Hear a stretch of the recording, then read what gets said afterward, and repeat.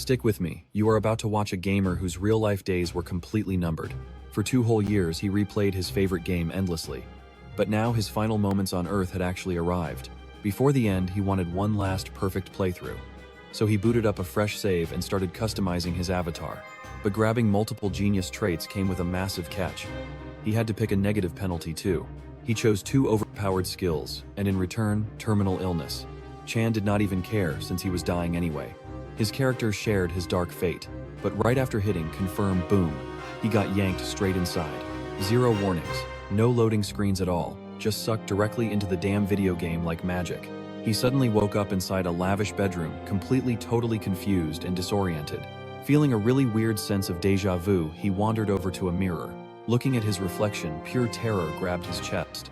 Did he just possess the absolute worst guy imaginable? Here his name was Knox. He had absolutely no idea why, but this new beginning felt exactly like a massive crash landing. His full title here, Nox von Reinhaffer, a member of Inner Lunatic's notoriously dark family.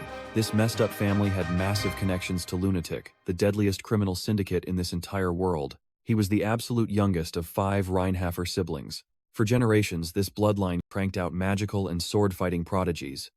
But unfortunately, Knox was born with 0 talent whatsoever. Because he lacked any real power, our boy deeply hated the entire world. Now watch closely. Desperate, he strikes a forbidden devil pact, officially becoming the most notorious villain in the entire Inner Lunatic storyline. Our guy was completely paralyzed, realizing he was actually Knox. Was this a sick dream? In this body, he was only 14 years old. His elemental affinity, pure darkness.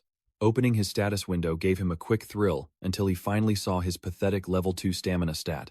Then he checked his brutal negative traits. Void revelation, terminal illness, weak curse, and constant sickness, leaving him with constantly freezing hands and feet. He completely panicked. This was the exact doomed avatar he had just built. He screamed out loud. He was literally dying in the real world, and now he was dying again in-game. This time he only had 1 year left. Why the hell did he pick that awful trait? After racking his brain, the dark memory finally hit him. He wanted an avatar just like himself fading away. He remembered rotting at his messy desk completely alone, with absolutely 0 support. Back then, he never imagined he would literally become this tragic character. Suddenly, a system alert popped. His inbox showed one unread message asking if he was ready to open and check it. You and I both saw that right. The mail uses his real name Chan and game name Knox. He is absolutely stunned. Someone out there knew his true identity. Yu Chan, the real name his missing parents gave him. His mind started racing.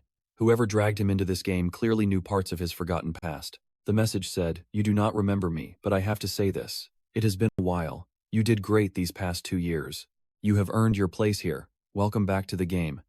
Our guy just stared, totally bewildered by one very specific crazy line. Welcome back inside. He seriously wondered if the mysterious sender meant his old life was permanently over, and this dangerous video game was his actual new reality. The sender added that while they could not reveal his full identity yet, he definitely needed to enroll in the prestigious Eldane Academy. From that spot, he had to level up and stick perfectly to the original main plotline no matter what. Do that and the complete truth would eventually reveal itself. Completely overwhelmed, our guy really needed a minute to process everything. He finally realized he was reincarnated as the absolute final boss of Inner Lunatic. But following the main plotline is a massive trap.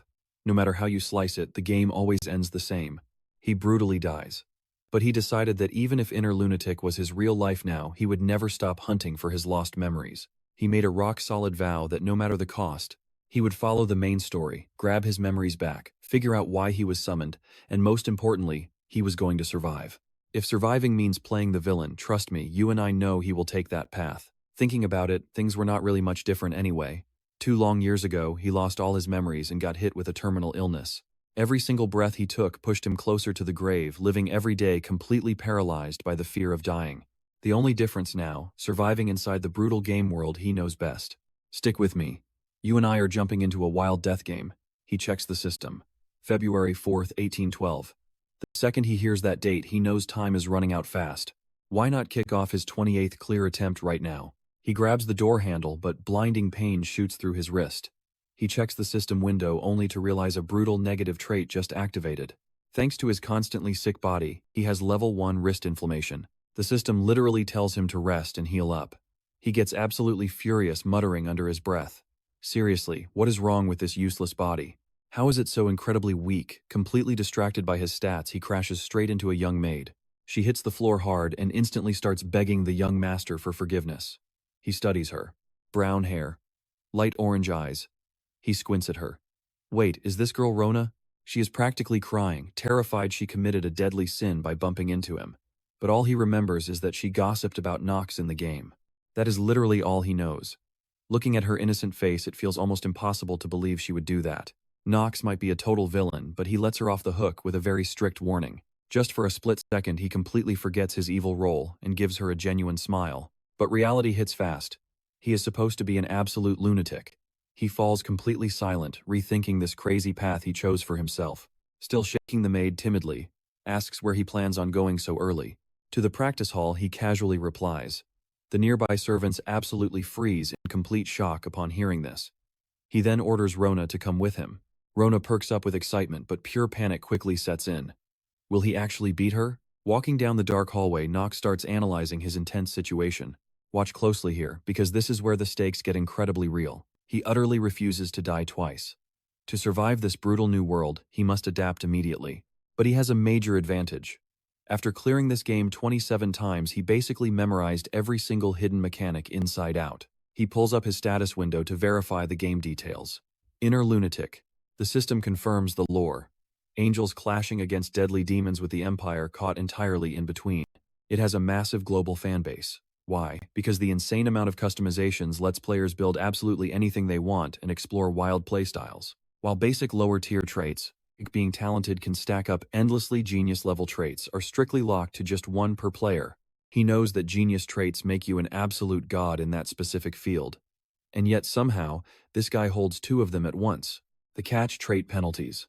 The game heavily punishes anyone who pushes their character past the absolute limits of their physical stats. But by manipulating the system's own rules, which tries to balance these wild stats, you can actually equip two. He got swordsmanship genius and combat genius right off the bat. That combo gives him flawless blade control and basically guarantees he will hit max-level sword mastery. Plus, he snagged mana sensitivity genius. Finding magical energy and casting high-level spells, absolute child's play for him right now. And Knox knows there are even more broken traits out there waiting.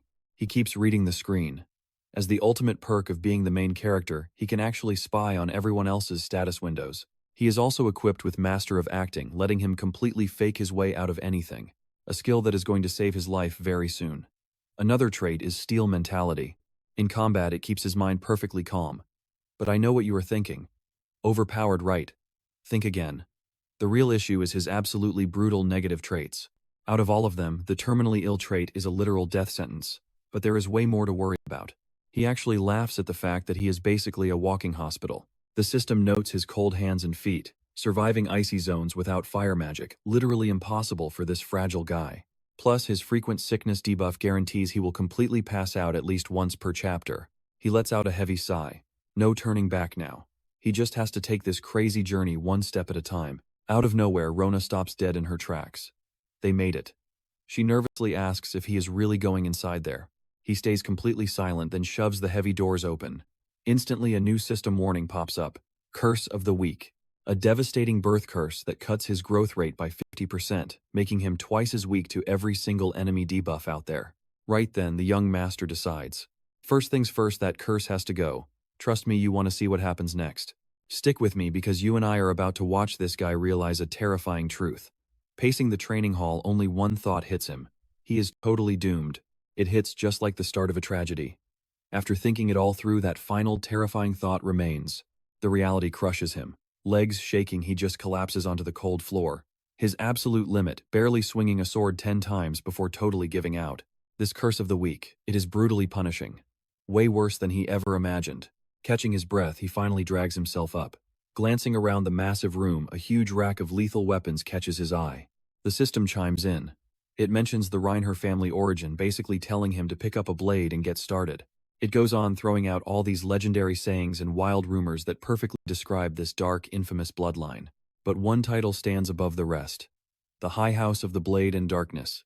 That name is completely earned. Their insane sword skills channel pure dark magic right into the blade to absolutely slaughter enemies. It all stems from the commander's blade, the tyrannical blade of darkness. a monstrous weapon passed straight down through generations of bloodthirsty family heads. That dark tradition is still alive today. He wonders why he should even care right now. Because outside of swinging swords, being a noble has one massive, unavoidable perk: filthy, endless wealth. Knox knows the power of cash, and honestly he is absolutely thrilled about it. Now pay attention here. The Reinhaffer family isn't just great, they are legendary. Meaning they have stupid amounts of money. Even playing the useless youngest son Knox has enough gold to chill out and literally never work a single day in his life. Plus his cold father Tio, he probably doesn't give a damn how fast Knox burns through all that loose change anyway. But the crazy thing is, Knox actually isn't your typical garbage noble throwing away money. His trash reputation is fully established. But he plans to use every single drop of that bad reputation to his ultimate advantage. He just has to wait for Rona to finish his order. Honestly, he is sweating a bit, hoping she does not reject it. Flashback to a few minutes ago. Rona brings over a wooden sword, a towel, and fresh water. Handing the gear over, she questions if he is actually going to train. Checking the area, he motions for her to step closer. Panicking, she steps back, totally expecting a slap. He quickly calms her down, gesturing for her to lean in and just listen. He whispers something quietly. Hearing the insane plan, Rona freezes her face, locked in pure shock. She flat out calls his idea absolute garbage. Knox just smirks, telling her to shut her mouth and make it happen. She agrees, snapping back not to yell at her. Sprinting out, she mumbles that he is still the exact same jerk. Back in the quiet hall, he guesses her speed. He is pretty confident the delivery should arrive by tomorrow morning at least. Sipping the warm tea, he tries thinking. He desperately needs a real cure for this awful curse and his garbage stamina stats. He never thought being weak would feel this brutal. You and I both know sudden guests mean trouble, right head. Butler Robel strolls in politely, and his sudden appearance catches Knox off guard. The system immediately flashes a warning. Robel manages the whole estate, and messing with him is an extremely dangerous game to play. He is basically the right hand to Knox's terrifying father, Lord Tio. Knox knows playing this guy is tricky. Usually his dad completely ignores him, making Knox panic that Robel might have sniffed out his secret. He knows exactly how to play this. Staring Robel down, he demands why he left his father's side. Then boom. He triggers his special Master of Acting skill. Robel answers smoothly, claiming the family head sent him directly with an urgent report to deliver. He tells Knox to show up for dinner tonight. Hearing this, our boy is totally confused. He barely knows this crazy family, making it super weird. He stares, asking if this is a literal joke. His cold father suddenly wanting dinner, shocking. Playing his role, Knox aggressively rejects the weird invite. The manager halts, clearly confused as to why the boss would ever want this trash there. Robel explains a VIP from the Styliner family just arrived. She needs night training, and skipping dinner will absolutely trigger his father's rage. And suddenly it clicks. This is not a request. It is an absolute order. Robel squints slightly, asking if something about Knox is totally different today. Knox freezes, scanning for traps and wondering what Robel knows. The butler notes that Knox never ever used to touch a sword, yet today he walked in here alone. The butler calmly presses him on what caused this sudden shift. Knox snaps, telling him never to overstep his bounds. Trust me, you will want to see what happens next. Stick with me, you are about to watch a weak kid flip his death flag. He tells Robel to back off. Robel bows, muttering an apology. The young master walks out of the training hall, sweating over whether the butler suspects his massive secret. Meanwhile, the butler secretly decides to report this whole incident to the family head. Knox never expected such an intense clash with the head butler. Panic sets in. He dreads the fallout nervously, glancing back to see if Robel is still watching his every move. Shaking off the pure dread, his mind races to the mysterious girl from the powerful Styliner family. Why is she actually here? Later that night, he steps into the grand dining hall only to face immediate mockery from his family. Someone calls him a complete loser, laughing out loud that the trash actually dared to show up. They claim his face ruins dinner. The twin brothers Hartz and Alan viciously taunt him, asking if he still foolishly clings to this family. Pure disrespect. One twin spits that he never thought Knox would dare show his pathetic face here. They literally laugh in complete disbelief. Openly gossiping about his past obsession with a random maid, they ruthlessly brand him as a completely hopeless failure. Knox just sits in total silence, thinking, I literally have not done anything yet. Boom. The heavy doors swing open. His father casually strolls in, noting everyone is present. Knox locks eyes and thinks, so there he is. The cold-blooded father of Knox and the absolute boss of the Reinhaffer family. Right beside him, a stunningly gorgeous girl. She steps up, names herself Talia, and flashes a totally composed, chilling smile. Tio announces Talia asked for night training and will crash at their massive estate for the time being. He orders everyone to welcome her. Instantly, a system alert hits Knox hard. Now pay attention here. This exact girl is the main heroine destined to totally destroy Knox. She is fated to stab a blade right through his heart. Tio notices Knox actually showed up. Our guy squirms under his father's stare, and even Talia senses the heavy tension. The patriarch orders them to eat. Across the table, the twins keep ruthlessly spitting insults. One twin suddenly pushes their father to finally decide who gets the next coveted spot at the legendary Eldane Academy. Teo looks intrigued, agreeing that it is definitely time to make this massive choice. The system pings Knox, confirming Eldane Academy is literally the most crucial location in the entire world. Inside, elite students battle savage demons. This represents the absolute core of the main plot. Grasping the high stakes, our guy hardens his resolve. He must attend that academy. You and I both know surviving this death trap means he desperately needs to gather strong allies. His father loudly declares the harsh rule. Eldane Academy only accepts 3 members from any noble bloodline. This strict limit exists just to keep crazy noble power in check. With the older sons taking 2 spots, the Reinhaffer family has exactly 1 golden ticket left. Knox is absolutely fired up.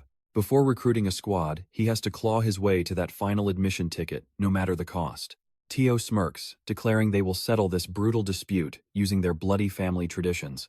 Knox feels a rush. He asks his dad, "So you are suggesting a savage brotherly deathmatch?" Caught totally off guard by the weakling speaking up, Tio nods and sets the terrifying deadline. Exactly 1 month from today. He boldly declares that the final academy ticket goes straight to the victor of an all-out ruthless duel right inside the practice hall. One twin sneers, ordering Knox to shut up before he completely embarrasses himself again. The other laughs. He claims pathetic trash who cannot even hold a sword will just get destroyed in seconds. But shocker, Knox stays ice cold. He casually invites them to keep talking their garbage. The twins explode in rage, screaming if this total loser honestly thinks he can win. Still, Knox does not blink. In his mind, this blood match is just a tiny stepping stone to secure that golden ticket. Ignoring their pathetic taunts entirely, Knox boldly vows that he will be the one going to Eldane. Teo stares hard at his son, totally baffled by this insane new backbone. But Talia, she is actually deeply impressed. The supposedly weak master just sparked her dangerous curiosity. The twins notice her lingering look, instantly fuming with bitter jealousy. Meanwhile, Knox quickly realizes he just caught the dangerous eye of the one person he absolutely should avoid. That is where we leave it. What happens next? Just wait. Come along with me for a wild ride. He tells Rob that Knox has completely changed, and Robwell totally agrees. Tio admits that if he hadn't seen today's crazy events himself, he'd never believe it. He wonders what triggered this sudden shift. Honestly, he even suspects a literal demon might be possessing Knox right now.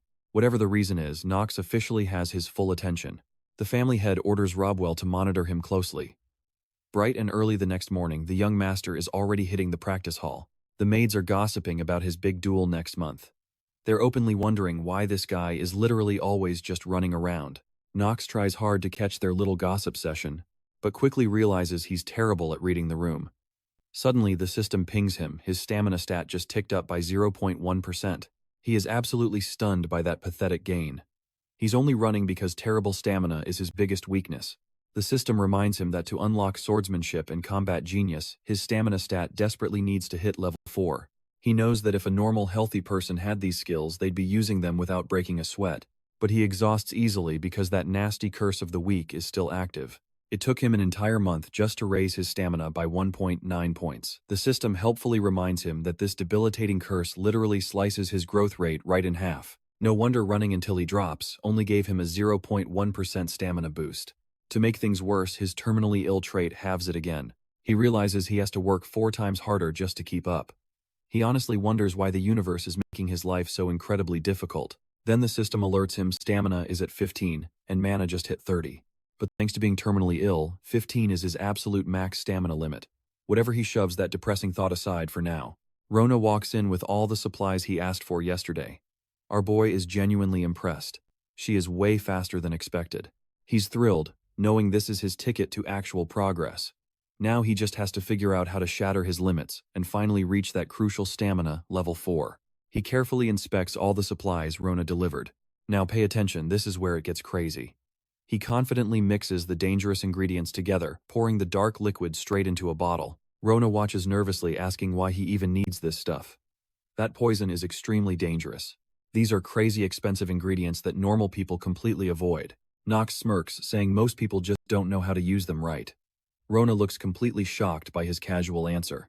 Then Knox just chugs the mixture. Rona instantly panics, screaming because she knows it's literal poison. The system suddenly flashes. He just drank the deadly poison of the three-headed Gorgon, and now, his health temporarily jumps by 1.5 times, but instantly a brutal death counter appears. He has exactly 10 minutes left to live. Rona completely freaks out trying to call the butler, but Knox stops her cold. Next, he straight up eats the golem core. You are not supposed to eat. That Rona is absolutely terrified watching this madness. The system warns that eating a golem core means his body will now slowly turn to stone. But wait, another notification suddenly pops up. You guessed it right. A hidden piece has just activated. The Gorgon poison is directly reacting with the golem core. Our boy just smiles. Everything is playing out exactly as he planned. The system explains that golem cores usually just petrify people, boost your defense, or build artificial golems. But mix it with Gorgon poison and you get a very special reaction. The deadly poison gets diluted. And then drops the biggest message, yet the curse of the week is finally lifted. Knox is absolutely hyped, but poor Rona is still shaking, convinced her crazy young master is about to drop dead. But Knox knows there is still one crucial step left. He starts unbuttoning his shirt, which somehow terrifies Rona even more. She's panicking but also super curious about what on earth he's doing next. To her utter shock, he grabs the liquid and dumps it right over his head. The system chimes in. He used the fairy dew, and boom, the dangerous petrification effects from the golem core have completely vanished. It also confirms that the dew is currently reacting with that absorbed golem core. To him, this whole insane process feels like weirdly refreshing healing. The system announces another hidden piece activation, granting him a temporary but massively overpowered trait, the blessing of growth. Everything is unfolding exactly as Knox planned. The system lists his new blessings. Only one item left, and trust me, you'll want to see what happens next. Stick with me, these two brothers are about to clash. Up on the balcony, their father, the elders, and Talia take their seats to watch the showdown. Tiao turns right to Rodwell, asking who he actually thinks is going to win this thing. But before Rodwell can answer, the referee steps up and makes it official. The duel for a spot at Eldane Academy starts right now. Both brothers stand tall, swords gripped tight, absolutely ready for war. Just a few moments earlier, when Tio asks about the winner, Rodwell answers straight up. Looking at young Master Alan's past record, he says it is basically a guaranteed win for Alan. Tio completely agrees. The head butler then asks if Tio expects a twist, because even though young Master Knox has totally changed lately, he still refuses to believe Knox can win. To him, that sounds totally ridiculous. The head butler himself used to walk the path of a true knight beside the patriarch. He knows firsthand that sword fighting can look flashy, but underneath it is honestly super simple. The time and pure dedication you put into training completely determine your actual level, and there is literally only one way to beat those terrible odds and crush someone way ahead of you. You need a massive wall that nobody else can climb. Absolute overwhelming talent. He wonders if young Master Knox was secretly born with that gift. Tio says the chance is not zero. At the very least, sharing that powerful Reinhaffer bloodline means, watch closely here because the system just hit him with an absolutely massive twist. Out of nowhere, it straight up disabled his swordsmanship and combat genius traits. Our boy is wondering why his luck is trash when his stat is high. Now he is totally confused. Could his luck actually be in the negatives? He knows he failed to hit that stamina stat of 4 earlier. The system suddenly drops an update about his trait effects. He remembers his brutal training only gave a 0.1 stamina boost. Still, he feels a little better knowing it sits at 3.8. While pushing himself on a run, Rona complains, asking if she really has to follow him. He gives her a grin, saying it would be totally boring without her, and asks who else is going to look after him. Knox hands back her towel and tells her to take a break.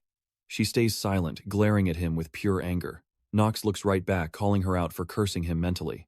She completely denies it, but honestly her stamina actually impresses him. Checking her system details confirms it perfectly. Her base stamina is a solid 4.5. He is shocked a maid easily outclasses a normal guy.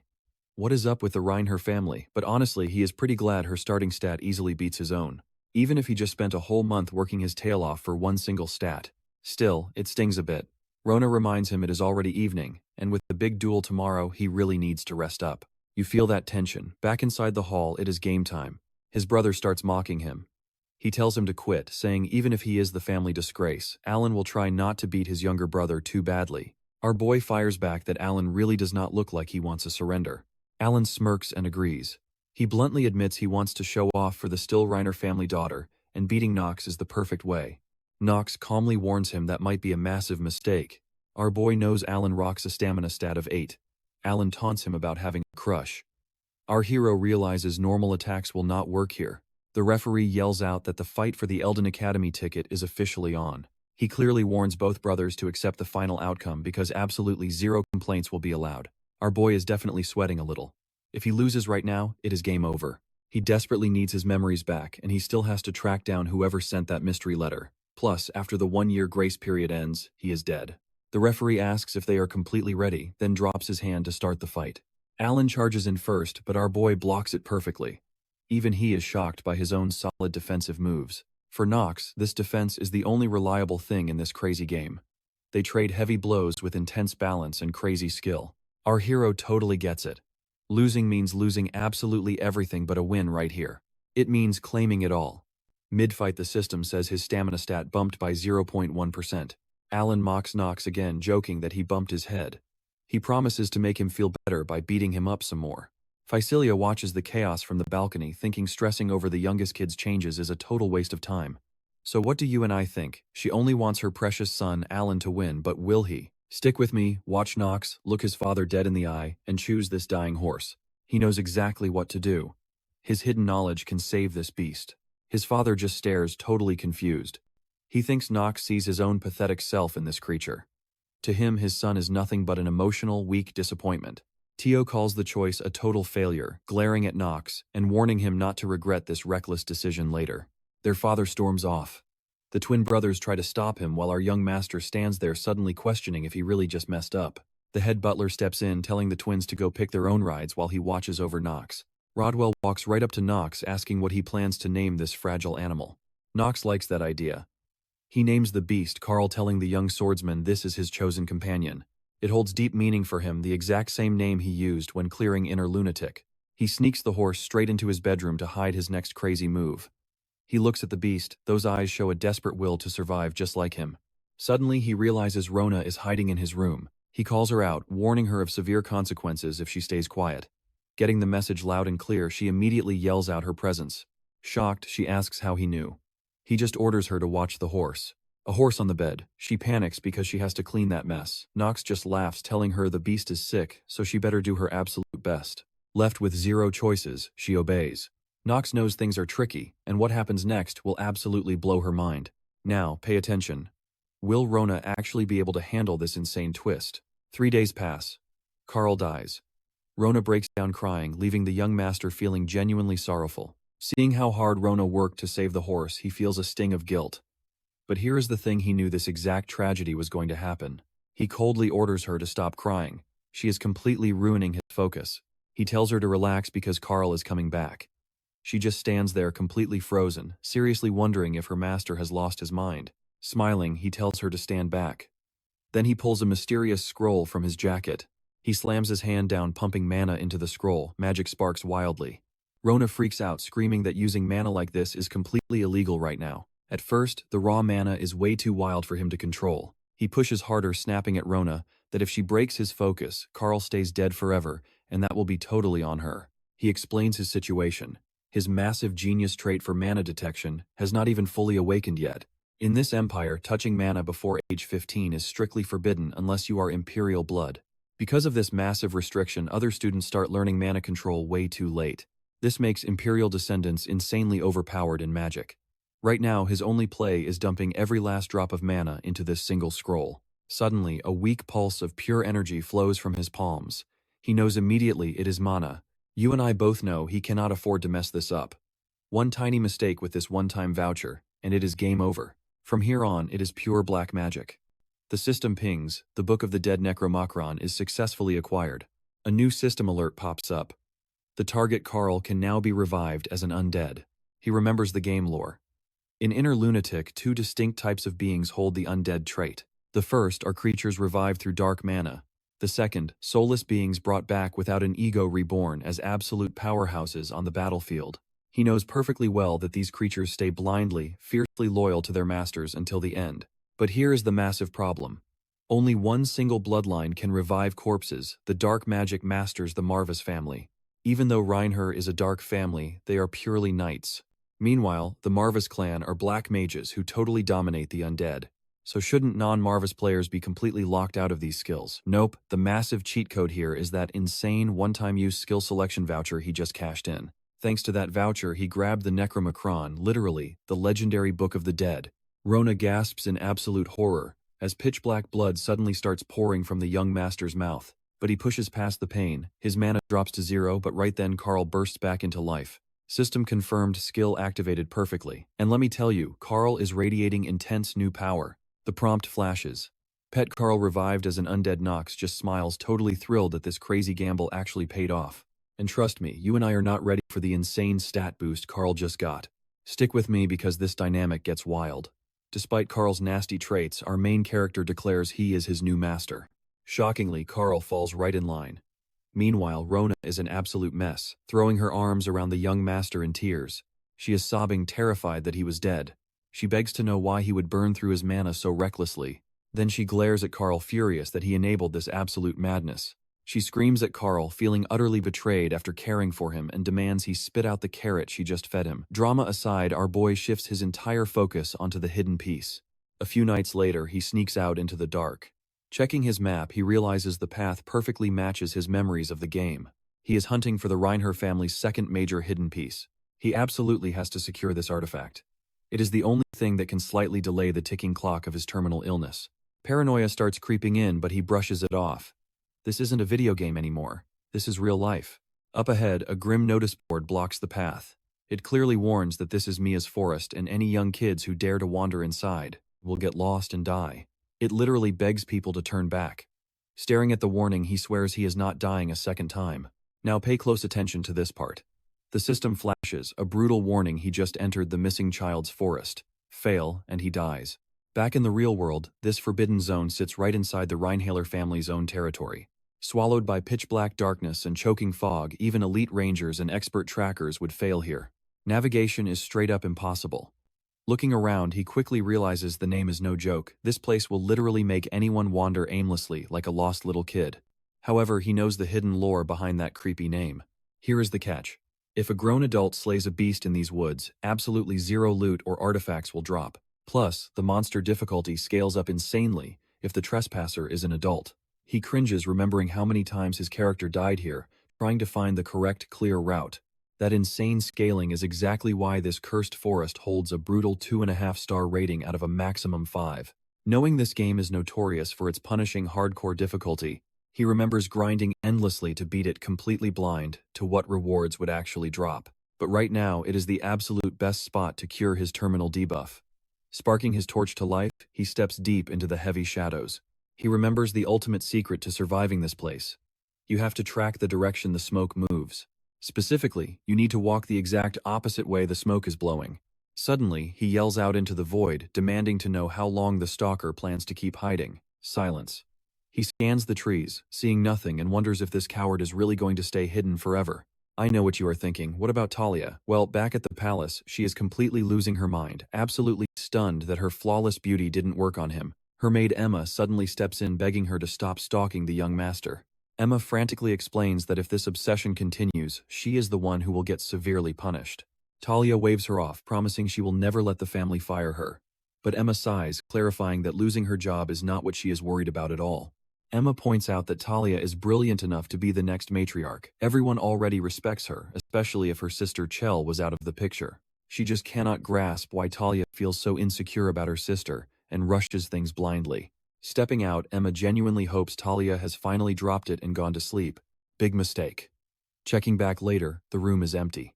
Emma panics, realizing she definitely went after Master Knox. Emma starts waking up the entire palace. Meanwhile, Talia actually tracks Knox down in the deadly woods, completely shocking him.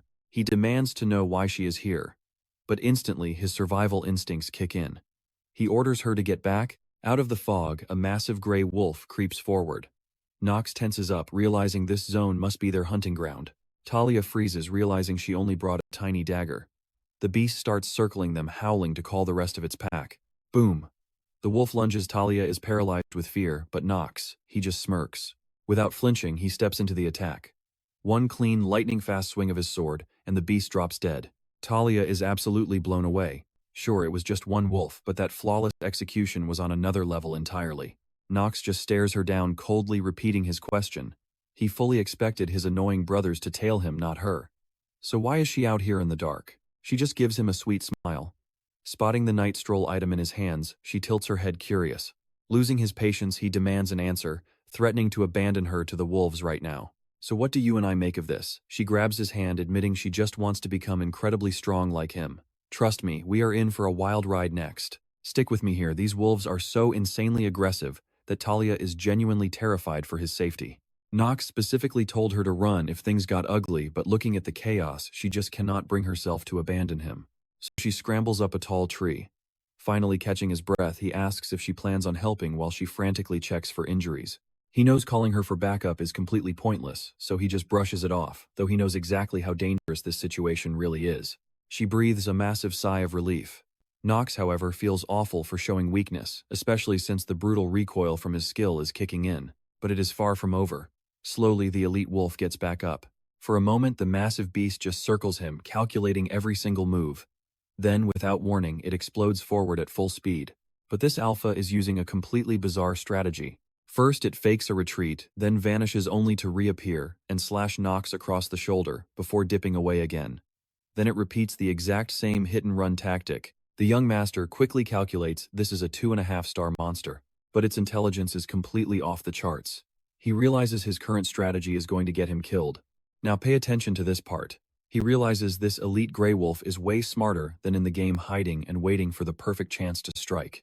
Those last 2 ambush attacks caught him completely off guard. He kicks himself for not realizing its genius earlier.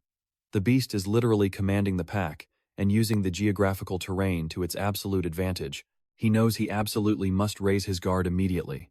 Suddenly, the alpha strikes again. Knox lands a solid hit, but it does 0 damage. The beast was literally baiting him into a heavy swing to expose an opening. The monster instantly counters, and the swordsman completely fails to dodge. He realizes he got way too arrogant just because he cleared this game multiple times before. What an incredibly stupid and fatal mistake. Then flash, Talia's dagger suddenly pierces the wolf right in the eye. Knox grins. If the monster can force an opening, so can they. The one who created this ultimate game-changing variable was Talia. Seizing the perfect opening, Knox obliterates the elite Grey Wolf with 1 clean strike. Meanwhile, Talia spots 2 remaining wolves watching. But with their alpha dead, the stragglers instantly retreat. Seeing the coast is clear, she drops down and rushes over. She desperately asks if he is okay. He honestly admits he only survived because of her incredible timing and says thanks. Right after saying that, he pauses. Did he just thank the exact enemy destined to kill him later? Well, that is a problem for tomorrow. She points out the huge gashes on his shoulder, terrified that he is bleeding out. Knox waves it off, calling it a minor scratch. Hearing that, she finally breathes out, so relieved he is not critically injured. Out of nowhere, a tiny spider drops onto her shoulder and she shrieks like it is another monster. She practically leaps straight into his arms, clinging for dear life, while screaming about the terrifying little bug. I know what you are thinking, right? He wonders the exact same thing. Is she truly terrified of a tiny bug, or does she just want an excuse to hug him? He casually flicks the tiny thread away and deadpans, asking if something that small seriously scares her. If so, why on earth did she follow him into this deadly forest? She pouts, asking if he is fearless. The swordsman just laughs, saying a coward like her will never become a knight. Humiliated and furious, she instantly backs away. He smiles to himself, glad she finally let go. He knows he owes her his life, but saying that out loud might just make her scream again. Right now, they just need to escape this cursed forest. Fast forward to morning. The search party is anxiously waiting outside the tree line. Emma is pacing, fearing the absolute worst. She is terrified because if Miss Talia is actually dead, it will ignite a massive war between their families. Rodwell silently reflects. So many kids vanish in this missing child forest on a regular basis. That is exactly why people secretly whisper that the Reinhaffer family is totally incompetent. Suddenly, Emma gasps and points ahead. The thick, suffocating fog is actually starting to fade away. They can clearly see the missing child forest opening up. She cannot believe her own eyes, but the deadly miasma is literally evaporating into thin air. Rodwell stares in absolute shock and confirms she is totally right. He explains the impossible. The deadly forest has actually been cleared, making their wildest hope a sudden, undeniable reality. They all rush past the tree line as Emma cries out in joy, knowing their young master actually did it. And there they are, strolling out like it is nothing. You and I just witnessed him clear an impossible forest, and his servants are absolutely losing their minds over it. Watching them return safely, Rodwell simply cannot help but smile. Stick with me here because the power dynamic inside the Reinhaffer family is about to violently flip upside down. Knox stares at the search party, totally confused. Emma immediately sprints over, pulling Talia into a tight hug, crying about how terrified they were. Rodwell steps up, claiming the entire family was actually panicking over the young master going missing too. Knox rolls his eyes. Like this ruthless family would ever lose sleep over a useless trash son like him. It is definitely just about protecting their dark reputation. Meanwhile, Emma glares, reminding Talia about the 7 strict family rules and dragging her away. Talia just bows her head, trembling and apologizing over and over. Emma gives a cold laugh. She claims a lowly maid cannot punish her, but the terrifying patriarch will absolutely be teaching Talia those rules himself. Knox watches them leave, noticing that this supposedly normal maid has some seriously insane stamina. Her stats confirm it 4.5 stamina. Emma then turns to the swordsman, bowing deeply and thanking him for keeping their young miss alive. Talia silently fumes. She never even wanted to follow him in the first place. The swordsman brushes it off, telling her she held her own and shouldn't stress about it. With that settled, the entire group finally heads back home. Back in his bedroom, Knox sighs in relief. Still, Rodwell waiting right outside that deadly forest with a squad of elite knights was a huge shock. Was it all just to protect Talia? Maybe, but who cares because he secured the ultimate hidden piece. The system chimes in, confirming his massive reward. A brand new artifact, the legendary Black Flame Ring. A glowing blue screen pops up listing out every single overpowered stat. The special effect is absolutely broken. If he kills an enemy while wearing this, he absorbs a fraction of their life force and makes it completely his own. Even better, the stronger the enemy he destroys, the more raw life force he gets to steal. Watch closely here, because this Black Flame Ring is literally the only artifact in existence that can steal another person's life force. But Knox stays realistic. This overpowered ring doesn't guarantee immortality, since a human lifespan definitely cannot be stretched out forever. Plus, the amount he steals is tiny per kill. Curing his agonizing terminal illness is still going to be an absolutely brutal uphill battle. But hey, fighting tooth and nail to survive is still 1,000,000 times better than just lying down and waiting for the Grim Reaper to take him. He slides the ring onto his finger. Instantly, a surge of raw mana and life force floods his veins. Sensing her presence right outside the door, he calls his maid Rona to come inside for a second. She walks in immediately, totally creeped out, asking if he has X-ray vision now. Knox just smirks and says maybe he does. She panics, crossing her arms and asking if he can see her naked. Knox immediately loses it, yelling about what the heck she is imagining before ruthlessly flicking her straight on the forehead. She grabs her head, whining in pain, muttering that his flick felt way more devastating than normal. Knox tells her to shut up and challenges her to another arm wrestling match. Rona asks if winning means she finally gets a raise. He nods but asks what happens if she loses. She bets 20% of her pay. But this time, Knox crushes her hand in a single second. I know what you are thinking. He actually took her money. Yep. Rona is stunned, whining about a rich noble stealing a poor maid's pitiful salary. Knox just gives an evil smile. He flat out admits that since everyone already calls him worthless trash, he threw away stupid concepts like honor a long time ago. Rona bows and apologizes. But suddenly a warning pops up. His weak body couldn't handle the strain, inflicting a level 2 wrist fracture. He groans, absolutely sick of these debuffs. Hiding his pain, he tells Rona he will cancel the pay cut if she runs and grabs him a cold, wet towel immediately. She looks worried, noticing how pale he just got. Meanwhile, Knox tries to look at the bright side, satisfied he at least secured the ring. He desperately needs sleep. We jump forward in time, and both of his ultimate hidden pieces, Carl and the Dark Ring, are still with him. 6 whole months have passed since that forest incident. But frustratingly, he hasn't had a single chance to test either of them out. Why? Because Knox got officially grounded. And the craziest part is, he didn't even do anything wrong. He literally solved the missing child case. He should be getting rewards, not locked inside like a prisoner. This is absolute nonsense. He looks at Rona, asking if she agrees with him. She just avoids eye contact, claiming she is a loyal family maid, and trash-talking the scary patriarch would definitely get her salary cut again. Knox holds up his hand, swearing he will cut her pay anyway if she refuses to take his side. Intimidated by the threat, she immediately folds, nervously agreeing that the patriarch is being way too harsh. She mutters that he just doesn't understand her. So what do you and I make of this? Knox is grinding hard to survive, adapting and plotting his next epic move. Stick with me here. You and I are about to watch a guy literally running out of time. The system flashes his reality. Thanks to a terminal illness, he only has 147 days left. He laughs it off. Honestly, this stupid system cares more about his lifespan than he actually does. He sarcastically thanks the screen for the lovely update. But sitting around waiting to die, not an option. He needs to see his father and get permission to leave the estate immediately. A knock interrupts his thoughts. It is Rona letting him know she just prepared fresh, warm bathwater for him. But suddenly Rodwell steps into the room. The patriarch has officially summoned the young master. His father sits alone in his dark office remembering the night of slaughter. Bodies everywhere, countless monsters and demons destroyed. He recalls the absolute chaos. Demons swarming the lands, and the innocent humans caught right in the middle of that brutal bloodshed. It was a pure walking disaster. Now he just hopes one of his sons can master the supreme black sword technique. But hope is not enough. He needs absolute talent. Why? Because eventually one of those sons will have to kill him. Rodwell walks into the office, pulling him from his thoughts, saying the young master is arriving. Teo sighs. Knox is running late. He orders the butler to send the boy in right away.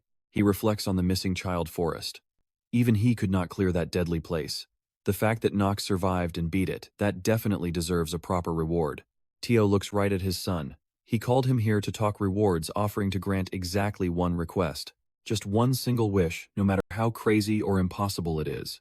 Now watch closely. The young swordsman is stunned. What should he even ask for? This is the first time his father has ever offered a reward. His dad is usually cold and strict. Honestly, he half expects this whole thing to be a deadly trap. It feels like getting stabbed in the back or shot point blank. Still, he cautiously asks if he can truly demand absolutely anything. His father does not blink, repeating that anything goes.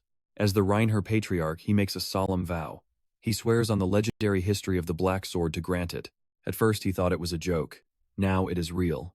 But his father warns him, if the request is foolish, his harsh evaluation will immediately drop. Teo looks at him with trust, firmly believing his son will not make a stupid choice. The offer hits too fast.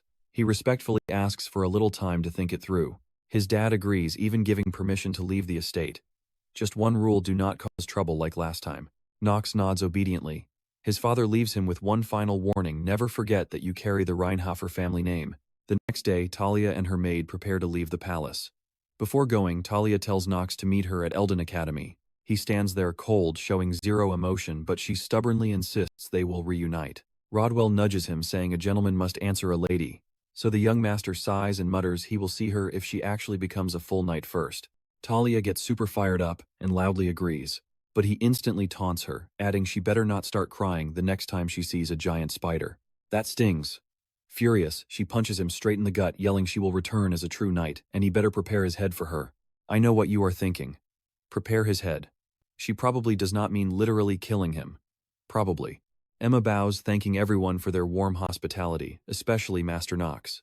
He rudely snaps back. Why is a styliner maid thanking him unfazed? She genuinely thanks him again for saving young Miss Talia. He awkwardly claims it was not on purpose, then tells them to stop being annoying and just leave the estate already. Finally, the carriage rolls away. Knox breathes a huge sigh of relief. One headache is completely gone. But why does he feel so used to this bizarre life? He cannot pinpoint it, but honestly, he is actually starting to enjoy it. Boom. The system flashes again. Thanks to his terminal illness, the clock ticks down to 146 days left. No time to rest now. A few days pass. While getting ready, Rona drops a bomb.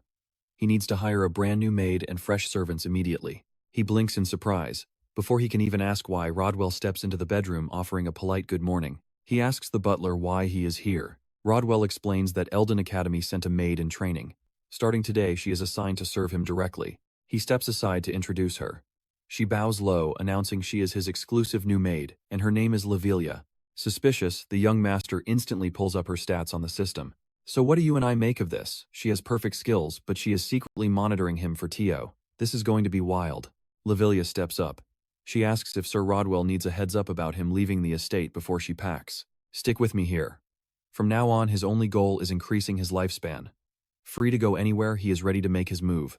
Soon after, the three of them jump on horseback and charge right into the deep woods, while Mr. Teo watches from his window. Fast forward a few days. The haunted missing child forest now looks completely normal as Knox ruthlessly slaughters another gray wolf. Ping. The system pops up. It tells him he just absorbed a tiny drop of the dead wolf's life force. He instantly gains nearly 2 full hours of extra life. Having wiped out countless beasts already, he starts wondering if he actually hunted down every single wolf in the entire zone. Grabbing 2 hours per kill makes this a massively successful farming run. Countless dead wolves are just lying scattered all across the bloody ground. Lavilia points out he has been fighting non-stop for a whole hour. She offers him some water, asking if he feels tired yet. Oh snap. The young master realizes he forgot to activate Hour of the Genius. No wonder this grind took so long. That means he technically only earned 1 hour of life. Sure, the math is never perfect, but this is just a terrible trade. Besides, he cannot just run around slaughtering random monsters every single hour of the day. His biggest problem right now, the monster supply is running completely dry. Hunting non-stop for days means he already wiped out most of the targets. Now pay attention to this part. At this brutal rate, his grand plan of living a long life is dangerously close to falling apart. He realizes the total lack of monsters in this local area is a genuinely massive issue. Lavilia cannot believe her ears. Having 0 monsters is a problem. If anyone else heard him right now, they would definitely think he lost his mind. He simply shrugs. It cannot be helped now. He tells his maids to wrap it up and head back to the mansion. Lavilia immediately asks if he needs a hot bath ready. She promises to get the water to the perfect temperature for him. Exactly the kind of sharp service you expect from a genius. He gives the order. A bath right before dinner, so she better make absolutely sure her timing is perfectly on point. Rona chimes in, telling him not to forget about her, as she promises to clean his room. He just tells her to do whatever. Right before leaving the woods, Knox stops. He asks Lavilia straight up.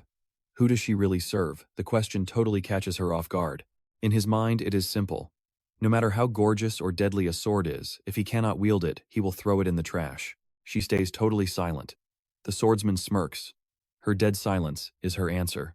She quickly fires back, claiming she has not even said anything yet. Before she can spit out another word, he cuts her off. He already knows what she wants to say. He tells her to relax, promising he will not interrogate her any further about her loyalty. He adds that he is actually quite thankful to her. At the very least, she did not lie. He drops a bombshell. Whoever she serves does not matter. He still sees her as his own person. He even tells her she can use him if she ever needs to. I know what you are thinking. Trust, no way. For him, simply using each other is way better than pretending to have mutual trust. After all, that cold reality is exactly the kind of relationship they share. Later that night, in their shared bedroom, Rona complains. Is the young master just too intense? She reminds Lavilia how he demands they run right alongside him during every single brutal training session. If they fall behind, he claims training gets boring, and he pulls this stunt every single time. Lavilia stays quiet but lets out a soft, tiny laugh. Her mind drifts to those rumors. The gossip she heard constantly back at the family palace. The crazy whispers that young Master Knox actually changed. She honestly thought all those stories were totally fake. Nobody just completely transforms their personality overnight like that. But the rumors said he crushed the twins in one single strike, earning his academy spot. He is a guy who desperately needs to lock down his power within the family hierarchy. Completely opposite to her. A legitimate heir who somehow crashed all the way down to the bottom. She seriously wonders what his words meant today. Just days later, a vicious, groundless rumor suddenly starts spreading like absolute wildfire through the Reinhaffer family. This nasty rumor claims Lavilia got permanently expelled from her own bloodline. That she is pure trash, not even worthy of being a Reinhaffer maid. Then comes the letter. It brands her a totally incompetent leader, who pathetically sold out her own family. It states she will face judgment for her sins. Worse, she is officially stripped of every single right as a direct line descendant. The reality hits her hard. She will not be able to survive inside the Reinhaffer family for much longer. Honestly, it makes perfect sense. The Reinhaffers are an elite dark family. It is painfully obvious they just used her as a cheap maid for a useless son. Stripped to nothing but a commoner who lost everything, she no longer has any right to serve him. So what do you and I make of this? She is getting cut off soon. Hiding her fear, she walks into the kitchen and greets the maids. Stick with me here. We are about to witness a girl pushed to her limits. Everyone is staring, whispering nasty rumors, but she is completely used to their absolute disgust. Out of nowhere, Rona shouts her name. She says she has been searching literally everywhere. Lavilia freezes. Is Rona clueless about the bad rumors? Just totally messing with her head? Or could they actually be real friends? Either way, she thinks Rona is making a huge mistake. Then it hits her. She, Rona, and young Master Knox are all acting crazy, and the end approaching fast. Meanwhile, the young master stews in his room, thinking about Lavia and Tio, who definitely got that letter too. He knows the truth. Every single crime pinned on her father totally faked. But his hands are tied. He cannot just save her. One wrong move and the butterfly effect could destroy literally everything they have worked for. Back into the dark forest they go.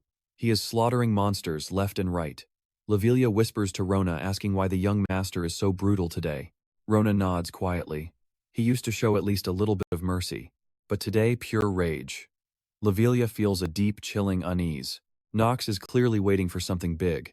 Will it finally spawn, or is today another bust? He knows the dark secret of this missing child forest. Clear out 80% of the regular monsters, and boom, a random hidden boss monster is supposed to drop in. Knox wants to hunt this thing down. It is the perfect chance to boost his stats. He seriously doubts it will work. But watch closely, this is where things get crazy. Sudden movement. Absolutely unbelievable speed. He braces for a hidden boss, but his eyes widen in pure shock. It is an elite king wasp. The sight sends a chill down his spine. This thing is an absolute nightmare to fight, but he can still kill it. Suddenly Lavilia throws herself in front of Knox, taking a brutal sting. The master swordsman is stunned. He could have easily dodged or blocked that attack on his own. Why would she risk her life for him, who just runs blindly at a terrifying lightning-fast monster like that? No time to think. He uses the opening to save her, instantly activating his Hour of the Genius skill. Bleeding out, Lavilia flashes back. Her mother telling her father how she was always tripping her knees, constantly covered in fresh bleeding scrapes. They used to sigh and say her wounds just never had time to heal.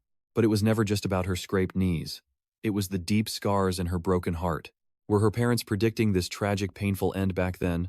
I know what you are thinking, this is absolutely heartbreaking, right? She recalls Knox, asking who she serves. Her parents murdered. That impossible choice burning in her mind. His cold words echo in her head. Knox slays the beast and rushes over with Rona. The system flashes, monster defeated, epic rewards are calculated and added to his inventory. Lavilia is fading fast.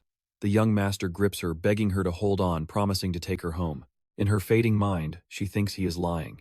Is this really the desperate face of a guy who just wanted to use her for his own gain? Then why is his voice shaking? Why does he sound so completely furious? Meanwhile, back at the Grand Palace, Tiao looks deeply troubled. Rodwell finishes the letter and drops a bombshell. Their spies confirm it. The Lavilia family is completely cutting Lavilia off. Tiao grits his teeth. He only brought her here to use as a puppet to hijack the entire Lavilia family. Their head is dead. The family is in total chaos. They are incredibly vulnerable. It was the perfect strike window. With the successor position shaky and internal politics spiraling out of control, the Reinhaffer faction could easily swoop in. They could crush them into submission. But if she is exiled, game over. The letter makes it official. She has been totally stripped of every single bloodline right she ever had. This completely wrecks their master plan. Frustrated, Tio sighs. Nothing they can do now. He asks Rodwell how to dispose of her. Rodwell shakes his head. It is a massive shame. But keeping a disowned familyless maid beside Knox, that would make them a laughingstock at Eldane Academy. They need to erase this problem quietly behind closed doors. Tio nods in cold agreement. He was thinking the exact same thing. Suddenly, a panicked servant bursts into the office. Rodwell snaps, demanding why he is interrupting. The servant stammers out an apology. Knox just returned carrying a dying poisoned maid from the hunt. Trust me, you and I absolutely need to see what he does next. Alright, stick with me. We are kicking things off with a massive report. Knox just used an insanely expensive antidote without permission. Rodwell immediately asks, wait, the Mondre purifying potion. The servant confirms it. Teao smirks, wondering if Knox caught feelings for the maid already. He is stressed. Personal feelings lead to messy outcomes. Meanwhile, back at the hospital, Lavilia finally wakes up, and Rona is holding back tears. Snapping back to reality now. Lavilia is completely confused. She wonders if young Master Knox is safe, questioning why she even risked her own life back there. Rona drops the bomb. The young master actually used the top-tier Mondre antidote to save her life. Rona explains how he completely snapped at the doctor, threatening to end his life if he refused to use the potion. Rona thinks his good side is still around. But Lavilia is suspicious. Why save her, instead of using her as bait? Rona tells her to rest up, but Lavilia refuses. She needs to see young Master Knox this exact second. Rona mentions he went to find the Chamberlain and specifically asked to know when Lavilia woke up. Rona promises to return quickly and steps out the door. Lavilia immediately jumps up and grabs her bags. In her mind, she doesn't belong here. She firmly believes she deserves absolutely nothing. While packing in a rush, she stares at her parents' photo and writes Knox a letter. In the note, she mentions hearing about the crazy expensive potion. She claims this pendant should cover the cost, plus a little extra cash. She leaves the gold pendant right on top. Now, pay attention here. As she sneaks out, Knox blocks her path, demanding where she thinks she is going. Flashback time. Knox is carrying a bleeding Lavilia into the palace hospital. He is absolutely raging at the doctor for caring more about medicine than human life. The stubborn doctor actually demands permission from the family boss. Knox glares, asking if the doctor outranks him. The guy immediately stammers an apology. The young master threatens to snitch to his father, directly forcing the doctor to administer the cure. The terrified doctor obeys. Rona anxiously asks about her friend. Knox confirms the poison is gone. She is safe. Before walking out, he orders Rona to report straight to him when Lavilia wakes. He marches directly into his father's private office next. Tio looks shocked. His son never visits. He quickly figures out this is all happening because of that injured maid. Suddenly, Knox gets a system alert. Master of Acting is online. The young master cashes in a favor. He demands his father hand over Lavilia, the girl who was literally exiled from her own family. The swordsman considers this a beautiful twist that will heavily influence the main story. Sure, she was Tio's personal spy, but none of that matters now. Watching her jump in to save his life changed his entire perspective. Her actions spoke way louder than any words she could have said. His father nods, totally understanding the situation, and agrees to make it happen for him. Turning to leave, Knox pauses. He claims this unworthy son has one final thing to say. But wait, watch this closely. His system warns him his acting skill is dropping because he is getting too emotional, cutting his sentence short. Tio cuts him off. Back in the present, Knox corners Lavilia, demanding real answers. She looks down and simply says she is leaving. She explains that she no longer has any place here, quietly thanking him for absolutely everything he has done to save her. Knox glares, asking where exactly she plans to run instead of serving as his maid. She mutters he already knows. She confesses his own father ordered her to spy on him, trapping her in a massive lie. She questions why he is desperately holding her back when she already lied to his face. She explains she wouldn't complain even if he kicked her out right now, begging to know why he is doing all of this. The young master just stares. He realizes this raw emotion is her true self-breaking character, makes her feel completely real, a survivor who refuses to surrender even when her entire world is collapsing. He casually says, "Everyone lies anyway."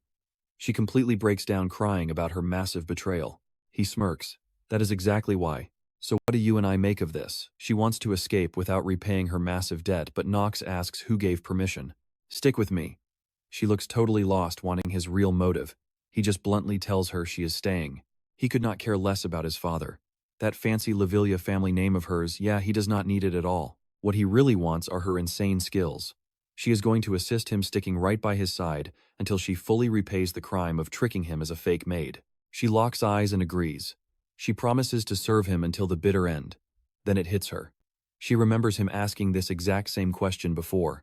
Whom does she truly serve? He nods. Oh, he absolutely did. She asks if he knows her true master, and he smirks. He actually does. The very next morning, Rona is casually mopping the floors. She starts gossiping to the other maids. The young master completely terrified the doctor, straight up threatening to end his life. Boom. Knox suddenly appears right behind her, ordering her to stop talking trash to his face. She jumps, panicking. Did he just hear every single word she said? He coldly mocks her, pointing out she has completely stopped trying to deny the insults. Busted with zero way out. Rona instantly spins around to Lavilia, asking if she is holding up okay. She begs her not to overwork herself, offering to take over the laundry. The swordsman just watches, wondering why this maid is endless trouble. Now pay close attention. He asks Lavilia if she knows they are heading to Eldane Academy together in 2 months. She nods, saying she already got a head start on preparations. He raises an eyebrow. What exactly has she been putting together behind his back? She lists off the essentials. Survival books, heavy medicine, emergency supplies, basic clothes, and a crisp cadet uniform for outside trips. Looking closely, he notices she is not forcing that fake polite smile around him anymore.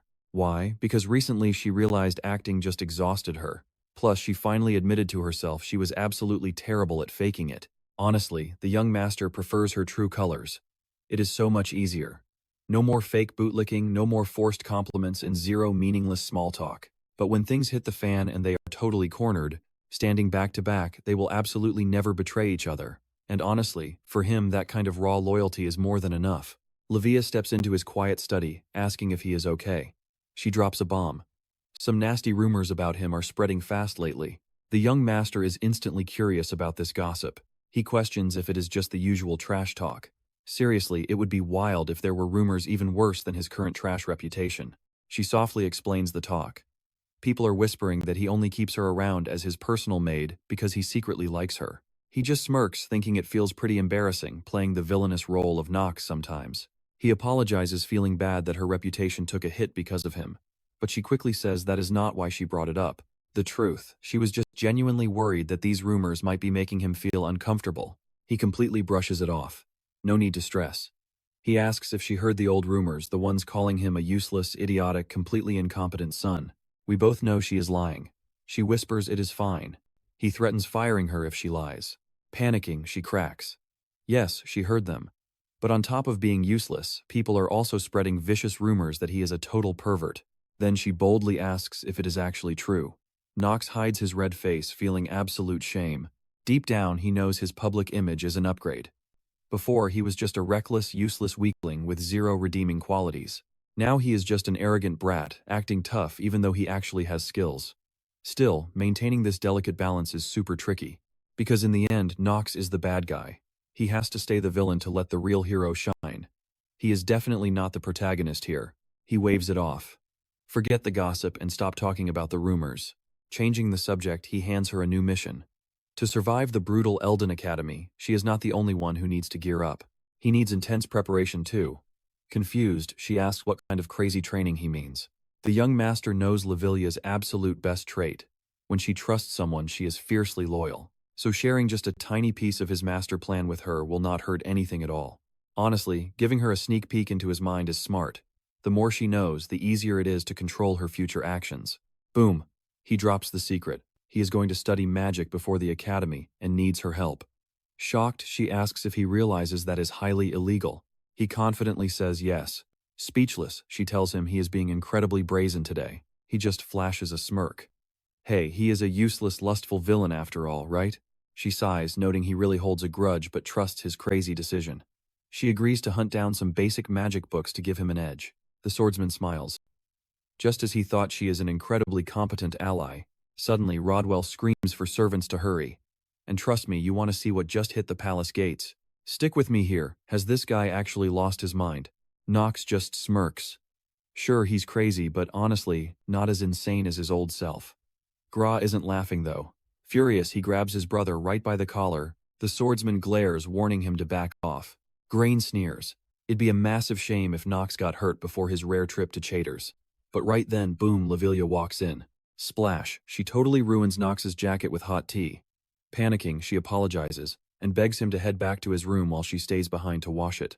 Gra just stands there super awkward. Knox casually apologizes for his maid's clumsy mistake and walks right out of there. Over his shoulder, he drops a reminder he'll see him in exactly 3 days for the Chater's subjugation mission. While walking back together, he thanks Livilia for the rescue. That little stunt totally saved him from a massive headache. She just sighs, claiming he has a real talent for attracting pure chaos. She looks worried. Is he really going to Chater's? That place is an absolute death trap. Knox brushes it off, telling her to chill out because he'll be perfectly fine. Wait, did she just hear him right? Where is he going again? Has she completely forgotten who the boss is? Knox just shrugs. The decision is final and there is no turning back now. Now watch closely. Is the news of a total failure joining the deadly Chater's raid really that much of a shock? Livilia isn't backing down. For once, she totally agrees with Rona. Chater's is pure suicide. We're talking about hundreds of bloodthirsty monsters and ruthless bandits waiting to tear him apart. But Knox just smiles. That extreme danger, it is exactly why he needs to go. This raid is his only real ticket to extending his own life. He reassures her that everything is fine. He knows exactly what he is doing. He drops the bomb.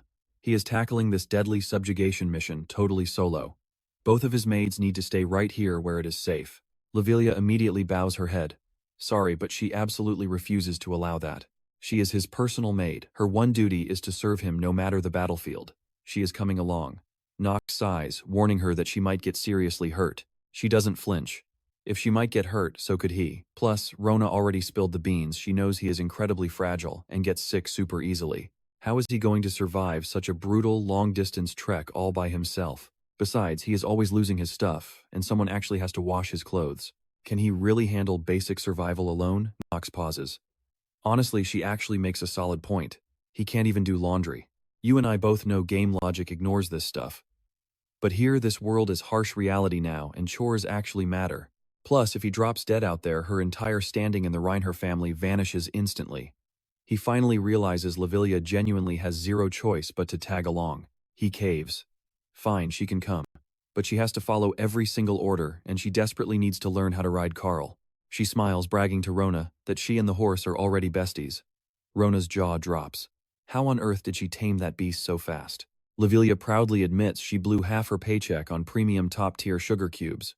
Turns out Carl has a massive sweet tooth and warmed up instantly.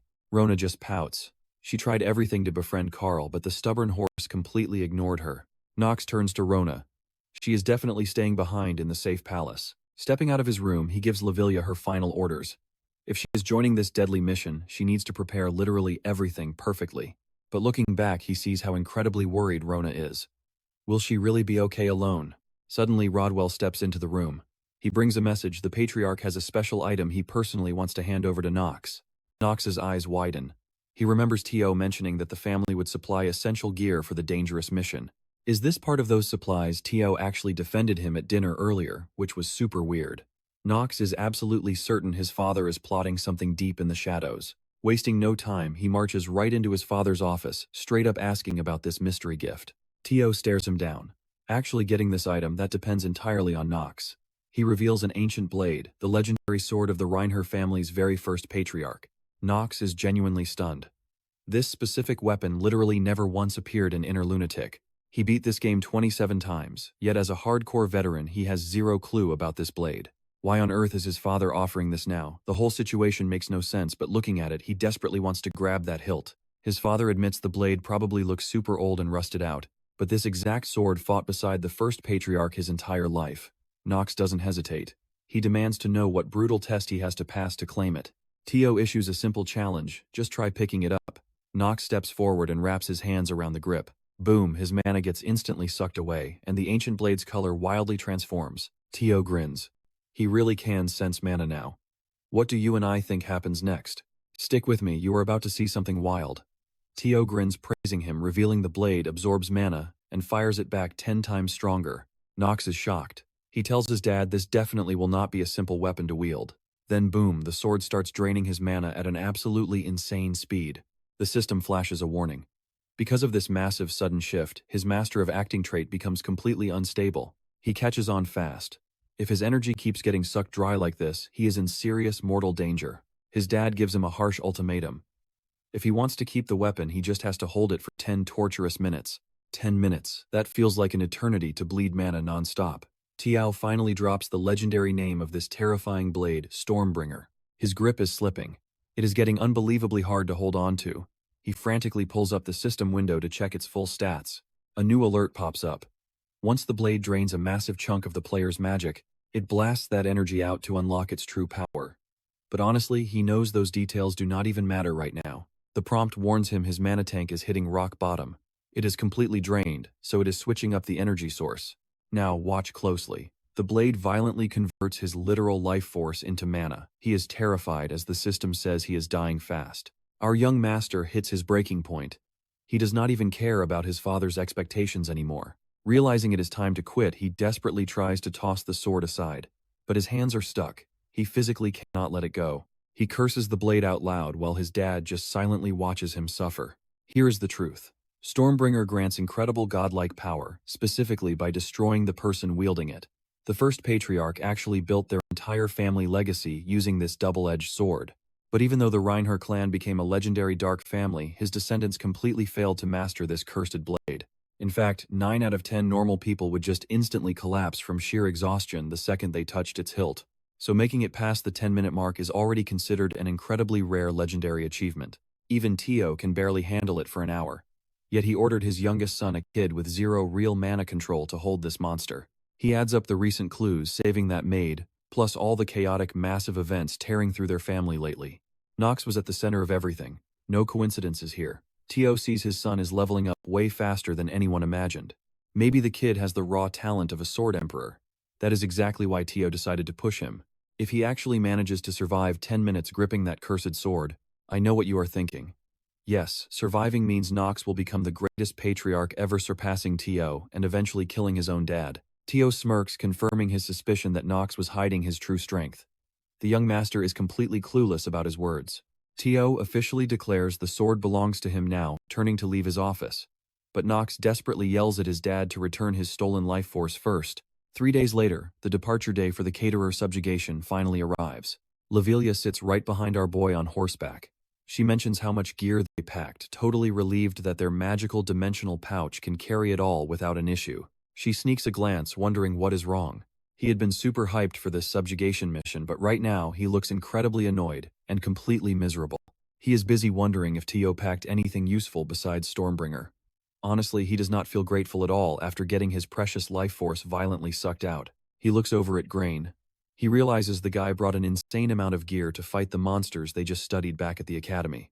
It honestly feels like overkill, especially since Grain forced him to lug all this heavy junk around just for the privilege of tagging along. But whatever. It is perfectly fine since he fully plans on exploiting him later. Suddenly, two servants start loudly arguing about which direction to take. One guy is absolutely dead set on a path while the other is fully convinced they need another route.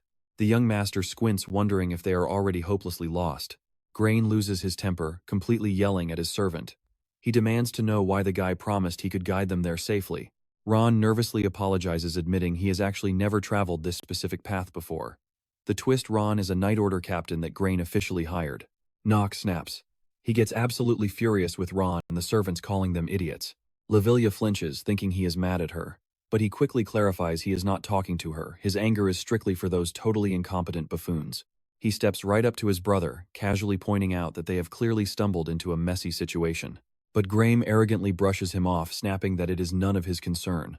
Knox plainly states they are lost, yet his brother stubbornly insists it is not his business. The young swordsman calmly volunteers to guide them there himself. His brother scoffs internally.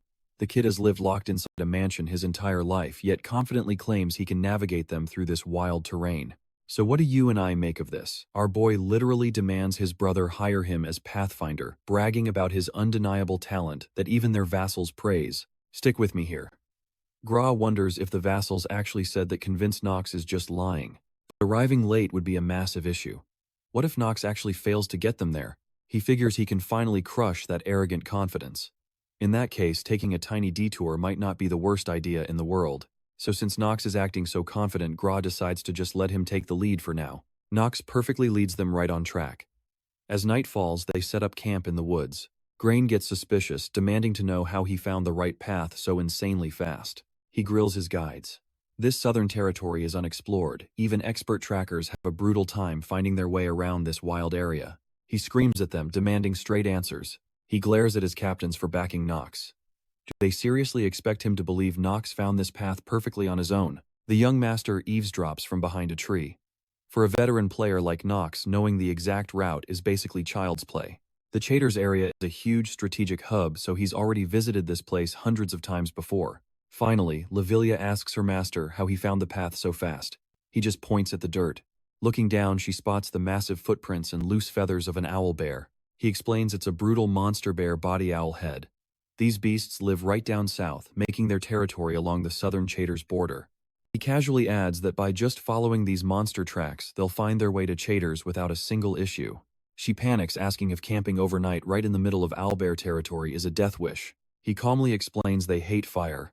With this many people and campfires, the beasts won't come near them. Around the fire, servants gossip about the young master's crazy glow-up. Ron whispers, isn't he way better than the second young master from the academy? But suddenly Gra steps out and tells him to shut up. He demands to know if Hartz and Alan really lost to Knox. The terrified servant confirms it. Gra sneers, saying he needs to test Knox's real strength. His sneaky butler steps up, offering the perfect item for a deadly test. Handing over a small pouch, the butler smirks. Gra laughs, knowing Knox faces a brutal night. Over at their spot, Lavilia and Knox finish their tents. Late night hits and everyone sleeps. Now watch closely. The guard sleeps. Suddenly a massive monster approaches their tents. Always alert, the swordsman wakes up and grips his blade. Has the trap already sprung? Lavilia wakes up too. Ordering his maid to stay inside, he steps out alone. 4 absolutely massive ogres are waiting for him. In a split second, he figures out the exact cause. The dirt around his tent is soaked in female ogre pheromones. You see where this is going. Gra totally used ogre mating season to lure these massive enraged males right to their camp. Gra just wanted to scare him. But our young swordsman simply smirks at the deadly creatures, calling them his extra life force. Without wasting a single second, he activates Stormbringer. The system confirms the weapon is reacting to his raw mana. As 4 monsters charge, he just smiles and blasts right at them. His strike is wildly fast and perfectly precise. In just a few seconds, he completely slaughters 2 giant ogres. Examining his glowing dark blade, he notes it's an incredible weapon. He was seriously worried it would drain his mana recklessly, just like it did during the Tio fight. Slashing down a third beast, he realizes the sword moves flawlessly on command. It's perfectly linked to his mind, striking exactly where he wants. With only one beast left standing, he actually feels a tiny bit of pity for it. Completely terrified, the final ogre just stares at him in horror before dropping its massive weapon. Then it turns and books it. Knox sees the beast running for its life, but he definitely cannot let it escape alive. Jumping onto his horse Carl, they instantly chase down the massive fleeing monster. They catch up fast, and he executes the last ogre. The system chimes in, granting him 1 day and 9 extra hours of lifespan. From inside the dark tent, his maid peeks out. Worried sick, she runs right up to him. The young master frowns, asking didn't he say to wait inside. She hesitates for a second, but then blurts out her absolute confusion. How could giant ogres just appear near the forest edge? She wants to wake the guards. Trust me, you and I know things are only getting crazier from here. Let's dive in. Knox calmly reveals these ogres were actually dragged here on purpose. She looks totally lost, wondering who would even pull off a stunt like that. He explains Gray messed with the monster's instincts. That is exactly why that coward intentionally pitched his tent miles away from the rest of the group. She asks if young Master Grain is trying to leash him. Knox just brushes it off, telling his horse Carl to go grab some rest. Quietly, he figures Grain thinks he is completely clueless about fighting for his spot as the family's next heir. So Grain decided it would be smart to test Knox's actual skills right now. But Knox already knows Gra is nowhere near as strong as the eldest brother. He had zero choice but to use cheap tricks to gather information. However, Knox is about to show him that garbage tactics like that absolutely will not work on him. He drops down next to the dead ogres. Lavilia, looking curious, asks him what his next move is going to be.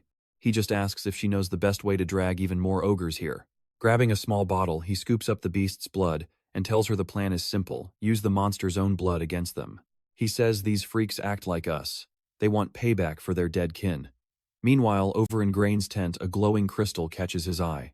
He stares hard at it, looking completely confused. It is a mana detection crystal, and he wonders why it is glowing. This tool is literally built to warn them when monsters get too close. He figures it has to be broken. I mean, his dad literally just handed him this brand new device. Since they are just sitting at the forest edge, a monster strong enough to set off that crystal absolutely should not be anywhere near them. Now watch closely. His butler crashes into the tent, screaming at him to run. Grain panics, demanding to know what is happening. The terrified butler yells that an entire horde of ogres just ambushed their camp out of nowhere. Grain freezes in pure terror, muttering that ogres shouldn't even be here. By sunrise, the entire camp is just an absolute disaster zone of destruction. Guys are screaming orders everywhere. People drag the wounded away, while others scramble to fix this massive mess. Gray completely loses it, calling his butler a useless idiot. He screams that the fool must have dumped the monster bait right on his tent. The butler is shaking, begging him to listen, swearing that something seriously messed up is happening here. He swears on his life that he dumped that bait straight onto Knox's tent instead. Stick with me here. We are about to watch a simple forest escape turn into absolute unforgettable chaos. He promises his brother that running away fast enough will keep them totally safe. Grain stands there, quietly, seriously doubting it will be that easy. He also spots every single soldier turning straight to Knox for advice and protection now. It hits him. How did this kid secretly snatch total command of the troops? Right then, the squad captain looks completely lost and asks, "Since when did Knox become an ogre expert?" A young recruit chimes in, wondering why the young master keeps tapping his stick on the dirt. Knox casually mentions that monsters could ambush them at any second. Hearing this makes everyone freeze up in absolute dread, but our young master just shoots them a cold smile. Boom, a colossal worm erupts straight from the dirt beneath them. The sudden ambush absolutely makes the whole squad lose their minds in pure terror. But the young swordsman, he looks absolutely thrilled. The thing towering over them is a nightmare, like a massive snake fused with an earthworm. In the game Inner Lunatic, this thing is called a malformed dragon, a beast that never fully evolved. Knox knows it cannot use a single drop of magic, but its raw physical power is completely off the charts. Seriously, if 10 angry ogres rushed them all at once, this giant worm would still be an infinitely tougher nightmare. Knox had been waiting for this exact moment. He baited it. Now watch closely. If the squad actually realized he was tapping the ground just to summon this terrifying boss, they would completely lose their minds. The thought makes him laugh. He is ready. Nobody can stop him now. He yells for everyone to hide in the bushes. The terrified soldiers scream in pure confusion, asking if they actually have to fight this boss. But Knox has zero plans to strike the beast directly. He plans to let the monsters destroy each other. His maid nervously mentions the ogres. Knox nods, telling her they will be completely fine as long as they escape the forest quickly. Because guess what?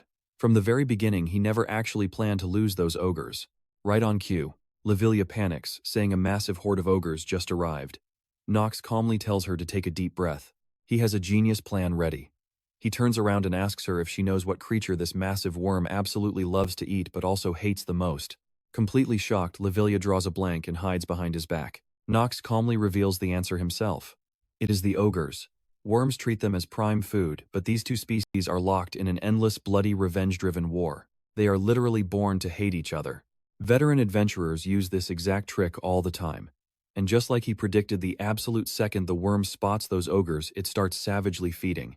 The furious ogres fight back, smashing into the giant beast. You and I both know this is brilliant. Both deadly threats are now completely locked in brutal combat. Everyone in the bushes watches the titans clash in absolute silence. Grain bites his lip, completely overwhelmed with jealousy, wondering how Knox memorized such specific monster intel. Lavilia looks up at her master, asking if they just sit and wait. Right at that moment, Knox casually grabs a handful of stones and launches them straight at the ogres.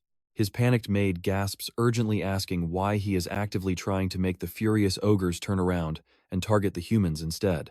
While the bloodbath continues and the worm crushes more ogres, a system alert pops up for Knox. His strength stat is rapidly skyrocketing. Finally, the system chimes in. Defeating the ogres just added 8 whole hours to his lifespan. He whispers a quick apology to his maid. To grab those sweet experience points, he literally has to damage the enemies at least once. The system alerts keep flashing, constantly boosting both his raw strength and his remaining lifespan. Even his skeptical older brother looks completely blown away now. He realizes using the ogres as bait was pure genius, but the monsters still lost. Now the squad has this unkillable giant worm to deal with next. He panics, wondering what they can possibly do against an unstoppable beast like that. Gra screams at his troops to get ready, but nobody flinches. They are completely paralyzed by fear. That is exactly when our young master steps up. He yells for everyone to aim their arrows and spears straight into the monster's open mouth, its ultimate weak point. Instantly, the soldiers snap out of it. The captain stands tall, rallies the entire squad, and orders them to back Master Knox. The troops charge forward, unleashing total hell on the worm with their weapons.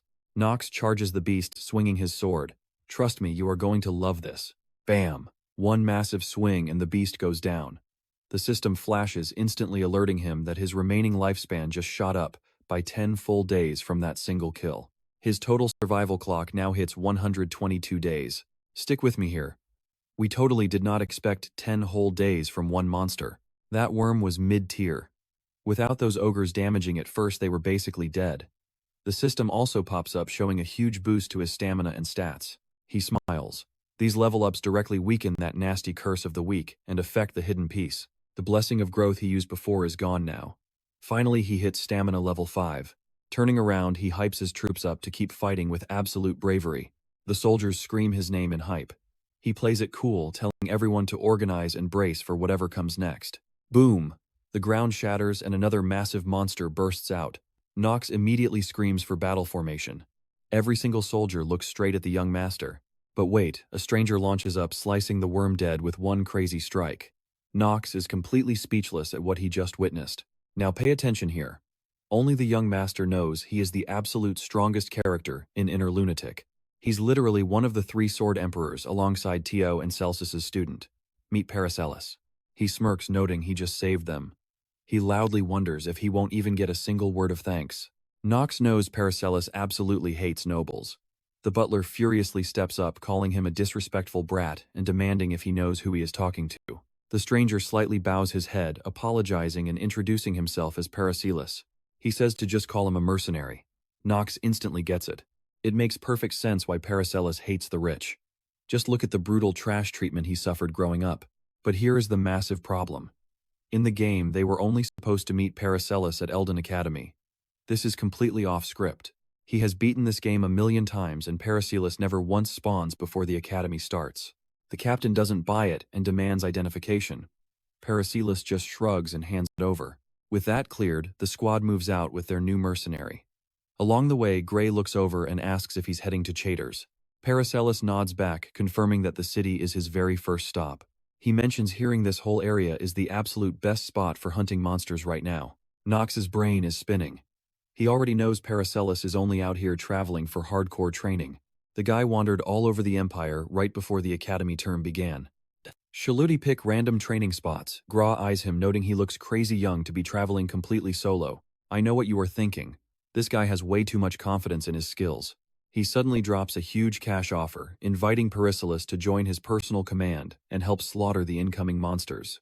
Paracelsus fires back, pointing out that as the son of Sword Emperor To, he is pretty curious about both brothers. The butler explodes, screaming at the mercenary for disrespecting his master. Gray stays totally chill, telling his furious butler to back off and letting Paracelsus take some time to think it over. Gra knows exactly how deadly Paracelsus is. He saw that one-shot kill on the worm earlier. That insane flex made him want this warrior, aiming to use him to steal the troops' attention right off Knox. Finally, they hit Chaders. Knox looks around the dead city and his gut drops. Something is incredibly wrong here. It feels way more like a ghost town than the game ever showed. Walking in the vibe is purely depressing. Ruined streets, starving desperate people. Suddenly a tiny kid runs up, literally begging for scraps. The squad is horrified by how bad things are. Just then a guy walks up. He introduces himself as Taigen, the village's main security chief. Recognizing Gra from Eldane Academy and his younger brother Knox, he bows. He claims he knew about their monster hunting mission and was waiting. Paracelsus watches silently. To see one of the legendary Sword Emperor's kids and the elite Reinhaffer family personally taking a trash mission out in Chaders, it definitely got his hopes up. But even though Gra sliced up that worm with decent skill, they are still just spoiled rich kids playing hero. Total disappointment. Plus, he can see this town is dying. So what do you and I make of this corrupt knight stealing money while a massive monster wave approaches, pure chaos incoming? Stick with me here. Seeing them happy with just scraps, absolutely heartbreaking. Taigen steps up. Since it is already quite late, he pushes the mission briefing to tomorrow. He points at a nearby rundown inn, apologizing for the trashy vibe, but hoping they can rest. The exhausted soldiers quickly drop their heavy gear and supplies. Paracelsus walks straight up to Gray. Remember that earlier offer? He turns it down ice cold. Gran gets visibly annoyed.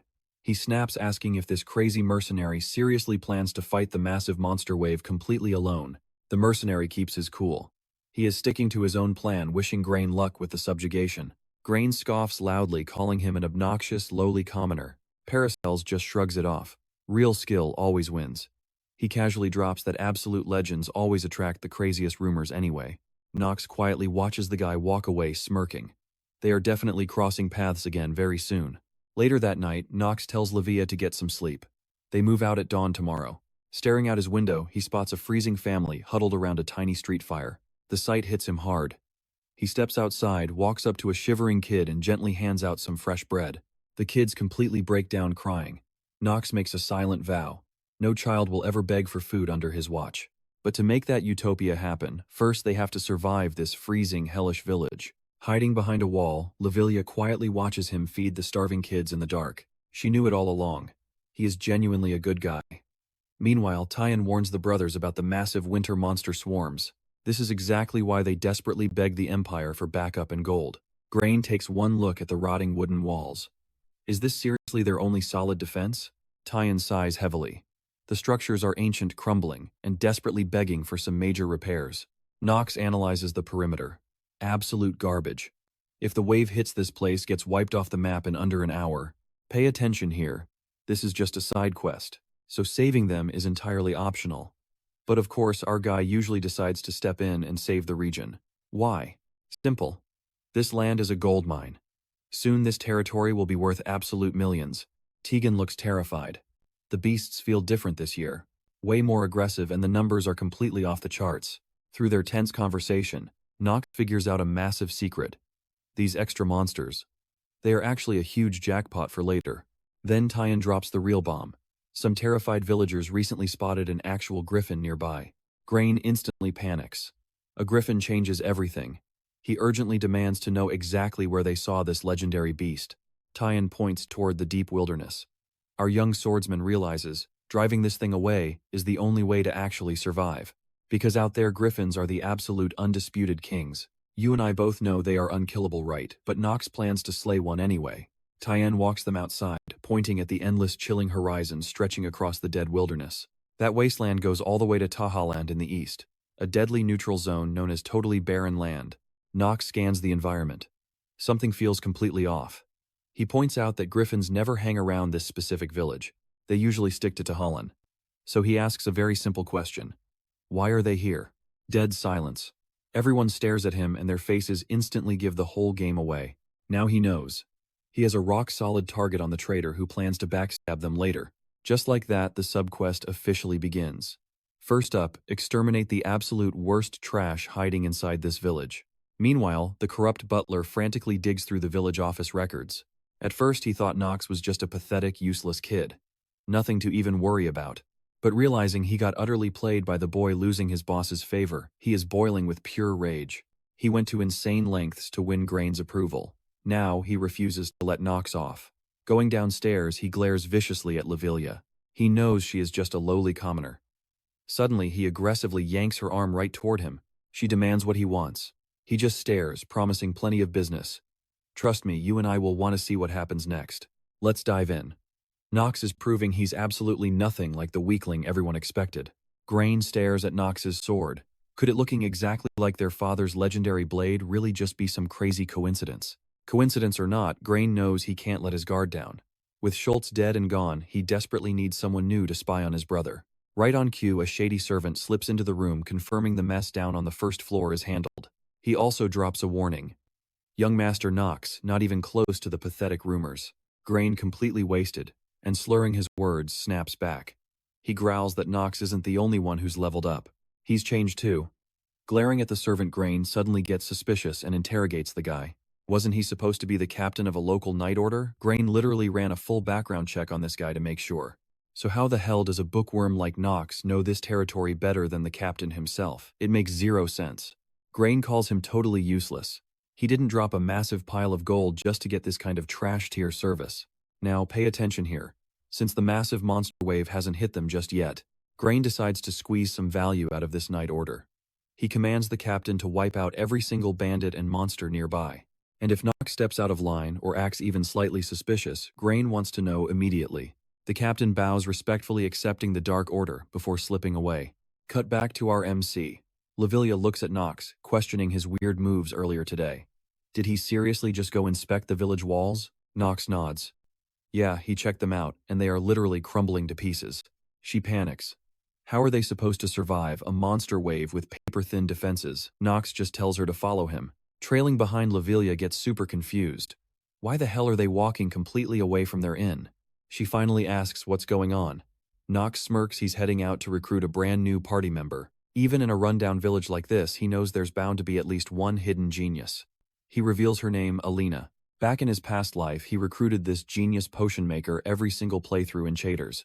Basically his personal potion vending machine. Walking down the dark, creepy alleys, Lavilia looks at him like he's crazy. A genius potion maker hiding out in this garbage dump of a town. Knox doesn't even hesitate. Absolutely, she's right here.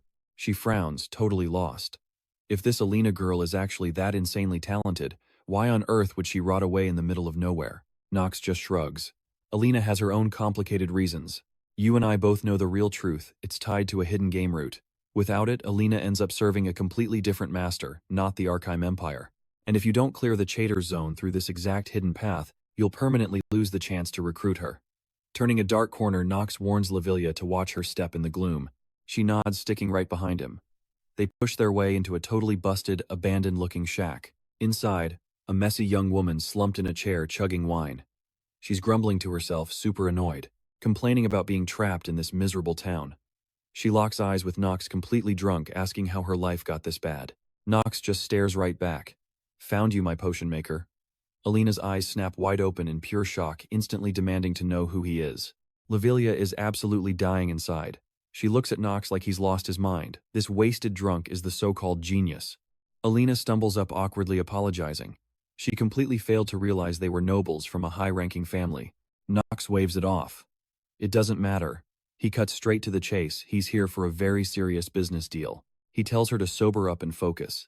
Behind those eyes, he already knows her exact stats. Right now, in the timeline, Alina has the absolute highest growth potential. A 1 in a million god-tier talent for crafting potions. He has to bag her flaws and all. Knox pulls up her system UI window. He cringes a little at her current state, but hey, expected. After all, a disgraced villain of the Reinhaffer family doesn't exactly get to recruit flawless saints. Still, she's leagues above ordinary. She is an absolutely massive asset.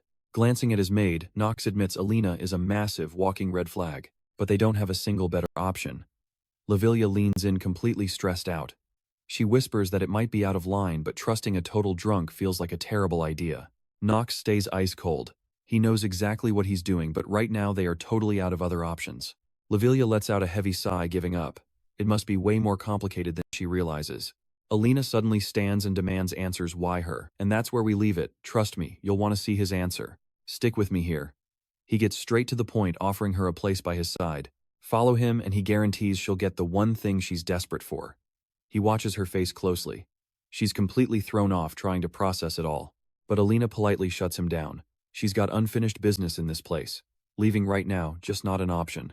She gives a sincere apology. Then he drops a bomb. Is this about her friend May? She flinches, totally caught off guard. How does he know that name? Knox doesn't sugarcoat it. He drops a brutal truth. May is scheduled to be executed. But if Alina joins him, he might just pull off a rescue. He leans in. Does that little glimmer of hope change her answer? Cut to her friend screaming out against the Empire's crushing taxes.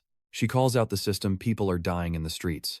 The royals sent money and troops, sure, but those walls are still completely broken down. She points right at Tiegan, demanding the brutal truth. May was Alina's ride or die. Alina wishes she was the one dragged off in chains instead. But reality hits hard. She can't pull off a rescue mission solo. Still, she seriously doubts if this Knox guy can actually save her. The heavy guilt eats at her, impossible to shake off. Meanwhile, over at a shady bar, some corrupt soldiers are running their mouths about Grain. One asks who the guy even is. Another just laughs, calling him a total moron. He mocks how Grain actually bought their act. They were faking being a real Night Order, and this kid swallowed the whole lie without a single doubt. Another soldier chuckles. Pure dumb luck brought them together, but hey, it worked out perfectly. Raiding the Ron Night Order's base was totally worth the risk. They even snatched up some high-tier gold badges in the chaos. Those badges are a free pass to huge payouts. Flash this gold to the ultra-powerful Reinhaffer family, and it's game over. The elites will think he's the actual captain. They'll hand over all the crazy VIP perks that come with the prestigious title. Watch closely now. Another thug points out this absolutely wild coincidence. It's hilarious how they ended up with the exact same names. The first guy smirks greedily. Snatch Grain, hold him hostage, and bleed his family dry for a huge ransom payout. They look over at the quiet guy in the corner. What's his take? They remind him they're plotting against a legit member of the terrifying Reinhaffer family. The quiet one stammers. Are they seriously doing this? This isn't a game. They're targeting the most lethal of the three dark families around here. Has any bandit crew ever crossed these ruthless elites and lived to tell the tale? The other three just stop and stare at him. One scoff breaks the silence. He calls him a pathetic coward. Does this idiot even realize what absolute hellhole they are standing in right now? This is Chatters. A wasteland so cursed and fully forgotten that the mighty Imperial family completely scrubbed it from their maps. The plan is locked in. Kidnap Grain, secure that giant bag of ransom gold, and instantly disappear into the east forever. No matter how scary the Reinhaffer family is, they have zero power here. This is hostile territory, completely surrounded by absolutely endless miles of sand. All they need to do is beg for asylum across the border. I know what you're thinking, too easy, right? They cheer for a luxury life, hyping up their captain. But then the anxious guy nervously brings up Knox. He warns them Knox is still a huge threat. The captain nods, admitting the young swordsman is a genuinely terrifying force to face. Knox is relentless, like a dog with a bone. The captain orders everyone to avoid him completely until this major heist is fully in the bag. A soldier laughs it off. Knox is barely a kid. Freaking out over some brat is just a total and pathetic waste of time. The whole table cracks up and chugs their booze. Then pitch black. Every lamp in the bar suddenly dies. Instant tension. The air goes cold. The captain tries to yell orders, but then warm blood spatters directly across his terrified face. A body drops. One of their own is dead. Absolute panic erupts. They think an enemy army just raided the entire village. The captain freezes cold. A shadow stands right behind him, whispering a chilling question. Why is he running his big mouth? It's Knox. The young swordsman just flatlined a corrupt soldier. He glares at them. Hiding in this dump like rats planning to rob the Reinhaffer family, he coldly states they've completely overestimated their own pathetic power. Captain Vermin scrambles to fix this. Sweating bullets, he swears Knox is making a huge mistake. Knox cuts him off dead. He already knows every dirty secret, all the crimes, the stolen money, and their shady deals with Tiegan. He even drops the ultimate bomb. He knows exactly how they plan to use Grain. What would you do? Vermin asks what he wants, begging him to think carefully. Trust me, you want to see this. He claims letting them steal grain will actually help Knox secure a much better rank inside his family. Just turn a blind eye this once, he says. He strongly warns Knox not to push his luck or take stupid risks right now. Blades are instantly drawn. The captain calls Knox out, saying his noble act is fake and he is obviously plotting a bloodbath. Knox attacks again, dropping another guard dead. He glares at the group. Did they seriously think he would swallow those lies? A soldier screams out an order to kill him, and the entire squad charges forward. But our young swordsman, he is way faster and leagues ahead of them. In mere seconds, he completely massacres them all. The captain freezes in pure shock, realizing Knox was hiding his insane true power this whole time. Seeing this monster's real threat level, the captain knows he must end it. Drawing his blade, he snaps that Knox's arrogance will be his downfall. He activates his exclusive southern sword technique, but Knox does not even flinch. Knox just calls the captain incredibly simple-minded and completely pathetic. The system pops up. Because Knox is a total genius, he completely nullifies the captain's ultimate attack. Panicking, the captain screams, demanding how Knox blocked the legendary Chater sword technique. Now it is Knox's turn to play the villain. He calls him a disgusting vermin, asking how a piece of trash dares to question his motives. Mid-fight, Knox literally steals the southern sword technique for himself. The system confirms the new skill. This was his master plan all along. Pay close attention here. A sudden thought hits him, what makes a genius. Flashing back to his lonely path, he wonders. Does it just mean you are naturally better than everyone else?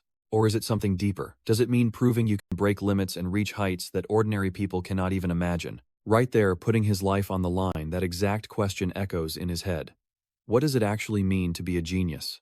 Compared to the god-tier sword techniques he plans to unlock later on, this move might look basic, but right now it is perfectly enough to crush them. The Chater southern sword technique gets the job done. The captain's mind breaks.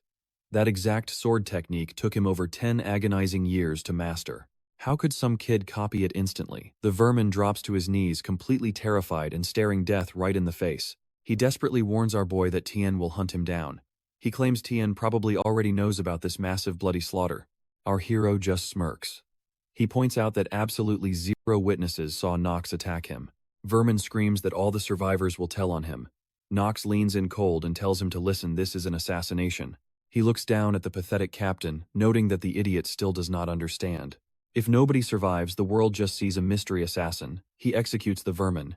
I know what you're thinking, where does this go next? Cut to the dark jail. Taigen glares at Mei, asking if she is seriously refusing to work and dodging being sold off to the filthy nobles. Even after a brutal beating, she spits back that she will never bow down to garbage like him. He laughs, saying she is completely powerless. A lowly rat like her can only crawl and struggle on the dirty floor. Her arms and legs are tightly chained, straight to the cold dungeon wall. Yet she still fights back. He violently slaps her face, demanding to know if she prefers being sold to the twisted black mage instead. Mei flashes back to her childhood. Her old teacher is telling her she tried hard, but she messed up the potion again. It was always just a harsh matter of natural talent. The teacher bluntly said Mei lacked any alchemy skills, leaving the poor girl totally lost and confused. Zero talent from day one. Bad at alchemy, terrible at swordsmanship, useless at everything. But Alina was her exact opposite. The teacher told Alina she had nothing left to teach. She was mind-blown, finding such a rare genius hidden away in the deep countryside. She sighed, wishing Alina was not a poor war orphan but born into a rich, noble bloodline. Even a low-tier noble family would do just to escape the orphanage. Mei remembers clearly, Alina was an absolute alchemy prodigy. She never belonged in that dump. Alina had this magical aura, always shining so bright, no matter how dark things got. Even with that huge gap, they were best friends. Alina always treated her with pure kindness. Still looking back, that dazzling smile made Mei feel completely and helplessly jealous of her. That is exactly why Mei sacrificed herself. She knew deep down Alina was destined for greatness way beyond anything a talentless girl could ever achieve. Struggling in the dirt and crawling on the ground, that was just Mei's normal life. Mei snaps to Tegan that whatever happens after she dies is his problem. She even sticks her tongue out, refusing to burden Alina. So what do you and I take from this epic loyalty? Stick with me, you and I are about to watch Knox absolutely corner his own brother. He calmly says he doesn't want much. First demand, full command over every single soldier, Grain controls. Grain nods, sweating, realizing his life is literally resting in Knox's hands right now. He hates to admit it, but he has absolutely zero clue how terrifyingly strong Knox actually is. Gra fires back with one condition. Knox has to guarantee his survival and hand over the victory. Knox just smirks. Sparing his life and giving up the win, those are two completely different things. Gra instantly folds, offering up full mineral rights and rare artifacts from his massive mine instead. He nervously begs Knox to handle everything smoothly. Knox coldly reminds him that it is dirt cheap compared to losing his head. He warns him not to feel too bad about it. Grain silently accepts that while Knox stays here, he is in charge. He just prays his brother won't go crazy. Cut to Alina's lab. The maids are flipping through intense documents. Alina admits she has never brewed a metal or acid potion before, but she is totally willing to try. Knox smiles, loving that confident answer. Lavilia looks worried, though. She questions if they will actually survive since his master plan is absolute suicide. She knows she is just an ordinary maid and shouldn't even be speaking up. But she has to ask why fight a literal griffin. May chimes in saying they cannot just throw away their hero's life. Knox tells them to chill. If winning was actually impossible, he never would have suggested this insane raid. Honestly, he gets their panic. But he cannot tell them he needs a super rare item drop from that boss, so he lies through his teeth. He just tells them everything is perfectly calculated. No more questions, just trust the process. Lavilia finally bows, promising to prep every single thing he asked for. Now pay attention, because taking down an early game griffin boss is basically a guaranteed death sentence. 0 players ever did it. Well, 0 normal players. With a smirk, he drops the ultimate battle plan right on the table. He gives them a stern look. Listen close, because he is only explaining once. He reveals a secret developer route. Fighting that monster head-on is stupid, but this hidden path, only hardcore top-tier gaming veterans even know it exists. And he is a beast who beat this hellish game 26 times. After laying out the whole wild strategy, he checks in. All 3 maids nod, locked in. Meeting adjourned. Tomorrow they ride. Fast forward to the next morning, he is quietly feeding his horse. He knows that if he does not risk his neck, he will die. This dark fantasy world is just that brutal. Suddenly, a massive monster swarm attacks. Knox rushes to the walls, staring down the massive horde, and screams for everyone to arm up. You and I both know this is do or die. Watching him, Grain actually feels weirdly impressed. Knox realizes he isn't just surviving anymore. He is the master commander of this war. His maid looks terrified. Knox just smirks. Trust your master, I am not dying today. Boom, he draws his blade and leaps off the towering wall, hurling an explosive potion mid-air. The system flashes, Iron Golem destroyed. His Chater Southern Sword technique just got a massive level up. He reminds himself to stay totally focused, or this horde will definitely rip him apart. He decides to use these beasts for pure experience. He charges in his hyped soldiers right behind. Then he sees it. The griffin. Pure adrenaline hits his veins. Oh yeah, let's get this started. The massive beast locks onto our young master and dives straight at him. His soldiers are totally speechless. Alina gasps, swearing she has never seen a knight fight like this. Is he even human at this point? May is completely mind-blown. She thought he was okay, but he is moving so fast, their eyes cannot even track his insane strikes. She wonders what kind of absolute monsters the Reinhaffer family is actually hiding inside. Lavilia jumps in, explaining that this noble house is legendary.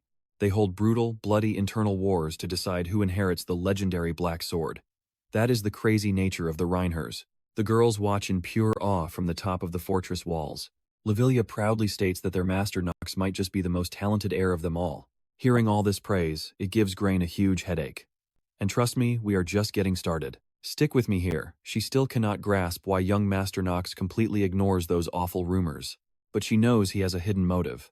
May bets those wild stories are totally fake, sensing he is playing a much deeper game behind the scenes. Motives that force him to play the absolute worthless fool. She totally admits to being clueless about his actual endgame.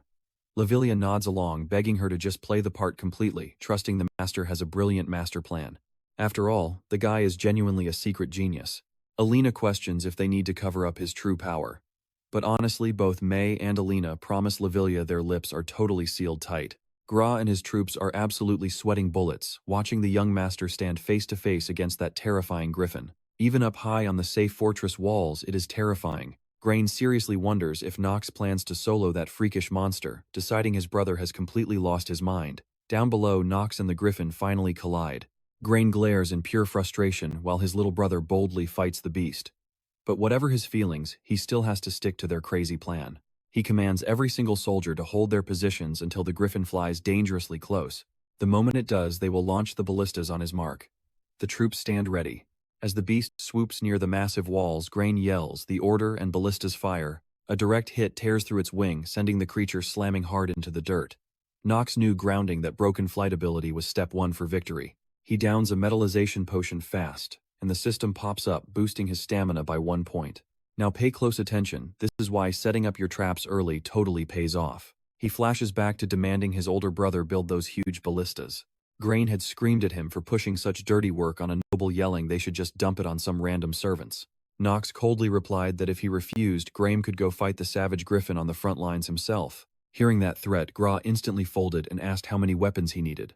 Walking toward the downed monster, Knox smirks, realizing Grain actually has solid survival instincts. He knows his brother is truly super useful. Now all that remains is Alina's potion kicking in and his epic chance to show off. Suddenly the monster tries taking off but violently faceplants thanks to that busted wing. Our young master just laughs, taunting the beast about how frustrating it feels being totally grounded. He totally gets it. Normally a basic scratch means absolutely nothing to an elite beast like a griffin. A high-tier monster like that should just heal up and keep right on going. But that arrow tearing through its wing, it was soaked in tons of the absolute worst poison this creature hates. Knox boldly tells the bleeding griffin to get ready for more pain. He promises the real agony starts in 5 minutes, and 5 minutes is plenty. While the frantic bird tries slashing him, Knox realizes this reality hits way harder than the original game ever did. But he knows one absolute universal truth. He absolutely will not die here today. With a massive battle cry, he charges in with his sword and throws a quick signal up to his brother. You are probably wondering the exact same thing. Grain is this the same guy? Catching the signal, he spins around and screams for another brutal volley of ballista fire. Every single massive bolt hits its mark perfectly. The final stage is set for Knox. The bleeding griffin screeches in pure agony, dragging its heavy body right toward him. The young master triggers Black Execution. With one insanely powerful slash of his blade, he completely severs the giant monster's leg right off. Zero hesitation, he chains into a second brutal strike, slicing the beast entirely in half. A system alert pops up. He just earned 60 extra days of life for the kill. His total lifespan hits 179 days. Every single person on those walls goes completely wild, screaming his name in pure ultimate victory. Their massive cheers echo everywhere. Seeing the almighty griffin slaughtered like that, the remaining lower monsters totally panic and run away. He feels incredibly satisfied right now. Up above, his older brother is just frozen in pure shock, brain short-circuiting. That griffin was supposed to be a high-tier disaster. How could an absolute nightmare beast lose so badly to a supposed useless little kid? Honestly, you would normally need an elite academy professor to even stand a chance at putting down a monster of that insane caliber.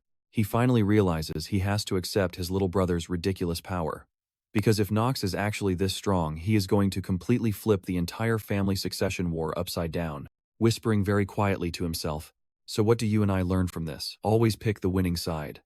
With the monsters wiped out, our badass young master strolls back home. Stick with me here.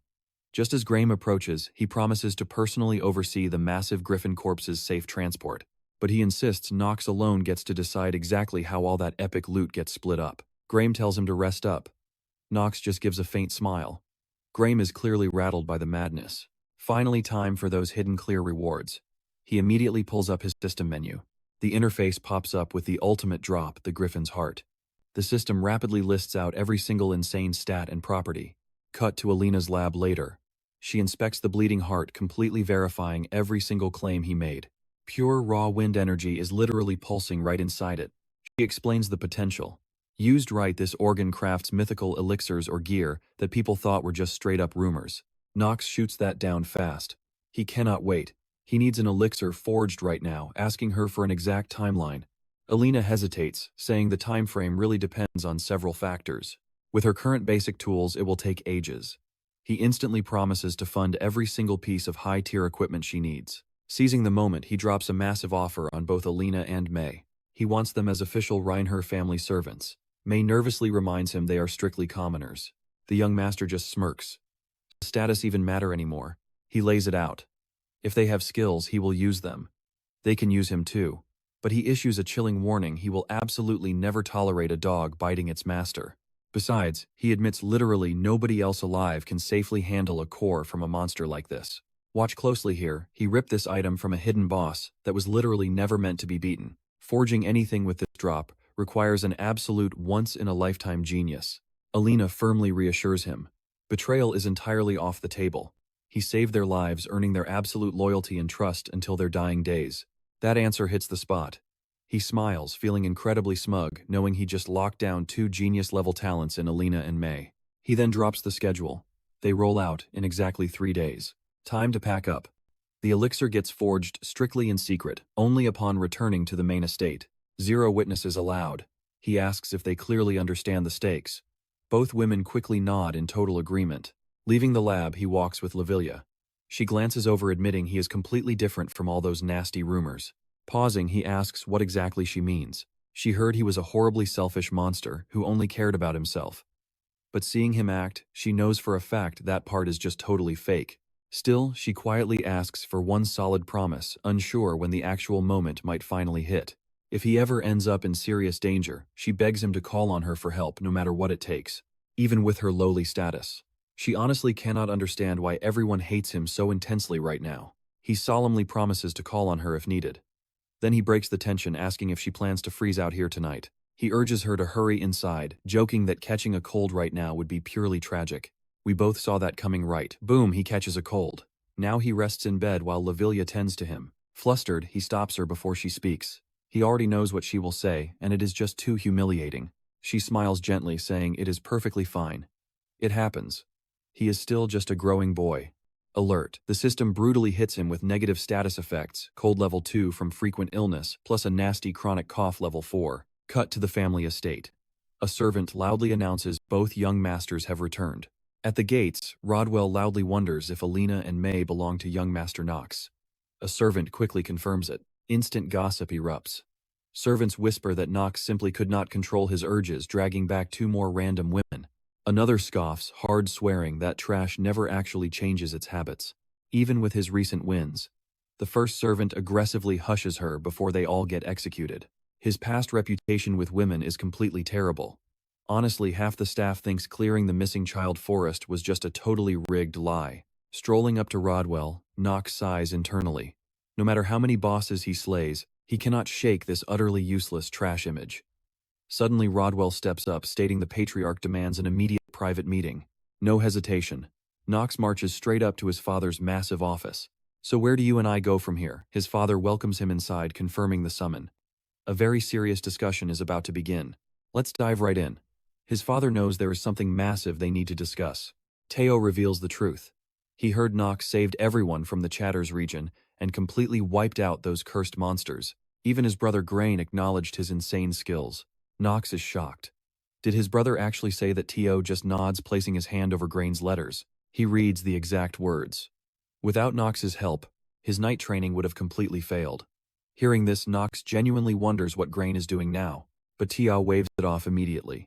He didn't call his son here for some casual small talk. He brings up that impossible mission. Knox crushed it, bringing massive honor to the Reinhaffer family name, so he keeps his promise. He tosses him an official royal decree. The Chatters region, it is all his. Knox bows deeply, thanking his father for the crazy reward. But Teo is sharp. He senses hesitation and straight up asks what is wrong. Out of nowhere, he asks if Knox wants the throne. The absolute shock on Knox's face says it all. Miles away, a shadowy figure glares into a glowing pendant. Now watch this villain closely.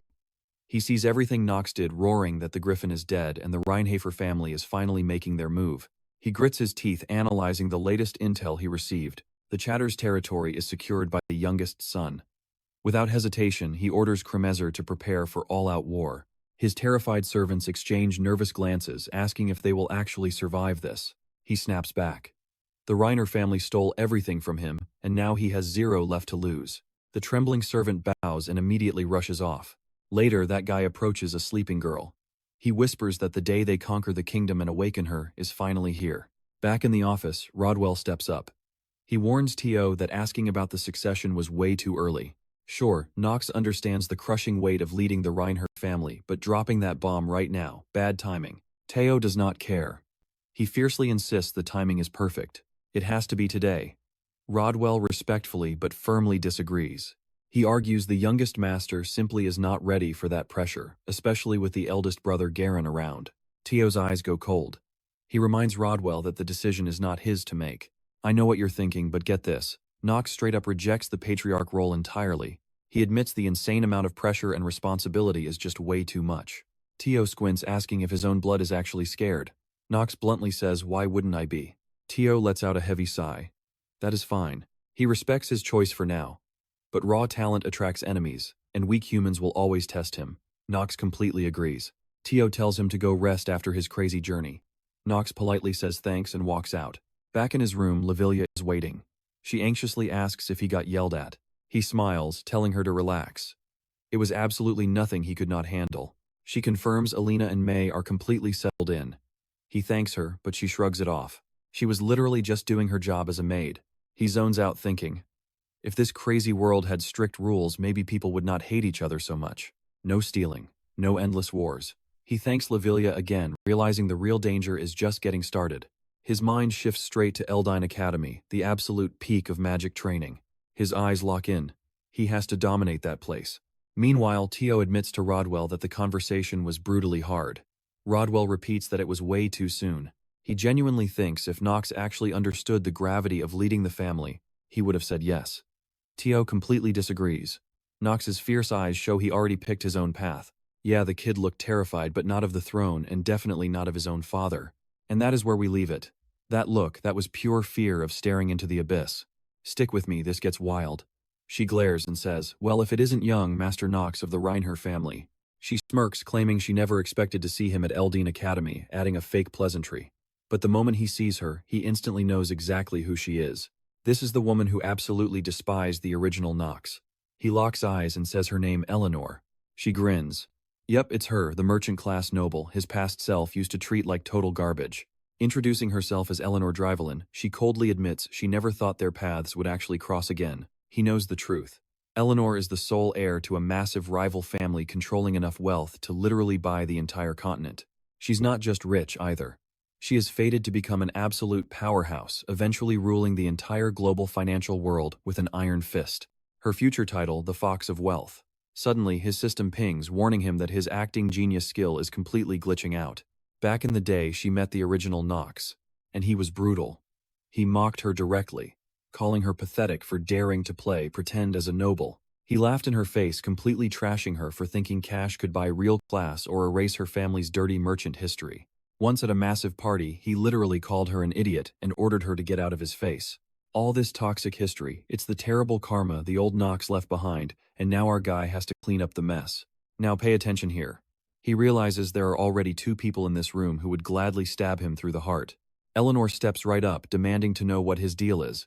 She instantly notices he is acting completely out of character. He deflects smoothly, tossing the question right back.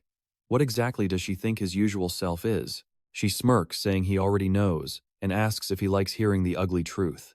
Not breaking character, he bites back instantly, telling her if she just came here to pick a fight, she can turn around and get lost. She doesn't even flinch, just flashes a cold smile, noting that, as expected, he hasn't changed one single bit. He demands to know her endgame. Internally, he's sweating. Is she trying to expose him, or does she want something else? She lets out an icy laugh. There is absolutely nothing she would ever want from a useless piece of trash like him. Message received, she hates his guts. Needing more intel, he quietly triggers his insight ability, pulling up her complete status screen to see what he's facing. Scanning through her hidden details, he makes a surprising discovery. She has 0 recorded achievements. Looking over her core traits and stats, everything matches the original lore he remembers. He finally lets out a massive sigh of relief. That fancy middle initial in her name, her wealthy merchant father completely bought it with cold, hard cash. Even though she absolutely hates her fake noble status, she still has to weaponize it to survive. You and I both know the former Knox was trash. He poked a hornet's nest, and now to her, he is the absolute worst person alive. She agrees to back off, but right before she completely turns away, she drops one last insult. They definitely aren't close enough to wish each other any good luck. Staying fully in character, he fires back. Why would he ever wish luck to a lowly peasant like her? She flashes one final chilling smile and walks off. He turns his back and tells Talia they need to move. The Eldane Academy admission ceremony is finally about to kick off. Talia nods immediately. As they walk, he thinks fast. He knows he can't just ditch Talia right now. She is glued to his side, playing the perfect fake fiancé. Whatever. He decides to play the hand he's dealt and use her connections to his absolute advantage. High alert activated, they step into the massive hall.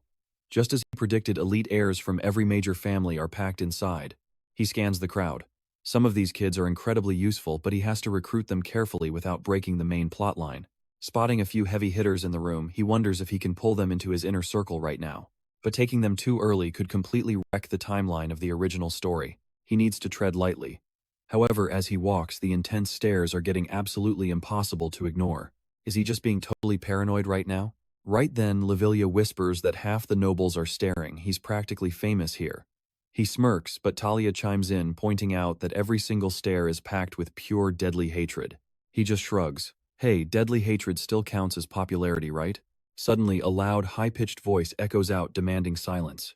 He freezes. This is the exact moment it all starts. Welcoming the fresh meat to the academy, she stuns the crowd. Everyone gasps. Why is a literal child standing up on the main stage? The students start whispering in total confusion. Where are the real professors? And that's where we leave it. What is this kid doing at Eldane's sacred ceremony? We'll find out next time. Let's dive in. Everyone thinks she wandered off and got lost, but you and I know they have zero clue who she actually is. They judge her looks completely blind to the terrifying monster she actually is. She is way beyond their level. He pulls up his system screen. Her real name, Nox von Trinity, the heavy hitter of Eldane Academy, and literally one of the 4 sages. He quickly checks her insane stats. 1, look at that data, and he makes a solid rule: do not make this girl mad. He leans over to his fiancée, whispering a harsh warning to shut up if she actually values her life. Meanwhile, Noah smiles, casually introducing herself as the brand new dean. She warmly tells them they might not fully understand this yet. If anyone dares call her small again, they will instantly die. Just like that, she officially kicks off the Eldane Academy admission ceremony. One random student immediately speaks up, arguing against this crazy new rule. She just calmly explains that her new dean rules are strictly made to throw away useless trash. Suddenly, she casts a massive spell and the entire floor lights up. With a cold grin, she simply wishes they all make it back alive. Now, watch closely, because this is where the survival game really kicks off. In a blinding flash, every single student completely vanishes from the grand hall.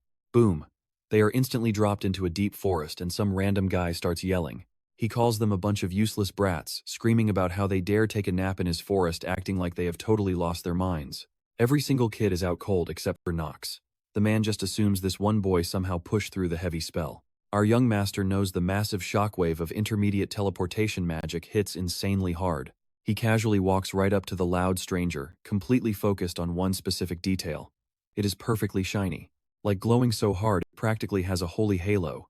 Yep, Knox is staring straight at the dude's bald head. He suddenly remembers the original game lore claimed this guy used to have amazing hair. Meet instructor Vernon, a serious combat teacher and an old elite graduate from the Academy's very early glory days. Back in the game, players brutally called him Takoyaki Vernon just because he was bald.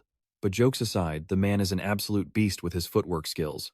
Knox immediately calculates that befriending a powerhouse like this is a massive tactical win. Vernon snaps at him, demanding to know why this white-haired kid is staring at him with such intense, pathetic pity. Knox mentally kicks himself, realizing his blatant staring was way too obvious to hide. Brushing it off, he triggers his genius acting skill to play dumb. Vernon glares, giving him a strict heads-up to keep his mind totally clean. The bald instructor has crazy instincts, and if Knox even thinks one single insulting thought, there will be hell to pay. Knox plays nice, respectfully asking for the test details while pushing all the bald jokes aside. Vernon agrees, but stick with me here. First, he needs to wake up the others. He flat out tells Knox to plug his ears unless he wants them blown off. Knox smartly covers up immediately.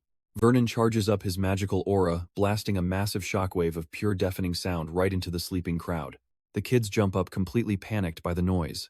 One angry student instantly snaps loudly, cursing about who just did that. Vernon marches right over and smacks him directly across the face. He proudly admits he did it, asking if the kid wants to fight. He glares down, furious that this little rookie actually had the guts to swear, and even dared to look annoyed. He asks if the boy wants to die early. The kid instantly cowers and apologizes. Vernon then barks orders, forcing the awake students to drag the unconscious ones over to the designated safe zone. With the trash sorted out, Vernon claps his hands, ready to finally move things along. He officially starts breaking down the Eldane Academy admission process and the brutal trial ahead. He reveals this entire island is literally made of pure magic. Their mission: hunt down wild monsters using everything they have. When killed, these beasts drop special colored jewels. The catch is crazy. Jewels with less mana are actually worth way more. He knows they are confused, since huge mana usually equals better loot. But here, that rookie logic is only 50% correct. The Academy is specifically looking for 2 crucial talents during this bloody exam. First up, mana sensitivity. That was already graded by timing exactly how fast they woke up after getting hit by Noah's heavy teleport spell. The second major key is tracking down the absolute faintest traces of hidden mana. Why? Because mages who notice the tiny details are the ones who survive the longest in real wars. So what do you and I make of this? They are brutally filtering the trash from the real gems right away. Alright, stick with me here, this gets wild. Vernon explains their exact location. They are currently trapped in a massive labyrinth designed by Eldane Academy's Dean Noah. He drops a massive warning. This place is swarming with nightmare-level enemies that weaklings like them can't even fathom fighting. So he's cutting them a break. He's actually allowing them to team up. Boom, magical swords suddenly materialize right into the students' hands. Vernon yells out the rules. 8 people maximum per squad and they need to start running immediately. He also drops one last detail. He'll wait at the top. And just like that, he vanishes, leaving confused students with 0 answers. That one guy Vernon slapped earlier, he's still rubbing his aching head. Everyone else just glares around, completely sizing each other up right now. One bold girl steps up, demanding to know who will assist the princess. Another girl swears on her actual family name help her clear this brutal test, and she'll reward them handsomely. Every single eye turns to Knox, but he ignores them all, silently walking away. Total lunatic behavior. Here's where it gets interesting, pay attention. He knows average results won't keep him alive in this godforsaken game. Knowledge is his ultimate weapon. To make his terminally ill body stronger, he literally has to monopolize every single hidden advantage available. So he heads straight toward a save point. He realizes going totally solo is his only real option to survive. Eventually, every student except him reaches the peak. Vernon finds this incredibly weird. He runs the numbers in his head. Something just is not adding up. How could a rookie tank the dean's intermediate magic then just casually raid the forest alone? He honestly wonders if the kid even feels fear. But then it hits him. It's way deeper than that. He finally understands exactly why the boy isn't terrified. It was that crazy look in his eyes. Vernon figures a diamond covered in dirt is still priceless. He wants to see the kid's true limits. He literally calls him the Reinhaffer family's hidden dragon. Pulling up the system, he checks his talent. By now, our young swordsman is already slaughtering endless monsters and looting a massive pile of diamonds. While he massacres beasts deep in the cave, a mysterious girl silently tracks him. Meanwhile, Talia and 3 other princesses get completely swarmed by monsters. Talia frantically looks around. Where is Knox? They were supposed to stick together for this. Suddenly, another princess snaps at her, demanding to know exactly what she's doing. She reminds Talia of her true mission: protect Princess Penelope at all costs. She insists Talia should fight these ugly monsters with absolute joy. That girl then tells everyone they've climbed super high already.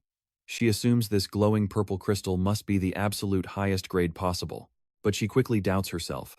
This test was made by Noah, one of the 4 legendary sages after all. You and I both know there's more hidden. Penelope agrees. She glances at the other students and sees pure exhaustion. One girl warns her that continuing the climb in this horrible state is nearly impossible. The princess refuses to quit.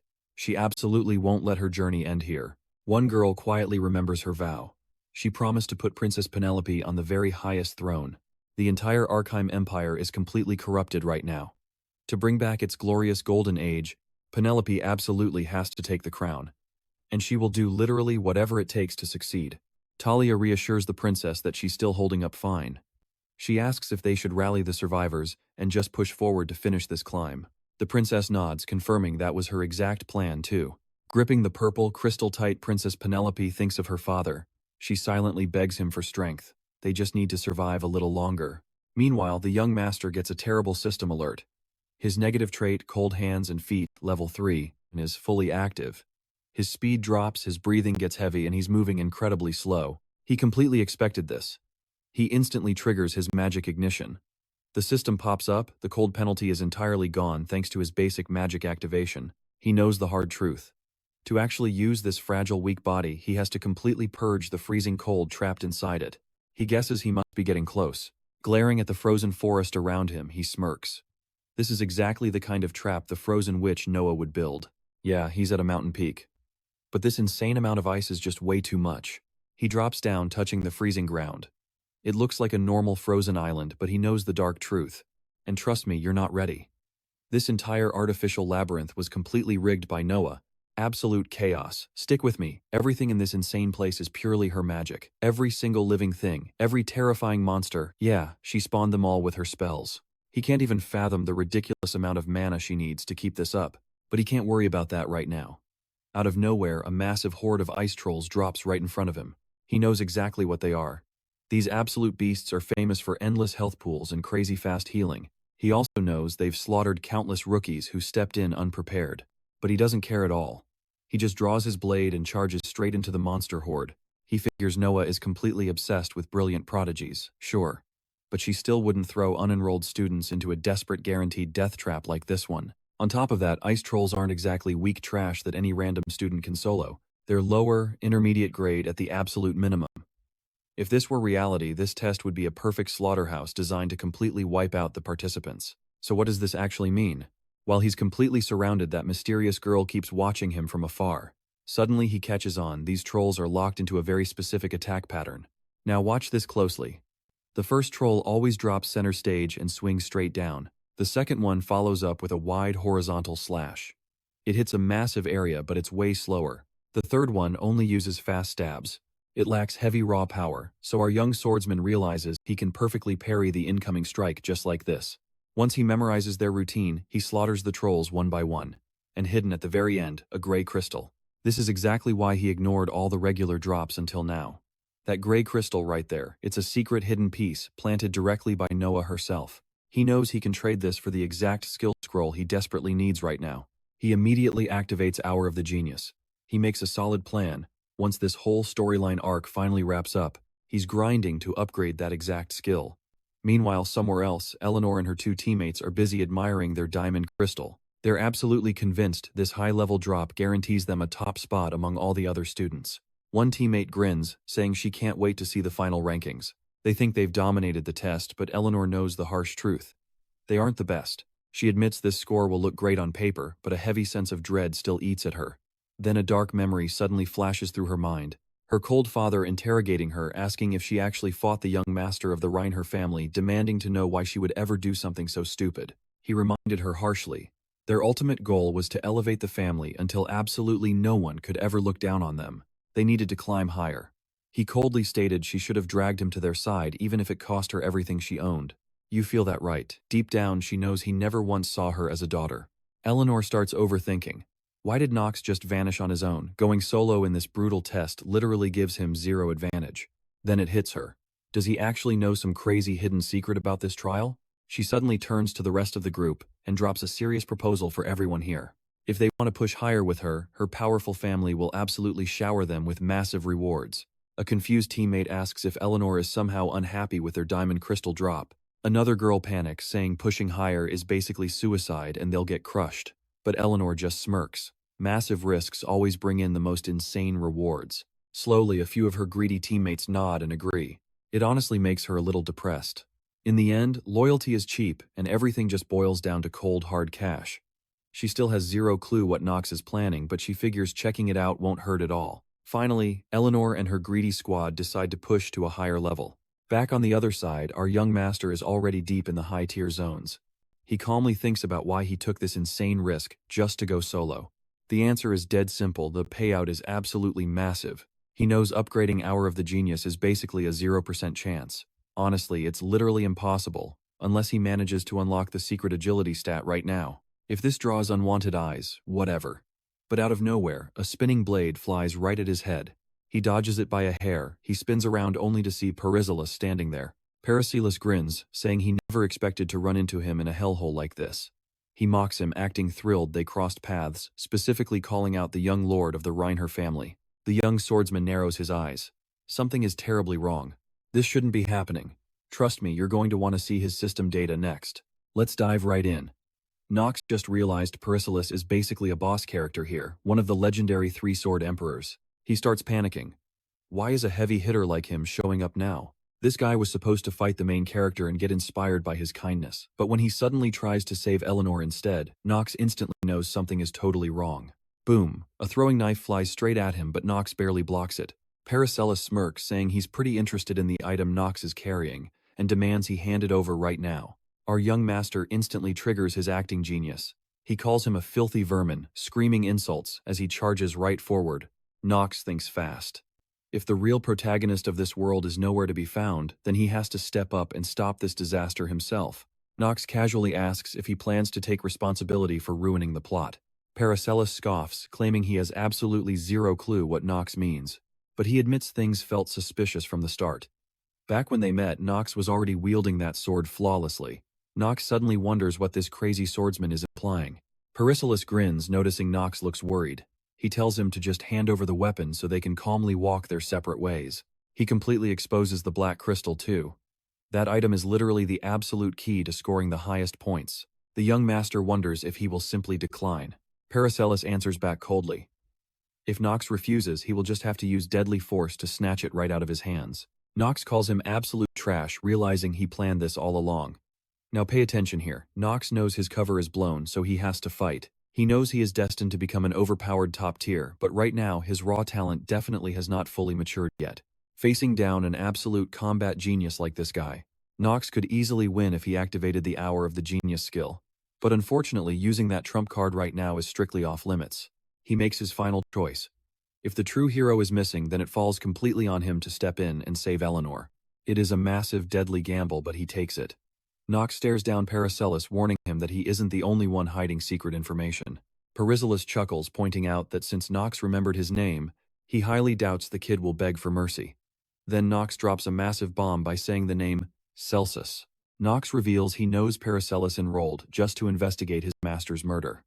Hearing this, Paracelsus snaps, furiously screaming and calling him a bastard. Knox calmly asks if the guy is finally in the mood to chat. Meanwhile, on the other side, Eleanor and her two teammates just arrived at the mountain heights where the air is absolutely freezing. Up there, she spots Princess Penelope. The royal looks over confidently, stating that she already knew Eleanor would successfully make it here. Eleanor immediately bows down, respectfully replying that she would never dare to block her royal highness's path. But there is just one tiny detail she desperately needs to confirm.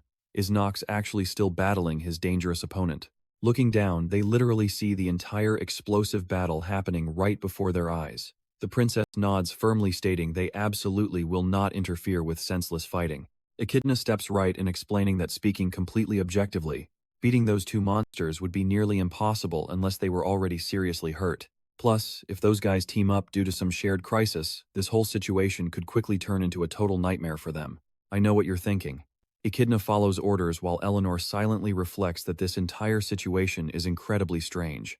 The Knox she grew up knowing was just a completely helpless, pathetic loser. How in the world did he get so strong? Echidna suddenly interrupts, asking if she is watching them. She admits she never expected the legendary Destroyer of the East to be hiding among these new students, calling him Paracelsus. Eleanor looks over, wondering if Echidna actually knows the psycho currently clashing against Knox.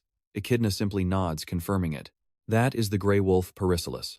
Since childhood, he was incredibly famous for violently wiping out massive bandit camps all across the East. But right now, Eleanor is looking at the fifth son of the Reinhaffer family in a totally different way. Echidna bluntly admits she never expected the guy to possess such insane sword skills. She claims that if he wasn't such a lustful trash bag, he could have been an elite knight. Talia quickly jumps in, defending him by saying Knox isn't actually that bad. Echidna raises an eyebrow, demanding to know how Talia could possibly confirm that. Back to the fight, the Grey Wolf curses Knox out, furious. He easily notices that Knox's stance is wavering, a totally normal reaction to danger. He knows perfectly well that Celsus was Knox's sole master, and that legendary teacher died entirely because of him. Down in the academy grounds, the Grey Wolf finally drops all politeness. He lunges straight at the young master, unleashing his absolute maximum power. Knox keeps his acting genius active, firing back with brutal, mocking laughter. So what do you and I make of this wild showdown? Knox cruelly taunts that he didn't even kill his teacher. But after trading a few more strikes, Knox realizes Paracelsus's attacks are getting way too simple. Stick with me. This young genius is wild. Knox throws him back mid-fight. Paracelsus charges right back in, screaming that he will rip that arrogant nonsense straight out of his mouth. The swordsman just smirks, taunting that he will gladly repeat it. The Grey Wolf feels Knox hitting significantly harder and realizes he cannot afford to drag this out. At the exact same time, Knox senses absolute pure danger. If Paracelsus unleashes his master's ultimate technique, the Living Sword, defeat is absolutely guaranteed. It is the Sword Emperor's signature move for a reason.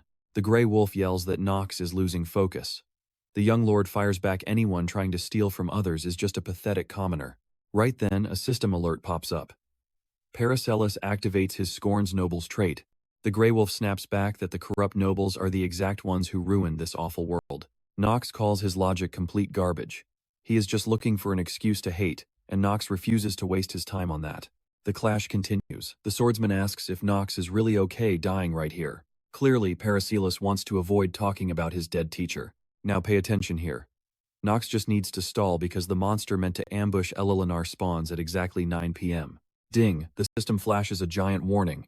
It is 8:58 p.m. Paracelsus threatens to brutally carve that information out of Knox, even if he has to chop off his limbs. The young master glares back. Does he really think he can butcher a noble and walk away alive?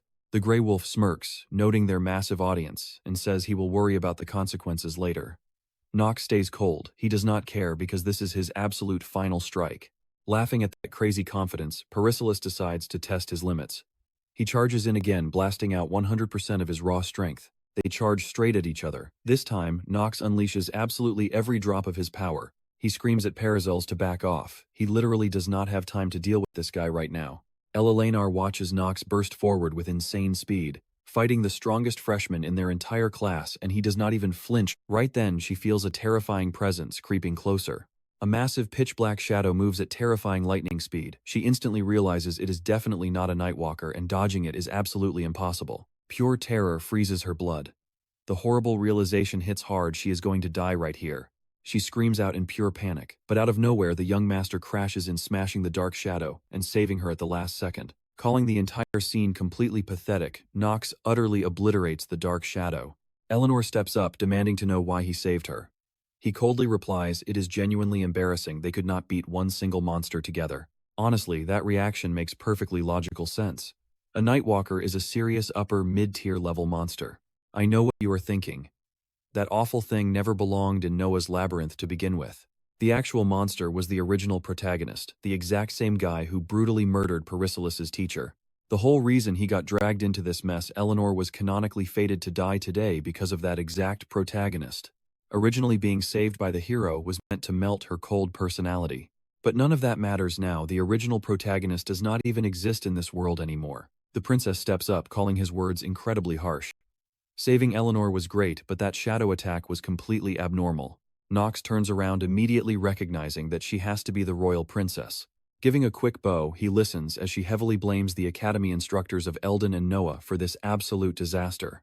After all, expecting mere academy students to take down a Nightwalker is a complete joke. He fires back, "Enemies never pick fair fights." Honestly, a royal princess should understand that cruel reality better than anyone. Echidna instantly steps up, fiercely warning him never to insult the royal princess. She screams in his face. Does he not agree the situation was totally rigged? And that is exactly why he had to step in. He just stares at her. Dirty pink hair, creepy vertical snake-like pupils. This is Echidna, the royal aide and future head of the Jo family, literally known as the Snake of Greed. He knows she deeply hates the Reinhaffer family. A shady dark faction making peace with a holy family. Yeah, never going to happen. Trust me, you and I know a friendship like that is basically impossible inside the twisted politics of Lunatic. Knox coldly shoots back that he has absolutely nothing to say to a holy family dog. Stick with me, you are about to watch a villain rewrite reality. He just smirks, asking, so what if he insulted the Joss family? Suddenly, Instructor Burnin crashes the party. He demands they stop this pointless bickering immediately, calling every single one of them absolute bastards. The young master demands to know if the exam is done. Burnin confirms the halt. Then boom. Knox reveals the legendary black crystal. Burnin stares in pure shock. He openly admits he never thought anyone alive could actually get their hands on a mythical black jewel. He realizes this swordsman is incredibly impressive, completely shattering all of his previous expectations. The results drop.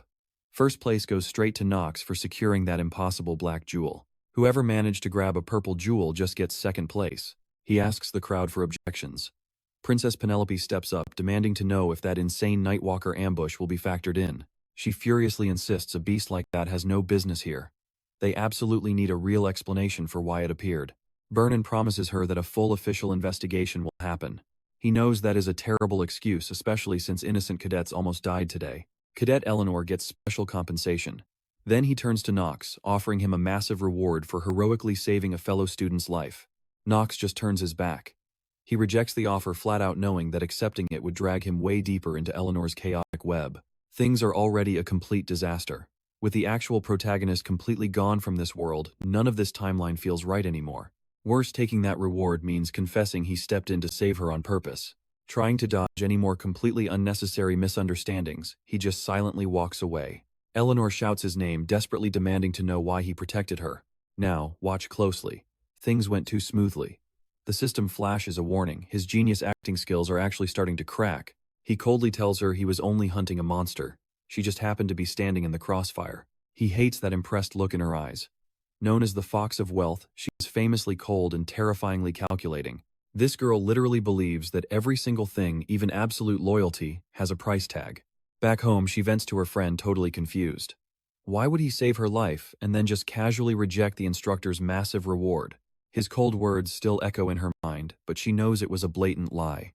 Her friend shrugs, highly doubting that Knox had any hidden agenda at all. He reminds her she called Knox a useless trash bag earlier. But she pushes back hard. She simply refuses to believe his excuse. He definitely had some hidden motive. She tells her servant they need to dig way deeper. Her loyal servant immediately volunteers to investigate the guy, but she quickly shuts him down. She will handle this solo. If the terrifying Reinhaffer family finds out someone is snooping around, they will completely destroy them. Her servant slowly nods. Meanwhile, Knox sits in total silence in his dark room. His anxious maid asks if he is okay. He looks incredibly pale. She worries his terrible freezing illness has flared up again. He calmly explains that annoying condition was cured a while ago. She really shouldn't worry. Still, he totally gets her rising panic. Someone has to replace the vanished protagonist. He needs to do it to unlock his lost memories and hunt down whoever sent that cryptic message. I know what you are thinking. He hates variables, but Knox is a literal villain. He closes his eyes, piecing it all together. Suddenly he jumps up. There is actually one wild way to make this work. His poor maid just stares in absolute confusion, completely lost on what he means. To play both the hero and villain in this broken world, he knows a massive bloody battlefield is waiting out there. Cut to an ocean of dead monsters. Standing right in the middle of the carnage is Luna gripping a blood-stained sword. A nervous soldier approaches to report. He calls her Miss Luna, warning that the terrifying demonic humans are finally moving. He adds that the entity will awaken. She declares a massive bloodstorm is about to hit. She orders Def to brace himself. They have to finish their brutal mission no matter what. She throws on her jacket. A sharp moon and star badge gleams right on it. Walking away, her mind is set on one single deadly goal, the complete annihilation of the Arkham Empire. Flashback to Chen in his messy room gaming hard. He knows veteran gamers always agree on one very specific, undeniable truth. So what do you and I make of this? The line between hero and villain is incredibly thin, and he totally agrees. Stick with me, heroes and villains face the exact same insane situations. Well, except bosses. Bosses are pure evil. But lately, the villains we see usually survive massive trauma or grow up in absolute crushing poverty. And surprisingly, main characters suffer exactly the same way. Simply put, every villain has a dark reason for breaking, and he knows exactly why fans are obsessed with these characters.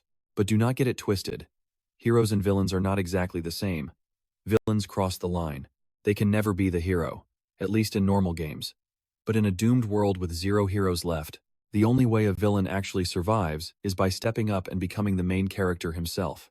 He absolutely hates risking his own neck, but it has to be done to save everyone. He literally has no other choice but to jump in. He targets the ultimate villain syndicate in the inner Lunatic game, a shadow group obsessed with destroying the Imperial family. He is heading straight to Lunatic. Meanwhile, back at the Academy, every single professor sits in a tense meeting with Noah. Vernon nervously asks if this situation is getting dangerous, questioning if Noah has any hidden intel. Another professor fires back, reminding everyone he supervised that exam. He points the finger at Vernon, asking if he messed up again. Vernon completely loses it. He calls him a bastard and aggressively defends himself, swearing he did absolutely nothing wrong. Noah just laughs, asking these guys what they think they are doing right now. Vernon awkwardly chuckles, brushing it off to keep going. Now pay attention. Vernon is completely terrified of her. She asks if her previous warnings meant nothing at all. She reminds them she already explained the crisis, glaring at the men for completely ignoring her. An older professor steps in, explaining the dean means the mysterious enemy who crashed the entrance exam and threatened everyone. Noah nods firmly. She warns that this psycho's real goal is destroying Eldane Academy and possibly collapsing the entire empire. She makes it clear Eleanor was merely the warm-up. Then she scans the room, asking why a massive financial superstar like herself was specifically targeted in the first place. A professor answers that her family's rival merchant guild controls a massive 70% of all goods moving through the Arkham Empire. Vernon jumps in, adding that if the enemy is hunting their rival guild, the next hit list target is already locked in. Noah completely agrees. She declares that this latest incident was not just a simple attack. It was a direct challenge and a brutal warning. The Academy must prepare for all-out war. The professors nod in total agreement. But then a crazy idea strikes her. She tells the staff about one more person who might be an absolute monster. A rookie student who might literally be the strongest freak in this year's batch. A younger professor leans in, completely desperate for a name. He is absolutely shocked that she would actually acknowledge any student as a genius. Not since the crazy incident with the princess. Noah looks up and drops the name, Knox. The young guy's face twists with toxic jealousy. He asks if she means that notorious, totally useless piece of trash. The infamous failure from the Reinhaffer family. She nods. Deep down, she suspects he could actually crush her. I know what you are thinking. But this young professor just loses his mind and storms right out. How could a notorious piece of trash hide that kind of godlike power? Meanwhile, Knox hits a bar. The bartender glares at him, asking what he wants and wondering aloud if the rich kid got totally lost. Knox immediately recognizes him. To normal people, he is Karin, the owner. But his real identity is something way more lethal. Knox steps right up to the counter and whispers moonlight on Talon Feather. He raises a glass for the Empire. Karin lets him pass, completely confused why anyone would trust this kid with their top-secret code. The young master pauses and asks if he is going to introduce himself today. The man answers that his name is Chiron. It is what everyone calls him. Knox nods and walks away. He knows getting into Lunatic's hidden base means grabbing a specific bottle from the shelf and whispering code 386. Instantly, system alerts pop up. He has been exposed to high-level magic, forcing his own mana to violently flow backwards for a short time. It even warns that his insane genius-level mana sensitivity is being completely shut down. Trust me, you are going to want to see where this insane teleportation takes him next. Stick with me here. He wakes up barely conscious stats, hitting rock bottom, fighting off massive dizziness. Bam, cold steel on his throat. A girl demands his identity. But he knows exactly who she is. Luna, head of Lunatic, the faceless sword emperor herself. He looks right into her eyes. I came for you. She completely freezes.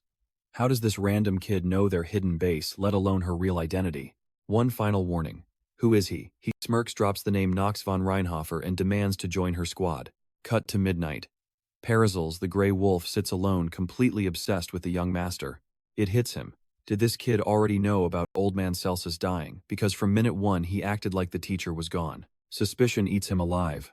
A sword emperor does not just accidentally die. Someone took him out. And there is zero chance the Reinhaffer family pulled off that hit. Just thinking about that trash, family makes him sick. But then he remembers Knox, moving with absolutely terrifying, blinding speed. Nobody moves like that. Literally nobody, except for the old man himself.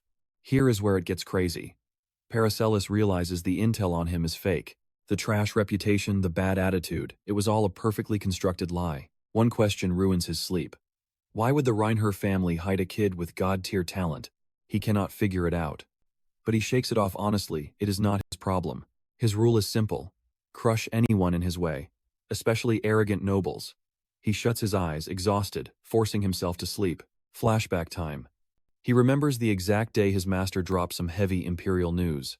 Empress Esteban von Arheim had totally snapped, enforcing a brutal, bloody reign of terror. It completely shattered the royal family's power.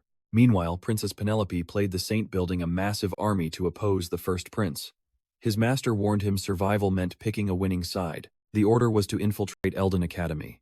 Use that time to scout the factions and choose the ultimate team. That was his final mission from the master. The Grey Wolf relives it all in his nightmare. His mentor handing down his entire legacy. Then a coward's blade right through the back. The old man collapses, coughing blood, apologizing for dying before he could finish his mission. Paracelsus snaps awake, gasping. He looks down. A glowing red mark burns on his hand. He curses at the empty room. If the old man is really dead, he needs to stay out of his head. Why do ghosts keep haunting him? Meanwhile, back to reality, Luna still has Knox at blade point. Knox boots up his system, scanning her stats, hidden traits, and entire skill set. You and I are seeing this right. At 20, she is a complete monster on par with peak-level knights. It makes sense. Luna's sword skills are completely off the charts for anyone. Here is the real prize. Unlike his family's locked black sword arts, he can actually learn Luna's legendary techniques if he earns her trust. But first, he has to survive, join the Lunatic faction, and prove he is useful. Luna stares him down. Why does a noble brat want to join a criminal syndicate? System warning, level 1 bleeding triggered. Her blade is literally slicing into his neck right now. He does not flinch. He wants to destroy the Archive Empire. and he bets she wants the exact same thing. Phase 1. Burn down Eldane Academy, the ultimate puppet facility of the corrupt empire. Then the empire itself falls. He volunteers as her inside man. Luna smirks. Can he actually pull this off? Zero hesitation in his eyes. He guarantees he can do it. She finally lowers the sword, laughing at his boldness. She demands his name. He bows. Nox von Reinhaffer, at your service. She snaps her fingers. Duff gets the order to prepare the lunar trial. Duff tosses Knox a heavy robe and says, "Follow me." Trailing behind the giant, the boy smiles. Every single thing is going exactly according to his master plan. Deep in the forest core, Duff stops dead in his tracks. The rules are brutal. Step on the altar, slaughter every enemy, and never let that robe fall off your shoulders. No exceptions. Why the weird wardrobe rule? Duff drops the bomb. It stops the berserk effect. Trust me, you are going to want to see this trial. The robe protects against berserk, one of the most dangerous traits. Stick with me. You are about to witness a trial that trades sanity for absolute raw power. Knox knows the truth. One look at that crimson moon and most people instantly lose their minds. It is not just madness, it is pure, unchecked rage.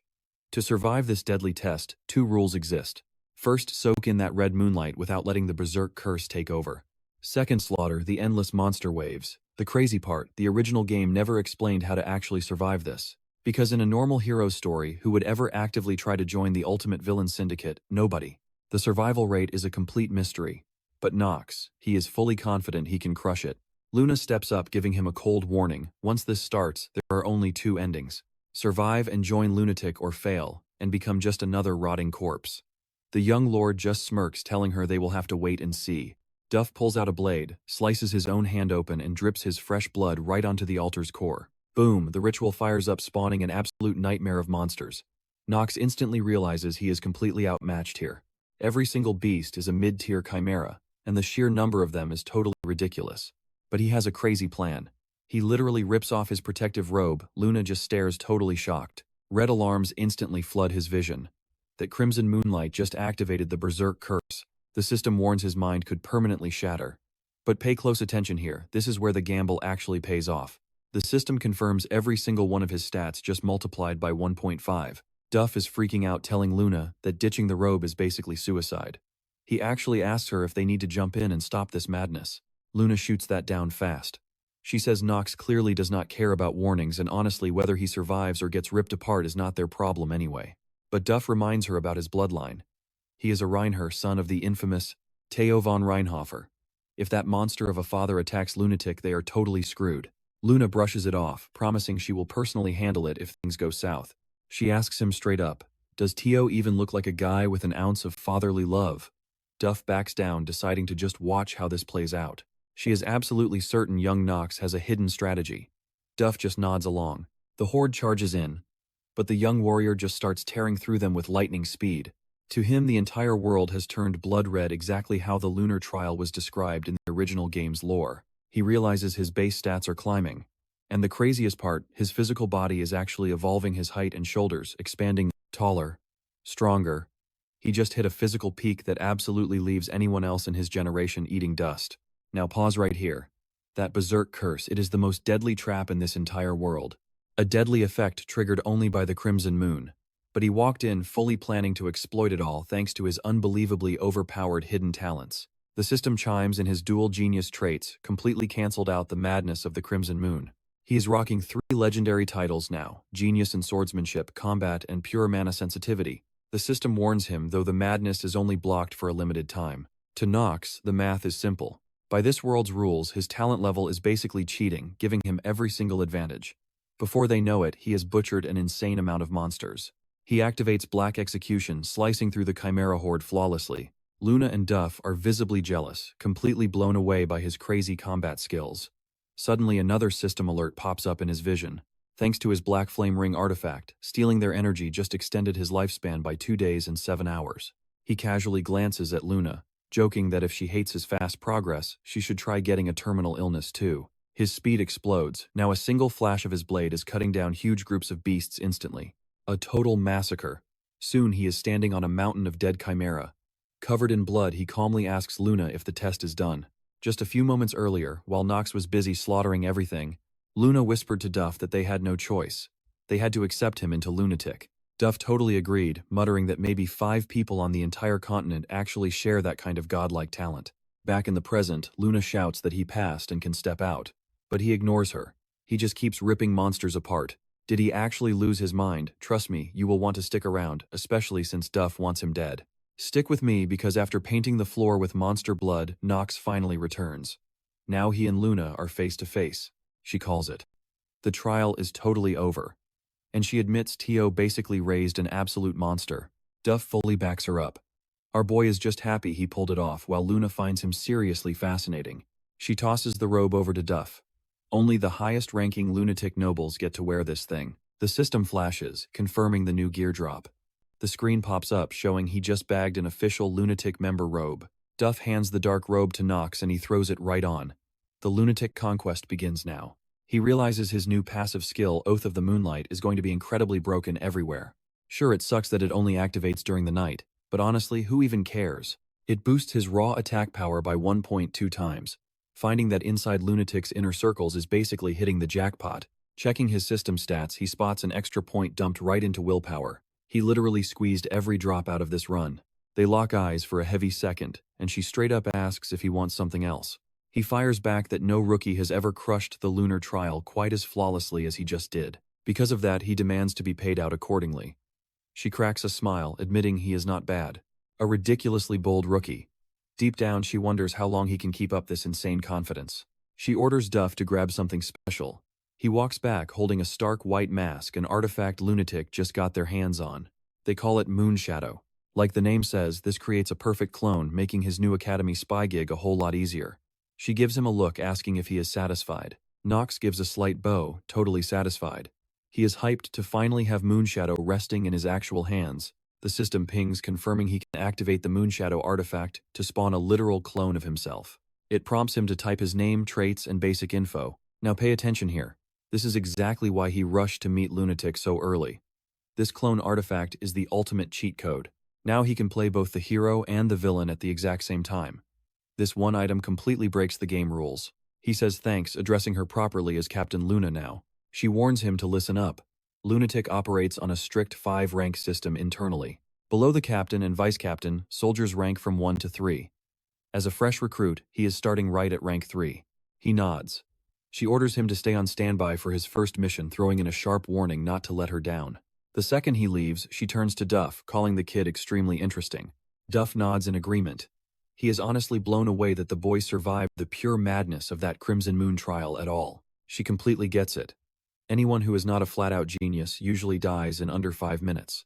Even for a prodigy fighting out there without the robe, proves he has the insane guts to bet his own life. Duff completely agrees. She tells him to keep a very close eye on Knox. She wants to know if he will stay entertaining, or actually prove useful to them. Stepping through the portal, Knox warps right back into the regular world inside the bar. Karen spots him, guessing he wrapped up his shady business. No. You and I both know that risking his life at the altar was total madness. But honestly, that is exactly how he operates. The only way to survive that berserk status is having 2 pacifist genius traits active. Simply put, he is the only human alive who can use the Crimson Moon's full power. Karen guesses he got lucky. The swordsman asks if Karen needs something. Karen just sighs, saying it feels unfair and suggesting a proper introduction. He clarifies that means actually dropping their real names to each other. He introduces himself as Nox von Reinhaffer, then bluntly asks if they are done. The bartender nods, promising they will meet again. He warns that surviving the academy is tough, but hiding Nox's monstrous strength, that will be impossible. He gives one last warning not to stand out anywhere. Walking out, Knox smirks, realizing his master plan is moving along perfectly right now. But stepping into his room, he freezes. Lavilia is waiting there looking absolutely furious. She demands to know how he snuck out without his maid. And that is where we leave it. Trust me, the fallout is going to be hilarious. He made absolutely sure she was out cold before leaving. Now she's asking her young master if he's even paying attention. Like a broken record, she warns him yet again. He really needs to stop diving into insanely dangerous situations. Stick with me here because his family is already drowning in dark rumors. But there's still hope to fix this mess. He just smiles, asking about her day. Plus, he points out that even the maids and servants have to take classes here. She brushes it off. Just a normal day. But her shaky tone gives it away instantly. Something bad went down. He sighs, wondering if there's really no easy way to fix this messed up situation. After all, these classes are strictly for the servants and most of them are actually low-ranking nobles. And since Lavilia lost her noble title, that makes her the absolute perfect target for their bullying. He casually tosses her a small pouch. If anyone messes with her in class, open it. Her eyes light up with curiosity as she asks what's hiding inside. Only open it in an emergency, he warns her. It's a special item designed to completely shut down any bad situation in the most logical way possible. Can she peek right now? Absolutely not. He shoots that down instantly, and she obediently nods to her master. She promises him that if things ever get too ugly, she won't hesitate to use it. Good girl. He firmly reminds her not to hold back. If danger strikes, rip it open. She finally agrees. Ding. The system chimes in. Eldane Academy enrollment is complete, meaning the first major storyline is officially cleared. But wait, another alert pops up. A brand new message just hit his system inbox waiting to be opened. He mentally clicks open. Scanning the text, his eyes narrow. It's a weirdly cryptic message with 0 names attached. It starts completely casually. Hello. Long time no see. Basically, getting this letter means he successfully survived the brutal entry exams for Eldane Academy. The sender brags that they already knew Knox would crush the exams, adding that they are genuinely thrilled for his success. But Knox instantly feels something off. Pay close attention here. The writer sounds like they can read his mind, and whoever this is, they definitely know his darkest secrets. The message warns that the real nightmare is just starting. Sure, Knox has been through absolute hell lately. But whatever is waiting for him next, it's going to be 1,000 times more brutal and way harder to survive. The sender makes one thing crystal clear. Only Knox can handle this. Only he has the power to reach the true ending of this twisted game. Yeah, it sounds crazy, but the mysterious writer swears to help Knox out from the shadows whenever possible. The letter wraps up with a gift. It might be small, but they really hope Knox accepts the attached system reward. Knox just scoffs. Well, that vague warning wasn't exactly helpful at all, was it? He takes a breath to process everything. Honestly, there is a massive chance this creepy letter came straight from one of the inner Lunatic game masters. Only a GM could casually hack the system and drop items right into his inbox. It just makes perfect sense. So his ultimate goal is locked in. Smash through the main story, grab his missing memories, and beat this godforsaken game. Stressing over things he can't control is useless anyway. Time to see what the GM sent him. He immediately opens up the character viewer menu. A massive list of names pops up and he freezes. Wait, Talia is actually on this list too. Even his own father Tio has a full profile here. This system upgrade is totally broken. Back in the original Inner Lunatic game, you had to see someone face-to-face to view their stats. But now he can check any character's status whenever he wants. He smirks. Yeah, a cheat skill like this definitely came from a rogue GM. He clicks Tio's stamina, 25.2. Pure shock hits him. His dad's stamina jumped by 2% in just a few days. The guy is already the legendary Sword Emperor, and at his age, he's still leveling up. Let that sink in for a second. Looking at those stats, Knox finally realizes something terrifying. This isn't just a virtual game anymore. That changes literally everything from here on out. Still, he counts his blessings. Getting his class sorted out was easy enough. Now he just needs to survive his upcoming team magic lessons at the academy. Cut back to Lavilia walking into the servant classroom. The second she enters, vicious whispers erupt everywhere. They sneer, pointing out she's the disgraced Levia girl who lost her noble status completely. One girl laughs loudly, wondering how Lavilia has the nerve to show her face at Eldane alongside her powerful young master. They think she's plotting something shady. So what do you and I make of this? They think she's just a pretty face trying to seduce her way back to the top. This academy is brutal. Stick with me here. You and I are about to watch these arrogant bullies get absolutely wrecked. One maid steps right up. She smirks, claiming everyone knows Lavilia's master is nothing but a total degenerate. She acts like it's a fact, accusing Lavilia of planning to sleep her way to the top. Since her family has zero power, they think they can just humiliate her. The whole group bursts out laughing. Lavilia just takes it. She's used to the endless insults by now. Being a fallen noble means basic respect is completely off the table. But there's one line she won't let them cross. They cannot drag young Master Knox into this mess. With deadpan focus, she marches right up to the laughing group and politely asks for just a second of their time. The ringleader steps up. She introduces herself as Giselle, a count's daughter from the Flores family, currently serving young Master Kane. She glares down at Lavilia, scoffing at the idea of wasting her precious time on some lowly commoner. Completely unbothered, Lavilia casually points out that Giselle was just spreading fake rumors about her master. Giselle smirks, proudly admitting it. So what if she did? She says high society already hates Knox anyway. If Lavilia is actually stupid enough to expect an apology, she can keep dreaming. Giselle flat out refuses. Right then, Lavilia realizes her young master was completely right. Watch closely, now this is where it gets wild. Status is everything here, so she opens Knox's pouch. Boom, a massive digital projection of him bursts right out. Instant panic. Every single maid and servant stumbles back in sheer terror. Even Lavilia is totally shocked by her master's sudden appearance. The digital Knox stares them down and introduces himself directly. He announces that he has no clue what's going on and he doesn't care. If Lavilia opened the pouch, only one thing matters now. Somebody disrespected his maid. He looks right at them and casually drops a death threat saying they are all dead meat. He promises to chop off their heads and mail them to their families. With that absolute nightmare warning, the hologram vanishes into thin air. Lavilia just stands there sweating. Was this really supposed to be the peaceful option? Crazy enough, it completely works. Giselle drops right to her knees, begging for Lavilia's name. The entire crowd is paralyzed with fear now. Lavilia just calmly tells them her name. Giselle is shaking uncontrollably. She knows one wrong move, and Knox's powerful Reinhaffer family will literally erase her entire bloodline off the face of the earth. She slams her forehead into the dirt right in front of Lavilia, crying for mercy. She swears she will never act up again, and begs her to let them live. The rest of the servants immediately bow down, totally defeated. Lavilia breathes a huge sigh of relief. It actually played out exactly how her crazy young master predicted it would, but now she's super anxious. Threatening to behead people is definitely going to make those bad rumors worse. What on earth was he thinking? Without saying another word, she turns and walks away. Fast forward to that night. Knox and Lavilia are walking the dark streets. She looks over, super worried, asking if he's doing okay. The dark circles under his eyes are insanely deep. He just rubs his face, saying he's fine. He's exhausted from barely surviving the class selection. Out of nowhere, a random young servant steps up to greet them. Knox narrows his eyes. He instantly goes on high alert, wondering who this creep is. The boy smiles, calling himself Rick, a servant of Miss Eleanor. He bows, saying it's a huge honor. Knox is instantly suspicious. Right on cue, the system flashes a warning. He's shaken, and the acting genius skill automatically kicks in to hide it. A split second later, the system dings again. His mind is back to absolute zero. I know what you're thinking, friendly guy, right? Nope. Knox realizes this is actually Rock the Deceitful, a crazy, dangerous early-game villain. Over the next 3 arcs, this absolute snake betrays a massive rival merchant guild just to cause maximum chaos.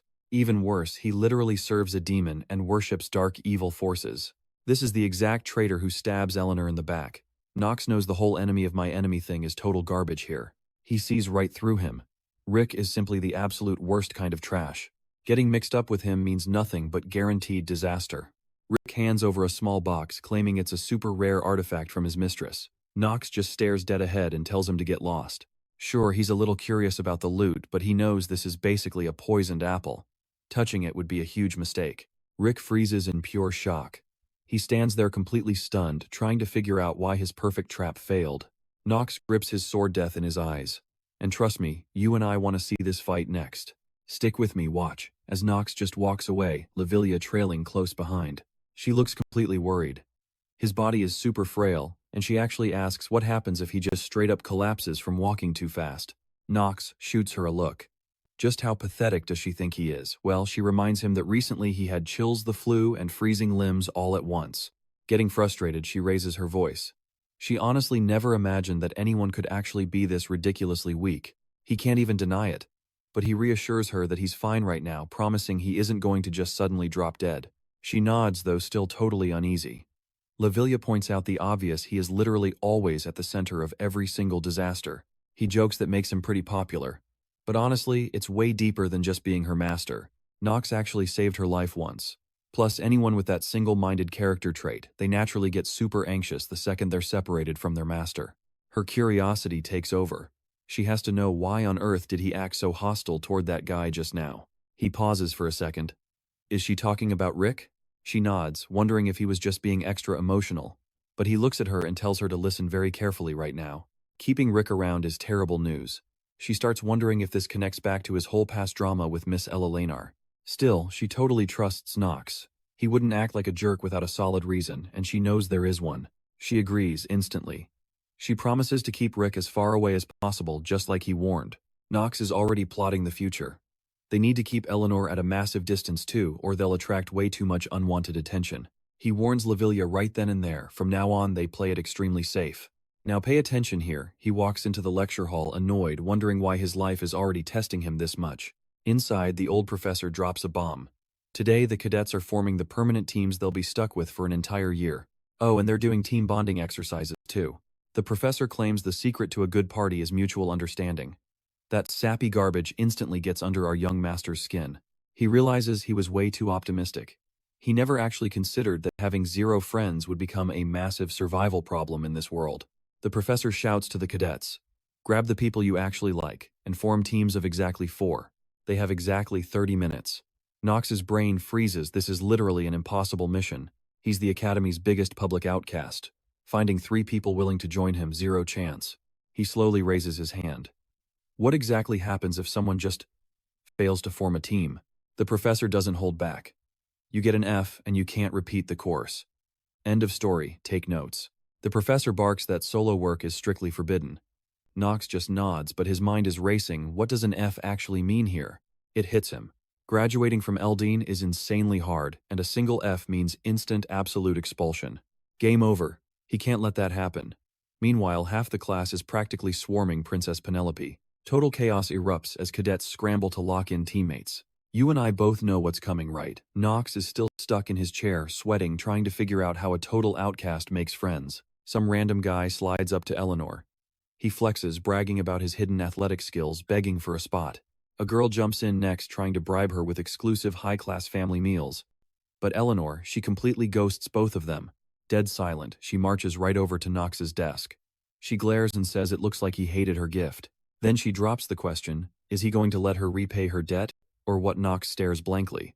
What is she even talking about? She flat out demands they team up. It sounds super arrogant, but in his gut, Knox already knows there is no escaping this twisted fate with her. And if that wasn't enough, Talia suddenly walks over to join the squad. He groans internally. Great, another massive burden just attached itself to him. Eleanor sees that Talia is clearly sticking around. She's definitely wondering if Talia actually has feelings for him. Being his actual fiancé must sting, so seeing him totally alone makes her want to step up. The young master mutters that this is absolute torture. Eleanor just smirks, entirely unexpected. Our swordsman glares, asking what that's supposed to mean. She coldly replies, it's just fascinating that someone like him actually has a friend. Honestly, looking back at his past actions, he can't even argue. But deep down, pure annoyance is bubbling up fast. Talia interrupts, asking him one more time if they are officially teaming up. Knox forces a smile, as Eleanor casually announces they only need one more person. He looks at them both, so his opinion literally means nothing now. Eleanor smiles. He has 0 other options. So what do you and I think happens next? Stick with me, we are diving right into the madness. He smirks, praising her sharp intuition. Knox knows surviving Eldane Academy is the only way to recover his lost memories. Plus, he absolutely needs top-tier grades to survive the Academy's brutal upcoming first episode. He has to rank in the top 10 before the first massive clash against an archdemon. For the very first time, he will be playing both the ultimate hero and the absolute villain. Suddenly, a random kid named Pell walks up to Eleanor, casually offering to join their squad. Knox feels relieved, thinking their final member is just a completely normal guy. But then he opens his system UI. Pell's stats pop up, and Knox freezes. The kid has the power of blessing, a legendary one-time use ability. Knox actually breathes a sigh of relief. Sure, Pell's basic combat stats are absolute trash, but that does not matter at all. Now pay attention here. The power of blessing is insanely overpowered in Inner Lunatic, forcefully unlocking the hidden potential of the main character's entire party. The only catch, it does not work on the protagonist. But something still feels really off here. Why does a random academy student have a god-tier skill? Usually only holy saints or saintesses from the top monasteries possess this kind of power. Whatever, he will figure it out later. Pell smiles at the group, totally clueless, saying he is super excited to work with everyone. Eleanor steps up first, introducing herself and hoping they all give it their absolute best. Next is Talia, happily announcing her name and saying how thrilled she is to join the squad. Then our young master speaks up.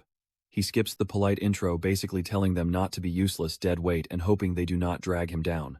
At the front, the old professor claps his hands. Seeing all the teams formed, he tells everyone to get acquainted by the start of next week. These squads are locked in for the entire semester.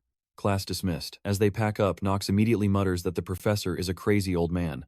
Talia leans in, whispering that his inner thoughts just totally leaked out loud. He just shrugs, claiming he wanted the old guy to hear it.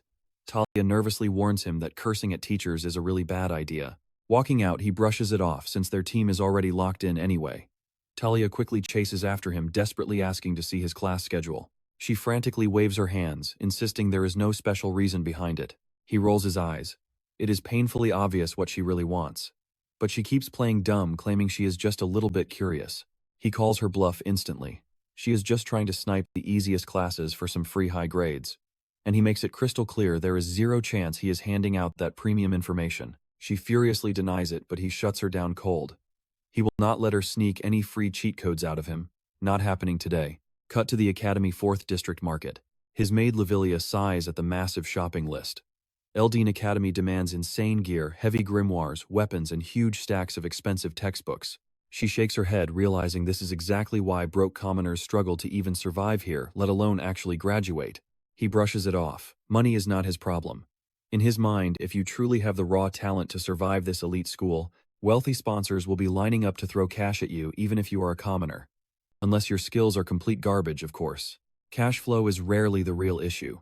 The bustling marketplace is packed and super loud, which clearly annoys Lavilia. He warns her to stay alert. This district is a chaotic melting pot, and literally anything can pop off here. You and I know trouble is coming, right? He tells her not to worry, but then he spots someone in the crowd and completely freezes. An angry shopkeeper is screaming at a young guy, telling him to beat it if his pockets are empty. He is just blocking paying customers. Knox instantly recognizes the guy. That is Leon von Marvis, the young patriarch of a top 3 dark family, a name that usually demands pure respect. But right now, Leon is completely broke. His entire noble family recently lost absolutely everything. Knox mutters to himself. Leon is actually a genuinely good dude, so he really hopes the guy can survive this humiliation. Leon bows his head, apologizing to the merchant. He explains he is just trying to negotiate a fair, reasonable deal. The shopkeeper totally loses it, screaming that picking up and weighing the same cheap items is not a purchase. It is just annoying. He tells Leon to take his nonsense and scram. Then he drops the ultimate insult, Eldane Academy. Standards must be dead if they are accepting literal beggars. The word beggar crosses the line. Leon snaps furious. He warns the merchant that his family may be poor, but he will never forgive that disrespect. Suddenly, dark, magical energy explodes from his hands. Knox panics. Has Leon completely lost his mind? He sprints toward the chaos, knowing that attacking a civilian over an insult is a massive mistake. Knox is actually pissed off now. The 4th district is packed with innocent bystanders, and this idiot is recklessly channeling highly dangerous dark magic. He yells back at Levi that Leon has gone totally berserk. Just look at his eyes, he is about to cause a massive disaster. Knox has to stop him. And trust me, we are about to see pure chaos. The shopkeeper screams, terrified of what Leon just unleashed. 2 undead skeletons materialize slowly, marching straight toward the shopkeeper. Stick with me here. We are jumping right into the chaos. Knox steps up and threatens the shopkeeper's life. But this foolish shopkeeper, he just yells right back. He calls them both rascals, screaming about how they dare try to step over a man of his status. He literally grabs Knox by the shoulder and heavily demands his true name. The young master turns around, his tone dangerously calm. He says he absolutely does not need to introduce himself. Scene cut to that night. Talia sits in her bedroom asking Emma about her new partnership with Knox. He still refuses to share his class schedule with her. She wonders if he is just acting shy because of stupid puberty. She urgently wants Emma to confirm this exact crazy theory. Emma flat out tells her there is absolutely no way to read that boy's mind, advising her to just calm down a little. Talia vents that she tried so hard to be mature. She avoided judging him, doing everything possible not to hold Knox back. But after all that effort, he just gave her ice. Emma sighs, realizing Talia is going to stay depressed for days at this rate. She really regrets her past choices, thinking she never should have praised Master Knox so highly if this was the final outcome. Flashback to the carriage ride. Talia asks her maid why her own fiancé acts so incredibly cold towards her. Emma blames the whole thing on puberty, which leaves Talia looking absolutely stunned. Emma explains further, saying that teenage boys usually act completely ridiculous. They constantly grumble and treat everyone like garbage. Looking back, Emma realizes this was exactly when Talia really started falling hard for him. Back then, she had no idea it would turn into such a massive headache. I know what you are thinking. Emma totally regrets her advice now, especially since she knows Miss Talia definitely likes Master Knox. Since everything ended up like this, she reassures Miss Talia. She firmly states that Master Knox probably does not actually harbor cold feelings. Talia desperately wants to know what she means. Emma points out that they are officially fiancés. He might be acting icy just to draw a strict line between their personal romance and their academy life. Talia warmly grabs Emma's hands, totally praising her for being a dating genius. Walking into her room, Talia declares her maid is an absolute romance pro. She promises to keep begging her for relationship advice whenever she worries from now on. Emma awkwardly apologizes, confessing she has literally never dated anyone in her entire life. Suddenly, Eleanor barges in. Emma steps up, formally introducing herself as the still Reiner family maid. She demands to know exactly why Eleanor is here. Eleanor smoothly introduces herself, mentioning they are on the same magic combat team, and asks if Talia has a quick second to chat. Emma sharply shuts her down, saying that without a prior appointment, she needs to schedule another date. But Eleanor drops the bomb. She is here to talk about Knox. That name instantly hooks Talia, and she steps much closer. Eleanor smirks, noting this is their second meeting today. Meanwhile, back in the alley, our young master stands firmly between the shopkeeper and Leon. He glares at the shopkeeper, asking if an introduction is really necessary. The rude guy mocks his white hair and bright purple eyes. Watch closely here. The shopkeeper suddenly freezes, realizing he might be facing the Reinhaffer family's newest academy student. The swordsman stares him down coldly, stating he absolutely hates repeating himself. Panic sets in. The shopkeeper stammers out an apology, blaming Knox's dark robe for his massive stupid mistake. Knox tells him to get lost, warning that he is feeling generous right now. He better not have to speak a third time. The shopkeeper bolts immediately. Leon steps up, claiming he was handling the shopkeeper himself. A magical skeleton creeps up. Knox grabs its skull and completely shatters it. As it vanishes, Knox mocks Leon, saying he might as well beg the Imperials for arrest. Leon totally gets it. Underage magic is highly illegal, and he admits his plan was completely reckless and terribly short-sighted. He quickly bows down right in front. He apologizes and genuinely thanks Knox for the save. The young master coldly tells him to grab his supplies and get out of there, and if he is short on cash, he should just use his. Knox casually tosses a heavy bag of gold coins. Leon catches the gold, extremely suspicious about this sudden charity. He confidently states that if Knox expects a lifelong debt from this, it is not going to work. The swordsman replies that those pennies are worthless to him, admitting he definitely has an ulterior motive. Leon nods, calling back his remaining magical skeletons. He figures this is just expensive hush money. Then Leon drops a bombshell. He feels the Marvis family's unique undead power radiating right off Knox. Leon flips one single gold coin high up into the air. And that is where we leave it. He breaks the deal directly, demanding to know why Knox possesses his family's forbidden power. Stick with me here, you're about to see some serious drama. Eleanor and Talia sit down, ready to finally talk. Eleanor watches her closely. Talia's reaction completely different from what she actually expected. Talia looks effortlessly elegant. Eleanor wonders, could Knox actually have feelings for this girl? Nah, she quickly brushes that crazy thought aside. A guy like Knox, he'd only see engagement as a total trap. So she decides to stop playing games and just be brutally honest. Without missing a beat, Eleanor drops a bomb. Knox is dangerously bad news. First off, he's literally the heir to one of the top 3 dark families. Plus those nasty rumors about him everywhere. But Talia fires back, she doesn't think he's bad at all. Eleanor is stunned. Does anyone else actually think like this? She calls Talia totally weird, wondering why such an honest girl would ever fall for a good-for-nothing guy like Knox. But then Eleanor sees real emotion in Talia's eyes. Feeling the heavy hostility and anger, Talia decides to set the record straight. Sure, Knox might seem a bit rough around the edges, but she absolutely refuses to believe he'd ever do something genuinely evil. He acts cold, so people misunderstand him, but that's just a tiny fraction of who he really is. She then casually drops that she already knows about Eleanor's marriage talks with Knox. But honestly, that alone is definitely not enough reason for her to blindly support him. And she fully knows it. Noble family marriage politics, they can literally flip overnight without warning. Talia admits that's not why she trusts Knox. Eleanor coldly replies that people never change. Talia smiles. Maybe. But she hopes she remembers one crucial fact: Knox saved her life. If he hadn't stepped in, she'd be dead right now. She bets Eleanor already knew that too. So why the constant suspicion towards Knox? Eleanor sighs, admitting she clearly crossed a line, and awkwardly suggests they just end this chat. She thanks Talia for her time. Talia offers a freezing goodbye, and Eleanor quickly leaves. Outside the hostel, Ella stands all alone, looking visibly crushed. Rick walks up, asking if the talk failed. Seeing her this upset is super rare. She turns and asks Rick, what's the single most important trait a merchant needs? He smirks. Obviously, it's having eyes that constantly doubt and stay wary of everyone else. She realizes that exact mindset earned her titles like Fox of Wealth and Star of the Finance World. but looking at him, she notices he's genuinely changed. Truth is, she actually has feelings for him. But she quickly tells herself that's impossible after all these years apart. Now pay attention here. Knox and Lion face off and the young master screams for everyone to run. Barrier magic. He shouts the warning and the crowd scatters. He realizes this just got super complicated. He knows Lion is completely obsessed with money, but keeping Knox's secret about using his dark family power absolutely impossible to hide from the world. Leon smirks, telling him that if he really wanted to negotiate, he should have brought something actually worth trading. The swordsman pauses, wondering if he really should have offered a deal. He straight up says this involves his family, doubting Lion would ever trade for something like that. Leon glares, asking why he's acting like they've known each other forever. Knox drops his full name, Leon von Marvis. He casually mentions that his bloodline is a top 3 dark family just like the Reinhaffers, wielding massive, unmatched influence. Leon steps up, warning him fiercely. He really hates that he's using the past tense. The young master shoots back. He definitely already knows his mighty family has completely fallen apart. He knows exactly how those traitors use territory disputes to overthrow the Marvis patriarch, stealing almost all their lands in the process.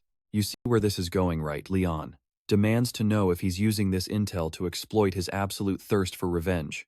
Knox instantly shuts that down. He doesn't play games for petty goals. All he actually wants, the complete revival of his own family. He wants the young patriarch recognized, pushing his family straight back to the absolute top of the entire continent. He asks Lion if that's his real goal. Leon smirks. Not a bad objective, admitting Knox actually read him perfectly. Then Leon asks the real question, how did he get the Marvis family's powers? Knox shrugs. Pure chance. He just recently found out this power connects to his family. Surprisingly, Lion actually buys the entire story. The swordsman asks if he's done interrogating him. Leon nods, totally satisfied, because Knox already handed him every single answer he needed. Knox realizes the truth. Lion never really cared about the power's origin. He just wanted to see how much Knox knew and why he dared to interfere in his business. Lion smirks, glad to have his answers cleared up, and actually thanks him for the backup today. He promises future payback, but trust me, you and I know it definitely won't involve spending money. Stick with me, you are not ready for this wild plot twist. He simply walks away, rejecting any repayment. The very next day, he steps into Noah's office. She quietly reflects on his mysterious light and lifeline. He knows it is finally time to supercharge his ultimate ability. Among every single broken power possessed by inner lunatic characters who hold that rare genius trait, Hour of the Genius is universally feared as the absolute strongest. Flashback to the real world. Chen sits alone in his room playing the computer game. You could basically call this insane scenario an ultra-rare expansion pack for inner lunatic. This time his room is totally spotless.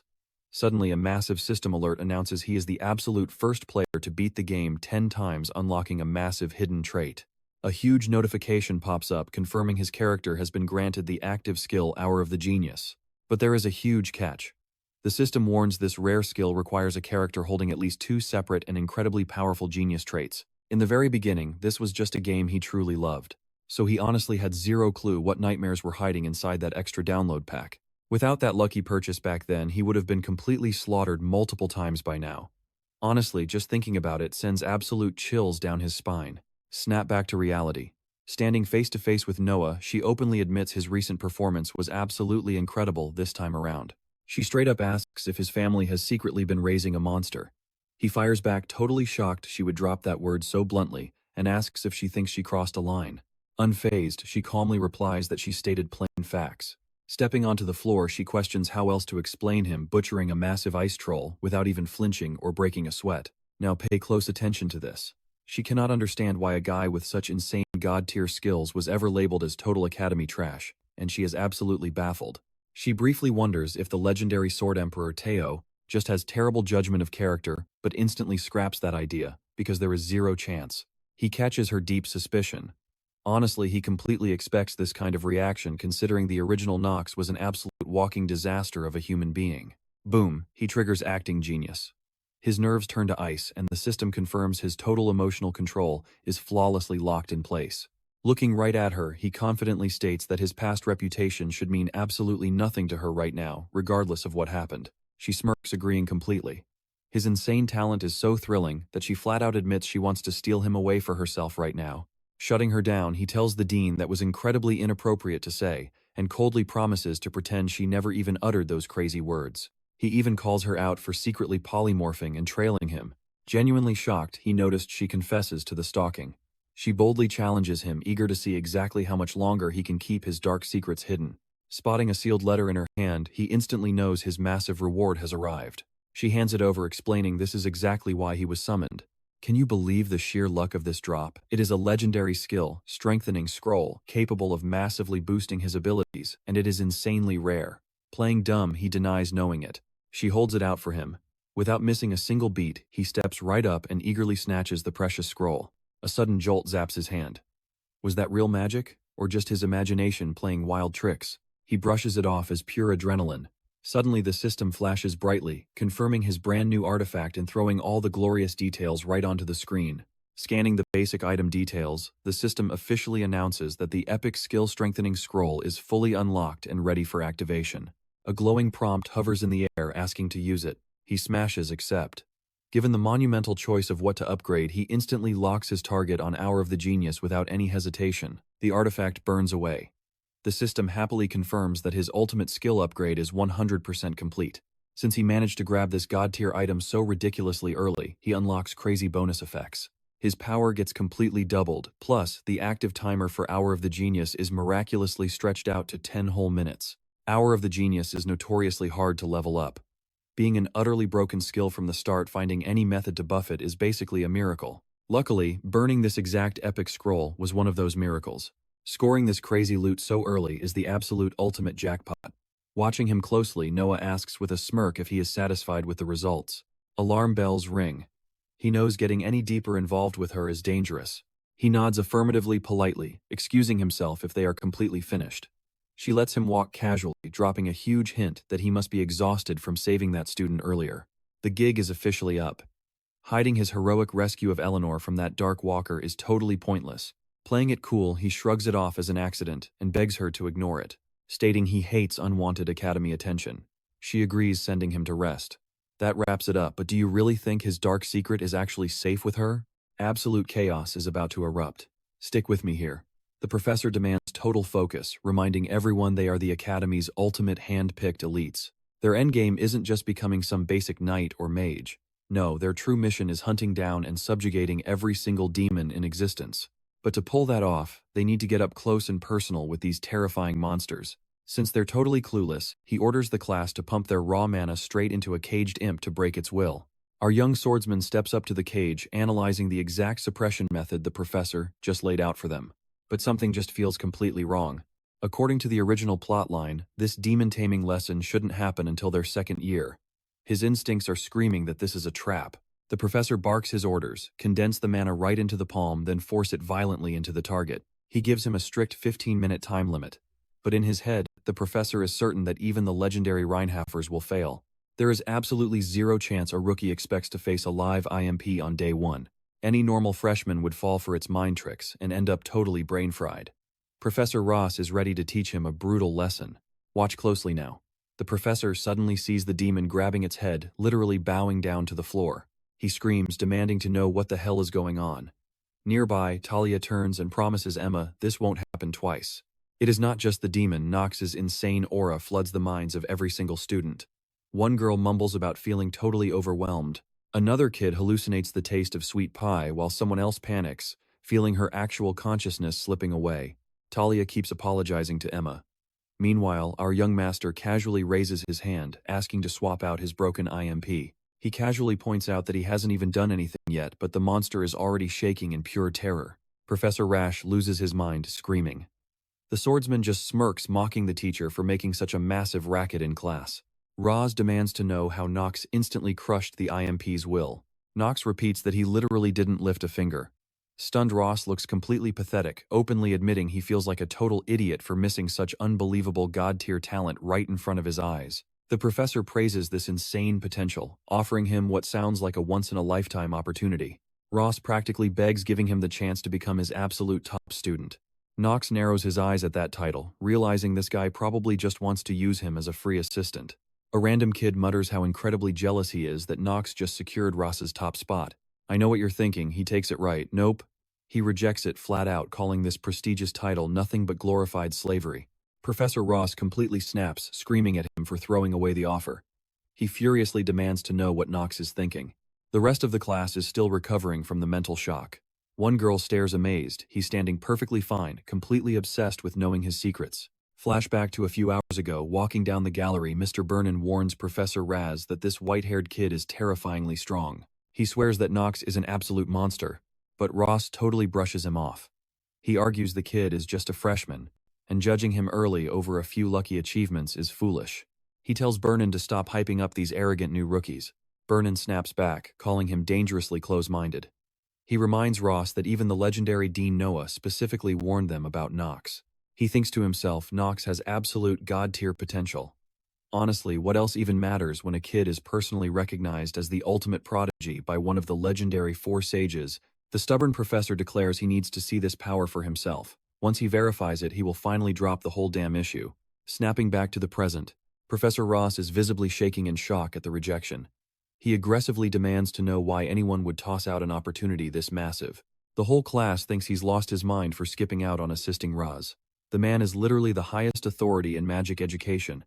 A guy whispers that thousands of elites would kill for that top spot, totally baffled that Knox just threw it right in the garbage. Another scoffs, claiming this arrogant move is exactly what you'd expect from the infamous trash of the Reinhaffer family, saying he basically kicked away a golden ticket served on a silver platter. Someone even yells that absolute failures like him shouldn't even be breathing academy air, but Knox stone cold. Their pathetic insults don't even make him blink once. He just sighs, thinking Eleanor is already a massive headache, wondering why these extras keep creating so much unnecessary drama around him. Suddenly a bold student shoots his hand up, asking permission to speak. That's where we leave it. He furiously questions why Roz favors Reiner over better students. Trust me, you will want to see what happens next. Stick with me here, he adds. His real strength is magic, claiming Princess Penelope and Echidna actually deserve that top student title way more. The swordsman completely hates this cocky attitude, sneering at how desperately he leeches off a rising family. But Knox just smirks. He considers him a smart bastard who knows exactly who to kiss up to. Knox decides to keep tabs on him. Meanwhile, Ross announces that as the professor he makes the final call, though he admits his word alone might not convince them. He knows nasty rumors could spread about him playing favorites with Knox's talent, so it is time to set the record straight. He loudly declares he will explain exactly why Knox is the absolute best choice for his top student. Right next to him, Knox just mumbles that he already rejected the offer, quietly cursing him out as a totally crazy bastard under his breath. Professor Ross explains reason number 1: Knox perfectly subdued the imp's mana. The young master realizes Ross's twisted logic. First off, for some unknown reason, Knox actually managed to completely suppress that tricky little imp. Even as a low-ranked demon, pulling that off is incredibly difficult. So honestly, it is no surprise Ross is completely fascinated by this guy. Number 2, his mana sensitivity is literally on a genius level. Knox knows Raz has studied magic for years. A veteran like him can easily spot who has god-tier magic talent and who is totally worthless. For all these reasons, Professor Raz proudly declares it is only right for Knox to become his disciple. Knox shoots him down firmly, repeating he is absolutely not doing it. But Ross just shouts back, begging him to reconsider and not rush such a massive decision. The swordsman tells Raz to wipe the drool off his face, suggesting he pick a better candidate instead. He warns him not to expect any gratitude here. Professor Ross looks completely confused and frustrated. Princess Penelope whispers to her friend that Knox is totally different from the nasty rumors. Her friend Echidna quickly apologizes, embarrassed and admitting her intel gathering skills really missed the mark. I know what you're thinking. Is he a hero or villain? She wonders the same questioning if Knox will be the Empire's guiding light or a dark looming storm. After all this madness, Knox bails from the classroom, totally baffled by Ross's sudden obsession. He shudders, remembering how Ross stared at him like he was a delicious piece of honey-glazed meat. The thought physically sickens him. He wonders why there are literally 0 normal people in inner Lunatic. Still, he sighs in relief. Having shaken off Raz for the moment, he figures he can finally enjoy some well-deserved peace and quiet. That night, Knox chills in his room. Lavilia asks if something terrible happened at school. He takes a shaky breath, then reveals something absolutely horrifying. He explains that Professor Ross is literally stalking him down the corridors inside the classroom. During lectures, Ross sits right behind him, constantly whispering in his ear to become his disciple. Even in the cafeteria, he does the exact same thing. But the absolute worst. In the bathroom, Ross literally climbs the stall door, begging him to accept, and the second he steps out of the toilet, Ross is waiting, asking if he has finally made up his mind. Knox snapped, yelling at him to stop and calling him a crazy bastard. But Professor Ross, he just laughed it off, totally ignoring the insult. Roz actually smiled, saying he absolutely loves how rough Knox is with his choice of words. The young master vents to his maid about this persistent bastard Professor Roz. Lavilia awkwardly points out that calling a respected professor a bastard might not be the best idea. Still, she asks if he means the same Professor Raz who is famous for being an absolute genius in magic theory. He nods, yes.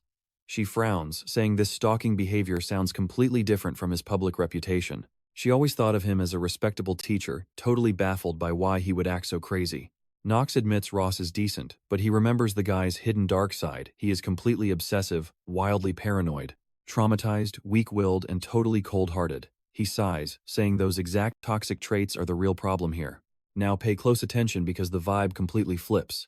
Late at night, guards desperately scream to stop someone from escaping, acting on the Patriarch's strict orders.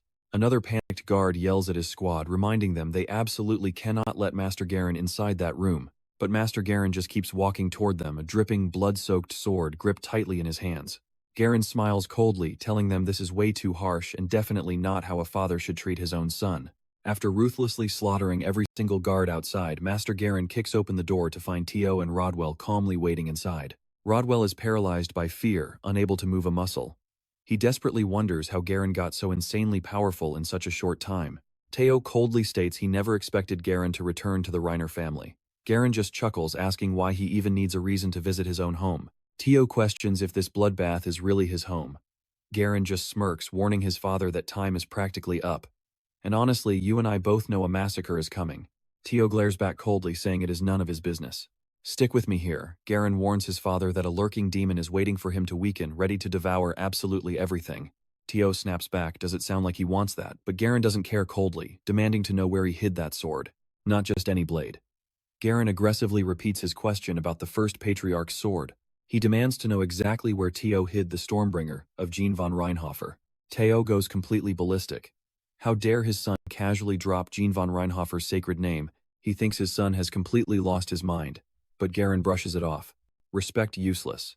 He insists the only thing that actually matters right now is building a massively powerful force. For a true, noble, absolute power is the only goal. His father roars back that he knows absolutely nothing about what truly matters. Garen smirks. If his dad knows so much, then why did he just leave that woman to die a brutal death? Off to the side, Rodwell fiercely clenches his fists. Bringing up such a woman in front of the Patriarch is strictly forbidden. Tio instantly freezes.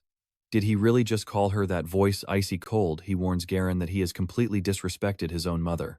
Garen snaps back that Priscilla von Aral is his one and only real mother. Pointing directly at the portrait, he calls that woman a massive mistake, just a pathetic guest overstaying her welcome in the Reinher family. Rage bubbling over Tio orders him out immediately. He warns him to leave before he actually chops his own son's head off. Watch closely right here. Garen shoots his dad a death glare, warning that he will regret this because the family is already prepared for his sake. Garen storms out, slamming the door. Rodwell looks at his exhausted master, deeply concerned about his condition. Tio quietly admits that he lost his cool, showing a completely unsightly side of himself. Rodwell quickly begs him not to talk like that, reminding his master about his sworn eternal fealty to the Reinher family. Still, he admits the harsh truth. If the world finds out Master Garen is working with a literal demon, things get dangerous. He strongly suggests to Tio that they need to pick a new successor immediately. As Tio weighs the heavy advice, Rodwell drops a perfectly timed letter containing some incredibly good news. Master Knox aced the Eldane admission test. Tio is completely stunned, suddenly remembering that the new dean of Eldane Academy is actually Noah. Rodwell adds even more hype, explaining that one of the 4 sages acknowledged Master Knox's talent. Although he still worries that Knox's overall growth might be lacking. You and I both know what this means. If he really has that insane potential, Master Knox might just snatch Tio's throne outright. Cut to the academy the next day. Professor Ross is practically begging Knox to become his apprentice. But his answer hasn't changed. Hard pass. He just doesn't want to. Desperate Ross offers massive support funds, promising he can graduate from Eldane Academy without paying a single dime. The young master just smirks. He already has endless cash, sarcastically asking if the professor forgot he belongs to the wealthy Reinher family. Ross instantly pivots, offering ultimate fame. The swordsman just stares at him. Why would a good-for-nothing need fame? It's a completely useless luxury. Ross begs him one more time to reconsider. Knox groans internally. His ears are seriously about to bleed from the professor's relentless nagging. Later that night in Knox's room, Lavilia chimes in. If Professor Ross is being this genuinely sincere, shouldn't he listen? She did some heavy digging on Professor Roz and found out something weird. This aggressive behavior is totally out of character. Apparently, rumors say he is an educator who normally only dedicates his time to helping the weakest students. Knox slowly nods. He can't just ignore this anomaly. Even if Roz is crazy, showing him exactly what he lacks should force the guy to finally back off for good. Lavilia completely agrees, admitting that she also found him acting super strange. Morning hits and Knox storms Ross's office. He straight up asks why a top-tier professor would desperately want a so-called failure like him as an apprentice. Ross flashes a smile. Simply because he is absolutely outstanding. But the young master isn't buying it. He demands the brutal truth: why need him specifically, and not any other genius on campus. Professor Ross leans back and asks if he has some time. Knox just shrugs. Since everyone treats him like a total good-for-nothing loser, having too much free time is his only specialty. Ross bursts into laughter, admitting Knox totally got him there. With a serious tone, he asks him to please listen to a long story.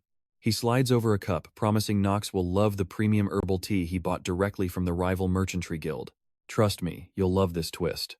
Professor Ross drops the truth: he desperately needs Knox to complete his mysterious research. Stick with me here. Knox is about to uncover a massive secret. The professor drops a bombshell. To achieve his ultimate goal, he desperately needs someone completely powerless. Someone with zero mana. He specifically needs Knox. Why? Because he absolutely refuses to watch another powerless person die without fighting back. Just like his own son did. Our swordsman is stunned. Playing the inner Lunatic game never revealed these deep hidden backstories for every single character. He suddenly realizes this world constantly throws wild, unpredictable situations right at him. Professor Ross keeps talking. He was actually born as the eldest son of the prestigious Viscount Celestia family, meant to lead them all. But he had zero natural talent. He only scraped into Eldane Academy, using pure book smarts, eventually working his way up to professor. Even then, his combat skills were absolute garbage. Everyone around him constantly mocked and looked down on him.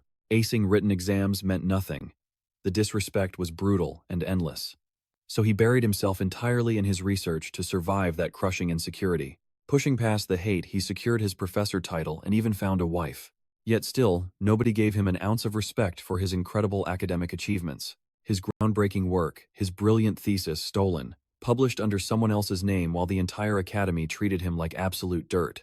Despite this living hell, he and his wife had a son. His precious only child grew up strong and actually got into Eldane Academy. The kid crushed every obstacle and proudly graduated. The boy promised to fight hard to build a legacy so the world would finally respect his father. Ross was beyond proud. His son joined the Emperor's personal elite squad, heading straight to the bloodiest front lines. He just wanted victory. He wanted to clear his father's name and elevate the Celestia family. But instead, that exact battlefield claimed his life. It happened almost instantly. A single weak arrow with just a tiny trace of mana hit him, and he was gone forever. Roz looks at Knox. Does this explain his crazy obsession? Why he dedicates his entire life to researching power for the weak? Now pay close attention here. In the brutal world of Inner Lunatic, tragic stories like this are everywhere, but Knox feels something shifting. Looking at the professor now, it hits completely different than just staring at him through a computer screen back on Earth. For the first time, Knox actually understands the crushing weight of this old man's loneliness. But Knox just apologizes. Hearing this tragic story actually makes his final decision crystal clear. He tells Ross there is another person perfectly suited for this role. Someone who will take this legacy far more seriously than him. He firmly explains that this mysterious person is exactly who the professor truly needs right now. Knox turns toward the door, casually dropping that he will catch him at the next lecture. Alone again, Ross stares at his son's portrait, whispering how incredibly similar his boy and Knox really are. You and I both know peace never lasts. Knox gets back, and pure disaster strikes. Absolute shock hits him. He demands Lavilia repeat exactly who just came back. The terrifying truth drops. Master Garen, the eldest son of the Reinhaffer family, has returned home. Just from his arrival, several knights are already dead. Pure rage boils inside him. He realizes that the first Crown Prince Louis and the absolute worst bad ending maker in all of Inner Lunatic have finally started making their moves. He quickly asks Lavilia if she visited the main estate recently. She nods, explaining that head butler Rodwell actually summoned them, so she went straight there with Rona. Knox knows Garen completely despises his mother, the second wife, because their father loved her instead of Garen's mom. Does Garen hate Knox too? If he does, this psycho might literally target Lavilia just to hurt him. Why does he always have so many enemies? He immediately interrogates his maid to see if Garen tried anything. She drops a bombshell. Garen tried to poach her. She explains the terrifying encounter. While standing in the hall with Rona, Garen walked past and instantly noticed her extraordinary aura. Garen demanded to know exactly who she was, having never seen her. She politely bowed, introducing herself as Lavilia, the personal and exclusive maid to Knox. He told her to cut the polite act. Recognizing her talent, he aggressively demanded she become his personal maid instead. He smirked, claiming she held enough raw ambition to fully satisfy him, but she bravely held her ground. She apologized, stating clearly that she already serves Master Knox and firmly rejected his arrogant offer. Garen snapped back, warning her to remember his absolute authority, and furious that anyone would dare refuse him. He accused Knox of just bribing her with massive cash. But she looked him in the eye and said she genuinely wants to serve Knox. That's where we leave it. Garen screaming that a mere commoner has no choice. Let's dive right in. You and I both know Lavilia respects her master, and whatever Garen's deal is, it doesn't matter. She is sticking by Master Knox's side to see what his next crazy move will be. Garen is totally stunned.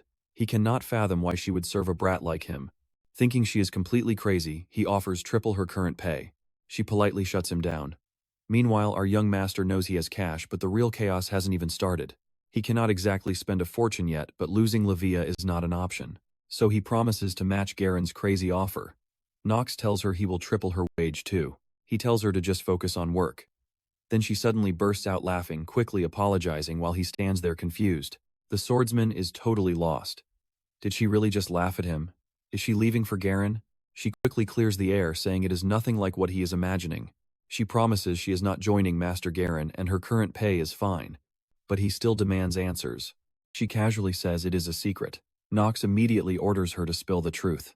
She claims something funny just crossed her mind. He sighs, warning her that her lying skills suck. Honestly, he does not care as long as she stays. But if he catches Garen, oh, that guy is dead meat. Once he gets stronger, of course. Cut to the next morning, students suffering through morning physical training. Every new student at Eldane Academy has to survive 5 mandatory, completely brutal classes. First up is Archive Empire history, diving into the creator god Ardahn's legendary past, and that forgotten ultimate unified Dorsham and Haret's kingdom. Second is horsemanship. Third covers the strict knightly academy etiquette. Fourth is basic empire magic. And lastly, the cursed stamina training, running and chin-ups, which Knox absolutely hates. Naturally, he hits his absolute limit during this exact session. His trainer finds him weird, calling him a mayfly. Knox has no idea what that means. Now pay close attention here. The trainer notes his insane short-term burst power, but when it comes to long-lasting stamina, he crashes hard, like hitting an unbreakable brick wall that he just cannot climb over.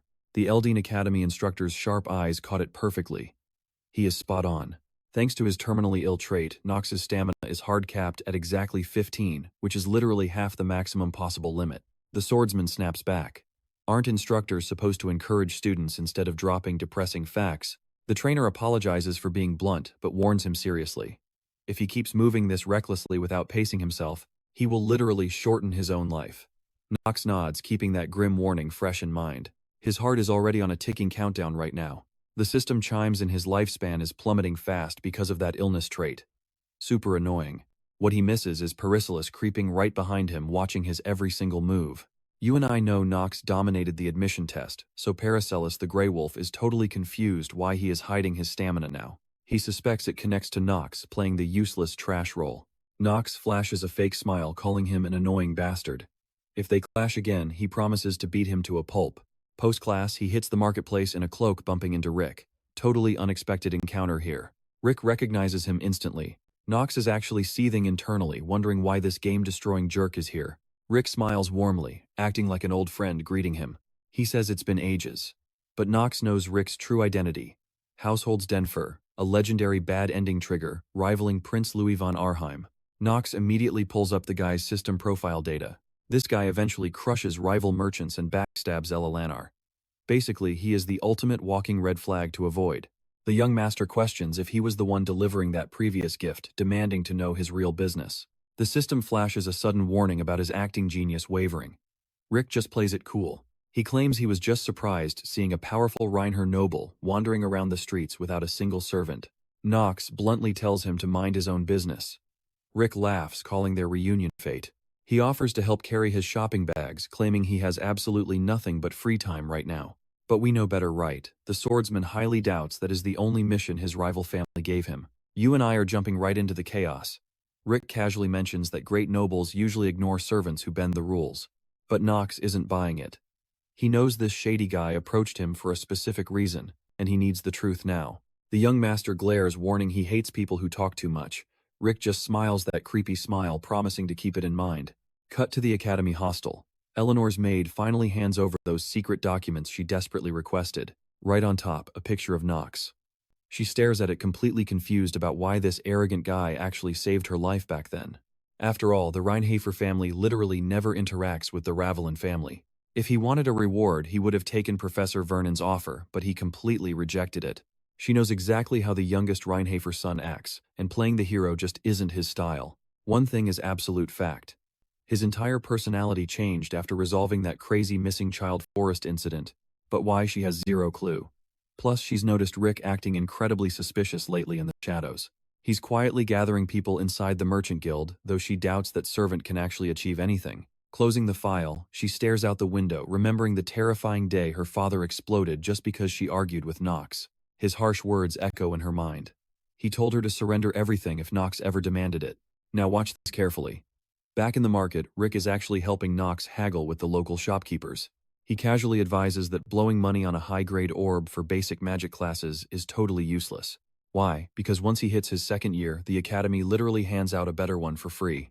As for alchemy gear, he points out that the pot and ladle must be forged from special iron. Rick explains they will mostly craft in the empty chemical room, so hitting the bare minimum requirements is perfectly fine here. He even points to a store linked to the Eleanor Merchant Guild, guaranteeing they can score premium items at dirt cheap prices. The young master hates to admit it, but Rick's raw talent for this stuff is absolutely undeniable. His con artist trait and negotiation skills are insane. Honestly, if this guy wasn't a demonic human, Knox might have actually recruited him. A little later, Rick smiles and mentions that Knox has probably bagged everything he needs by now. Knox nods, agreeing it's enough. But then he asks again, demanding to know why Rick tracked him down. Silence. So Knox snaps, instantly grabbing Rick by the collar and aggressively demanding the real hidden truth. Rick plays dumb, acting completely innocent. Knox violently shakes him, growling that wasting his time is a fatal mistake. Dropping the act, Rick smirks, noting this will be a fast chat. He promises to cut straight to the bloody point. Suddenly, magic flares. The young master feels an invisible barrier snap into place around them, instantly blocking out all outside sound. I know you see this coming. Rick offers him to betray his family and serve the first prince. Rick reveals his dark, corrupted chest. But Knox coldly states he actually serves a demon, not the prince. Rick's eyes narrow, confirming Knox knows way too much secret information. He makes it crystal clear his dark master won't appreciate that at all.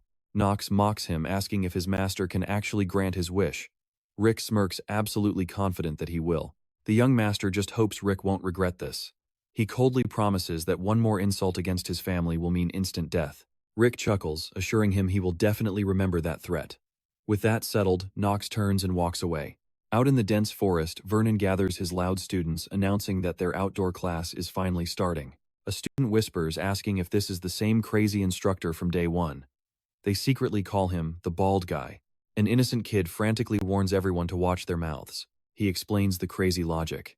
Calling someone with hair bald is totally fine, but calling an actually bald man bald, that is an absolute death wish. Vernon knows he cannot crush these academy brats just for insulting his hair. Sighing, he announces the exact location for today's brutal training. First, he points them toward the famous Clarial Plains area. It's an iconic Eldane Academy zone, filled with extraordinary magical plants. He reveals they are about to learn basic horse riding right here. He barks an order, telling them to mount their assigned horses or whatever beast they brought. One guy whines about not getting to explore the area yet.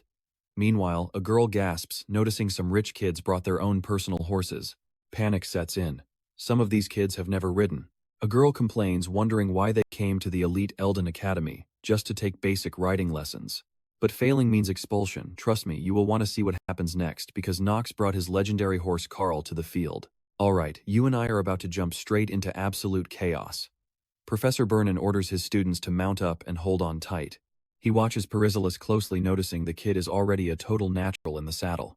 Makes sense, honestly. Paracelsus spent years surviving out east, so riding a horse or camel should be completely effortless for him. Meanwhile, some girls are whispering about Knox. They spot his gorgeous obsidian horse and wonder how a complete loser scored such an epic ride. Sure, the Reinhaffer family has deep pockets, but they still cannot match the massive wealth of their bitter rivals. Our young swordsman smiles. That is just the perk of being a veteran player. Vernon praises the class, telling them to slowly bond with their massive mounts. Once he sees everyone finally looking comfortable on horseback, the professor drops the bomb. It is time for the main racing event of the day. Panic instantly sets in. A bunch of students complain, shouting that starting a literal race today makes zero sense.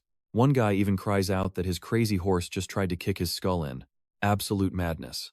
Another student whispers, asking if Vernon is just taking out his anger because someone made fun of his bald head. Bam! Vernon violently slaps that student, knocking him out cold. Ignoring the unconscious kid, he lays out the brutal rules. They must sprint their horses to a specific corner inside the terrifying nameless forest, then race back here. The first person to cross that finish line gets a massive bonus point reward. Knox thinks these rules are as thin as Vernon's hairline. Talia rushes over to chat, but he coldly tells her to mind her own business. He knows the dark truth. This basic riding class might seem boring, but today's event is actually a massive turning point. Now pay attention, because this is where it gets wild. In the original story, a demonic human makes its very first appearance here to fight the hero. The monster known as Roger shows up in this exact episode, trapping every single Academy student inside the nameless forest. Then the main protagonist teams up with the other cadets to crush him. That was how the plot was supposed to go. But there is no protagonist here. Surrounded by so many massive egos and strong personalities, he really wonders how this absolute disaster will unfold without a true leader. Overthinking will not save him right now. He needs to take action immediately. Talia calls his name again, asking to team up. She swears she is not scared, but just wants backup in case things go wrong in that highly dangerous forest. Eleanor scoffs, guessing Talia must be pretty confident to worry about others during a race. He straight up tells her to leave him alone. Eleanor walks off, leaving Talia to finally realize just how serious this competition is. Still, she kindly warns him that returning from the woods as fast as possible is crucial. She admits her riding skills are terrible, offering to let him go ahead. He just stares, tells her the race is completely irrelevant, and walks away.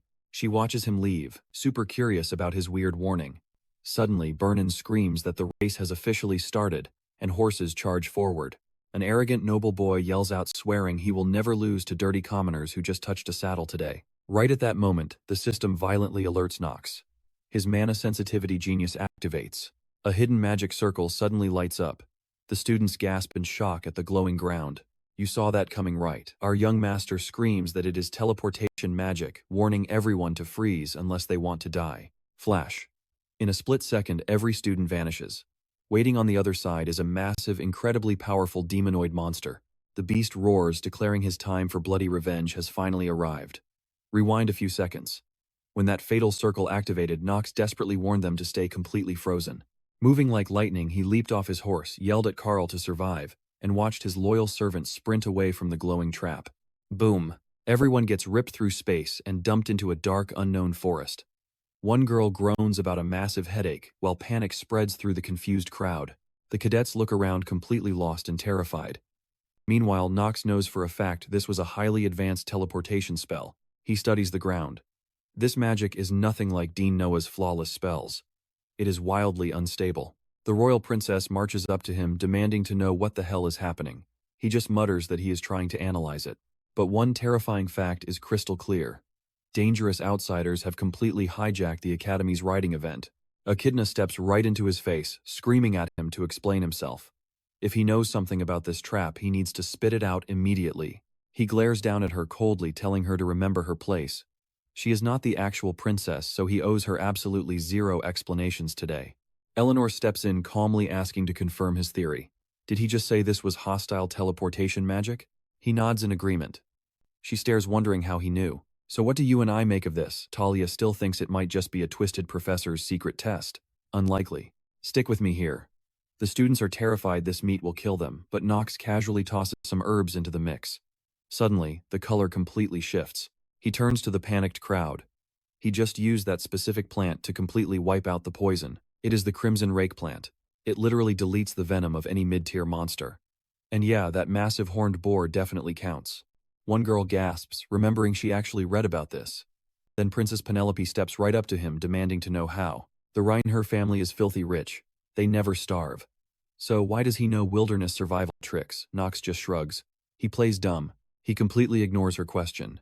Instead, he asks if she wants her steak rare or medium rare. Well done is not even an option, because in his past life playing this game, he remembers a strict rule.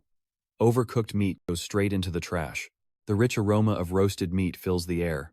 The starving students instantly huddle around the blazing fire, mouths watering. Meanwhile, out in the forest, Roz is galloping on horseback, urgently contacting Dean Noah, that demonic human, at least mid-tier or worse. He warns her the Academy is taking this deadly seriously. He and Professor Brennan are rushing to rescue the kids right now, especially since all the other top-tier professors are away on separate missions. But suddenly, they hear a loud, familiar crunching sound. You and I both know she is completely insane, but Brennan is praying she isn't actually eating snacks during a literal death crisis. Roz cannot believe it. He asks if she is seriously snacking right now. Dean Noah just chuckles. She tells them to calm down and stop panicking so much.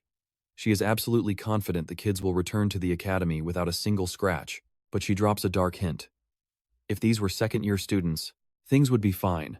Brennan loses his mind. He screams that they are just first years. They barely started at the Academy. They are basically helpless sitting ducks out there in the dark. Ross completely backs him up. These poor kids have not even mastered basic defensive spells yet. Click. She just hangs up the call. Both professors are left sitting in absolute stunned silence. Professor Brennan snaps. He screams that he will handle this himself and forcefully turns his horse right back around. But Ross refuses to quit. His #1 apprentice Knox is out there. He swears he will not let that boy die in this cursed forest. He spurs his horse forward. Meanwhile, back at the camp, the students are finally resting around the warm campfire after eating. They suddenly notice Knox casually pouring the beast's blood everywhere. Paracelsus quickly explains the strategy.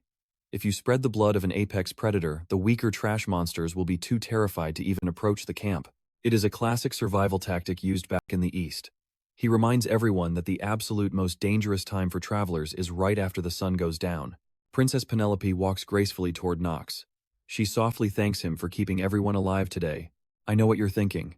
A sweet moment, right? But Knox stays ice cold. He says they are still surrounded by monsters. Plus, that insane dark mage is still actively hunting them down. The princess nods. She gets it.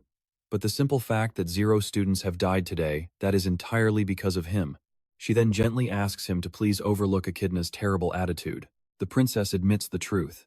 People are just blindly prejudiced against dark magic families. It is a toxic stereotype they cannot escape. Knox stares at her. Why does she care so much? He hates where this conversation is heading right now. He coldly tells her to back off. She shouldn't waste her royal pity on trash like him. He is just a total failure tossed aside by his own dark bloodline. If the imperial family caught her talking to him like this, they would absolutely flip. She just smiles. That is one perspective, sure. But her goal is saving lives. And if she has to make a literal deal with the devil to save more people, she would do it instantly. Knox narrows his eyes. That is a highly dangerous thing to admit. She giggles and plays it off as a joke. But Knox isn't laughing. He senses something shifting behind her eyes. Because here is the brutal truth. Everyone calls her the Princess of Kindness. But her true nature, she is a ruthless, extreme utilitarian willing to sacrifice anything. She is a terrifying wildcard who would gladly throw away her own life to achieve her ultimate goals. That sweet nickname could easily morph into the cold-blooded princess. Snapping back to reality, Knox barks an order. 4 people to a group. Get the tents up now. He pulls out some spare clothes from his inventory, telling the freezing students to come grab a set. Having a magic dimensional pocket is honestly way too convenient. One guy whispers to his friend, "That is the crazy Reinhaffer family for you." Legend says they throw their 5-year-olds off massive cliffs just to train them. The swordsman overhears and shakes his head. The rumors are absolutely wild, but hey, that is the dark magic reputation for you. He quietly mutters to Talia that they need to stay on high alert. Confused, she asks him what he means. He stays silent. He just orders the crew to set up a strict night guard rotation. Meanwhile, Knox steps into the shadows. Time for his real work to begin. Trust me, we are just getting started. Because he remembers a deadly ambush from the Academy's 2nd episode is about to drop. Stick with me here. If they do not eliminate that barrier mage fast, beating this scenario becomes completely impossible. If that mage stays alive, their entire story ends right here in failure. Suddenly, every single student starts falling fast asleep. But wait, Pell catches a weird noise and bolts upright. He screams, jolting everyone awake. He warns the princess they are in massive trouble. A massive swarm of mana-fueled beasts is closing in fast. The students instantly scramble to prepare for combat. Echidna quickly pulls the princess right behind her. Elsa yells that the horde is attacking. She screams that Hornboar blood means nothing against these overpowered monsters, desperately asking what their next move is. Talia panics, shouting that Knox is missing. Leon calmly steps up, revealing Knox stepped away and left this entire battlefield completely in his hands. Echidna furiously yells that Knox acted so tough about protecting the princess only to vanish. Leon insists he never ran away, but she absolutely refuses to buy it. She tells everyone there are way too many beasts and this is straight suicide. Another girl nods in terror, crying out that surviving this massive wave is just impossible. Leon shuts down the panic and unleashes his magic. The princess watches in pure shock, completely stunned by his absolutely ridiculous overflowing pool of mana. Now pay attention, Leon is super curious about Knox. Who is this guy, and why did he trust him with such insane responsibility? Right before vanishing, Knox tossed him a magic diamond, and literally named him the brand new patriarch of the Marvis household. Leon opens his spellbook, knowing perfectly well that the outcome of this massive war rests entirely on his shoulders. Beasts rush his magic circle, but they are instantly wiped out. Glowing magic warriors spawn and start butchering the horde. Meanwhile, our young master finally tracks down Rugger at his cave. The system suddenly chimes in his mana sensitivity genius, completely neutralizes the restraint magic. Plus, that lunatic robe bumps his attack power up by 1.2 times. He shouts straight at Rugger, mocking him and demanding to know how long he plans on hiding. Rugger chuckles at the disrespect and steps out of the shadows. He laughs that a basic academy kid actually found his secret spot and still has the absolute nerve to challenge him directly. Knox instantly triggers his acting genius. He sneers at the monster, saying trash talk only works if you have actual skills to back it up. He tells Rugger to learn his proper place. Absolutely furious, Rugger lunges forward. But Knox effortlessly blocks the demonic strike with his blade and casually swats him away like a fly. Rugger stares back in pure shock, terrified of his true identity. The young master smirks, saying there is absolutely zero need to explain himself. Rugger lets out a raging roar, vowing to smash those cocky words right out of his arrogant mouth. This time Rugger goes all in. But with just one clean sword swing, Knox slices his entire arm right off. I know what you are thinking, epic fight, right? Wrong. Knox tells him this is over. He does not even need special skills because the massive power gap makes Rugger look totally pathetic. Despite Rugger stealing all that borrowed demonic power for himself, he is still just a flawed human. Rugger forcibly regrows his arm and glares, asking if Knox is genuinely crazy enough to think he won. The swordsman quickly realizes Rugger is practically garbage compared to his current level. He parries Rugger's strike and triggers his combat genius. The system immediately confirms the enemy attack has been completely shut down. He taunts the villain, laughing that those weak attacks are pointless, and fires up his acting genius. He casually grabs the raging monster by its arm and body slams him. Rugger bitterly regrets not being more careful. This supposed trash from House Reiner has completely destroyed all his grand master plans. The young master violently twists that freshly regenerated arm, pinning him hard. Rugger shrieks in fury, asking how he dares disrespect someone with Archduke blood. Knox just smirks, telling him playtime is over, and says his final goodbye. Just before the fatal strike, Professor Ross rushes in, begging him to stop. He drops a bombshell. Rugger is actually his own personal apprentice. Ross frantically apologizes for the chaos, but swears that this crazy connection is true. He confesses Rugger is his disciple. Rugger completely snaps, screaming at him to shut up, demanding if he ever truly treated him like a student. He viciously accuses Ross of throwing him away after he lost his arm in battle. Rugger spits that Ross kicked him out the second he became useless. He calls the old man totally delusional for still acting like his precious teacher. The professor sadly admits he abandoned him, but desperately swears it was not for those selfish reasons. He explains he pushed him away out of pure love, terrified that Rugger would suffer the exact same horrific fate as his own dead son. Kicking him out was literally his only option to keep him safe, since Rugger was obsessed with dying in combat. So what do you and I make of this mess? Rugger rejects his pity, snapping that his arrogance turned him into the Academy's ultimate discarded trash. Ross, stick with me here. Ross is absolutely stunned, asking if the twisted magic Rugger sacrificed everything for truly looks like this nightmare. He begs to know if this was the power they both wanted. Rugger just smiles, admitting he knows he is already too far gone. Then bam, Rugger breaks right out of Knox's grip, lunging at the professor. He screams that he is dragging him down to hell with him. Rash yells back, realizing that this nightmare simply cannot be reversed. But before Roger even gets close, our young master flashes right between them, blocking the attack. He mocks the monster's speed, and in a blinding blur completely locks him down from behind. The system suddenly pings. His acting genius skill just maxed out, and his synchronization with the game character has massively spiked up. The swordsman casually tells Rugger that throwing a tantrum is seriously inelegant. Meanwhile, the system flashes a red alert. He is dangerously close to losing his mind. One brutal sword swing. It is over. Rugger is dead, leaving Professor Ross crashing to his knees, openly sobbing over his fallen student. Ross desperately asks what he should do now. Knox just stares, wondering what Ross actually means. Ross breaks down crying that his entire thesis was created just to protect the weak. But looking at this tragedy, he feels his lifelong research is completely and totally meaningless now. He admits he could not even save his own apprentice. He questions the point of continuing his work, feeling like he has totally lost his true purpose in life. Knox honestly wonders how he even cared for that demonic freak. But our young master knows this is just a necessary evil. He desperately needs Ross's thesis published to unlock the game's artifact creation and power scaling systems. For all that to happen, the professor absolutely must keep researching. But is that really his only motive? Now pay attention here. The system flashes a giant warning. His real emotions are bleeding through, making his acting genius waver completely. He coldly tells the professor that his tragedy means nothing to him. Knox decides that ruthlessly manipulating Professor Raz right now is his best possible move. He boldly tells him that his research is completely worthless. Ross angrily asks if he cannot see how powerless he is. He replies that he saw it, and honestly he looks pathetic. But then it clicks. Ross has broken through his defenses, which is exactly why Knox is hesitating.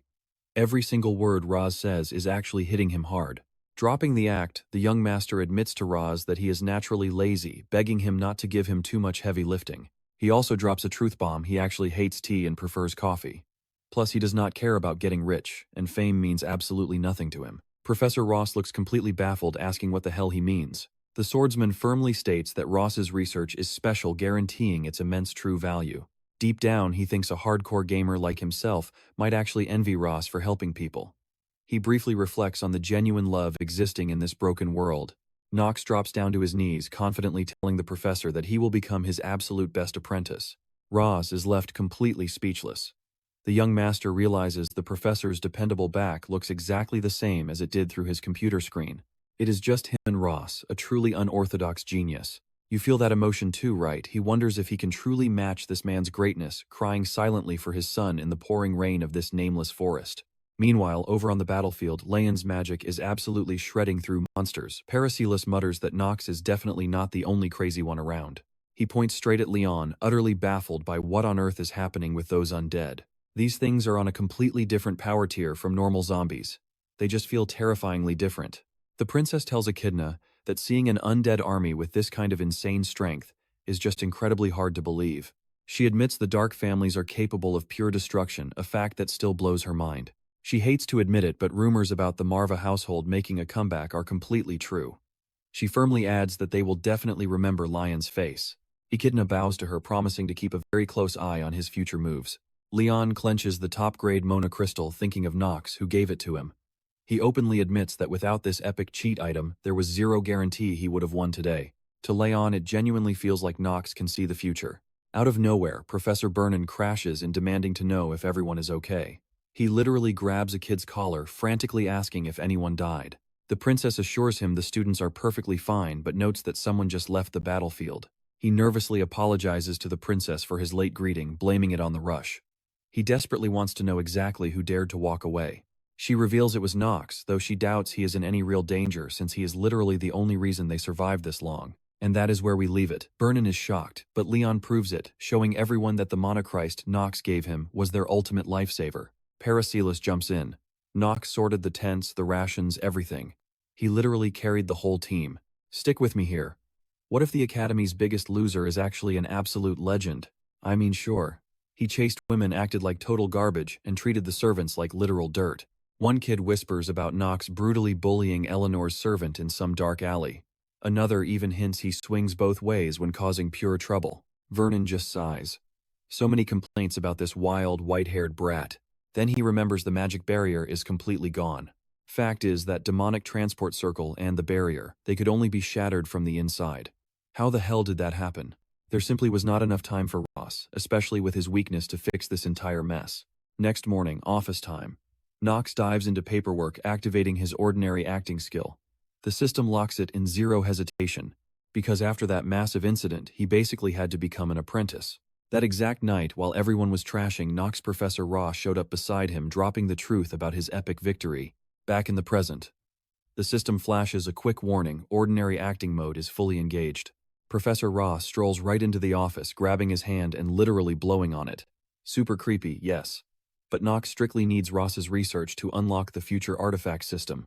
Now pay attention. In the original game, Ross never dies. But reality, totally different now. Knox knows the bitter truth. If he does not save this crazy professor, he is doomed. Suddenly, Ross actually tries to kiss his hand. Knox instantly reacts, smashing an elbow straight into his face and launching him backward. He drops a quick apology. Ross was just being way too weird and instinct kicked in the second he got touched. Ross sits there with a bloody nose brushing it off. He knows Knox hit him on purpose, so there is zero need to play shy about it. And then, the absolute madman just starts laughing. Knox glares, pointing out that Ross annoyed him on purpose. Oh, and he casually reminds him that strict Empire harassment laws actually exist. Ross just smirks. For a kid, playing the role of a completely worthless, spoiled noble brat, he sure is speaking some genius-level facts. Ross pauses, mocking the Empire laws. He points out that if you look at the real dynamic between a commoner and a high-ranking noble, you quickly realize those legal protections collapsed a very long time ago. Knox fires back. That is definitely not how an elite professor of Eldane should be talking. This place is literally run by the Imperial family. Ross just shrugs, it hardly matters, assuming his star pupil keeps quiet. Knox thinks this guy has totally lost his mind. But then Ross drops a bombshell. He officially recommended Knox and Lion. A direct recommendation to the Imperial family. They finally get VIP access to the Eldane treasure vault to claim a legendary artifact. Ross flashes a special access bracelet. Knox stares in pure shock. Did this crazy professor actually pull this off? Ross nods with a grin.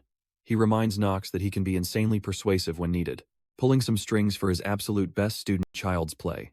He tells Knox not to sweat it at all. Knox jumps right up, faking pure anger.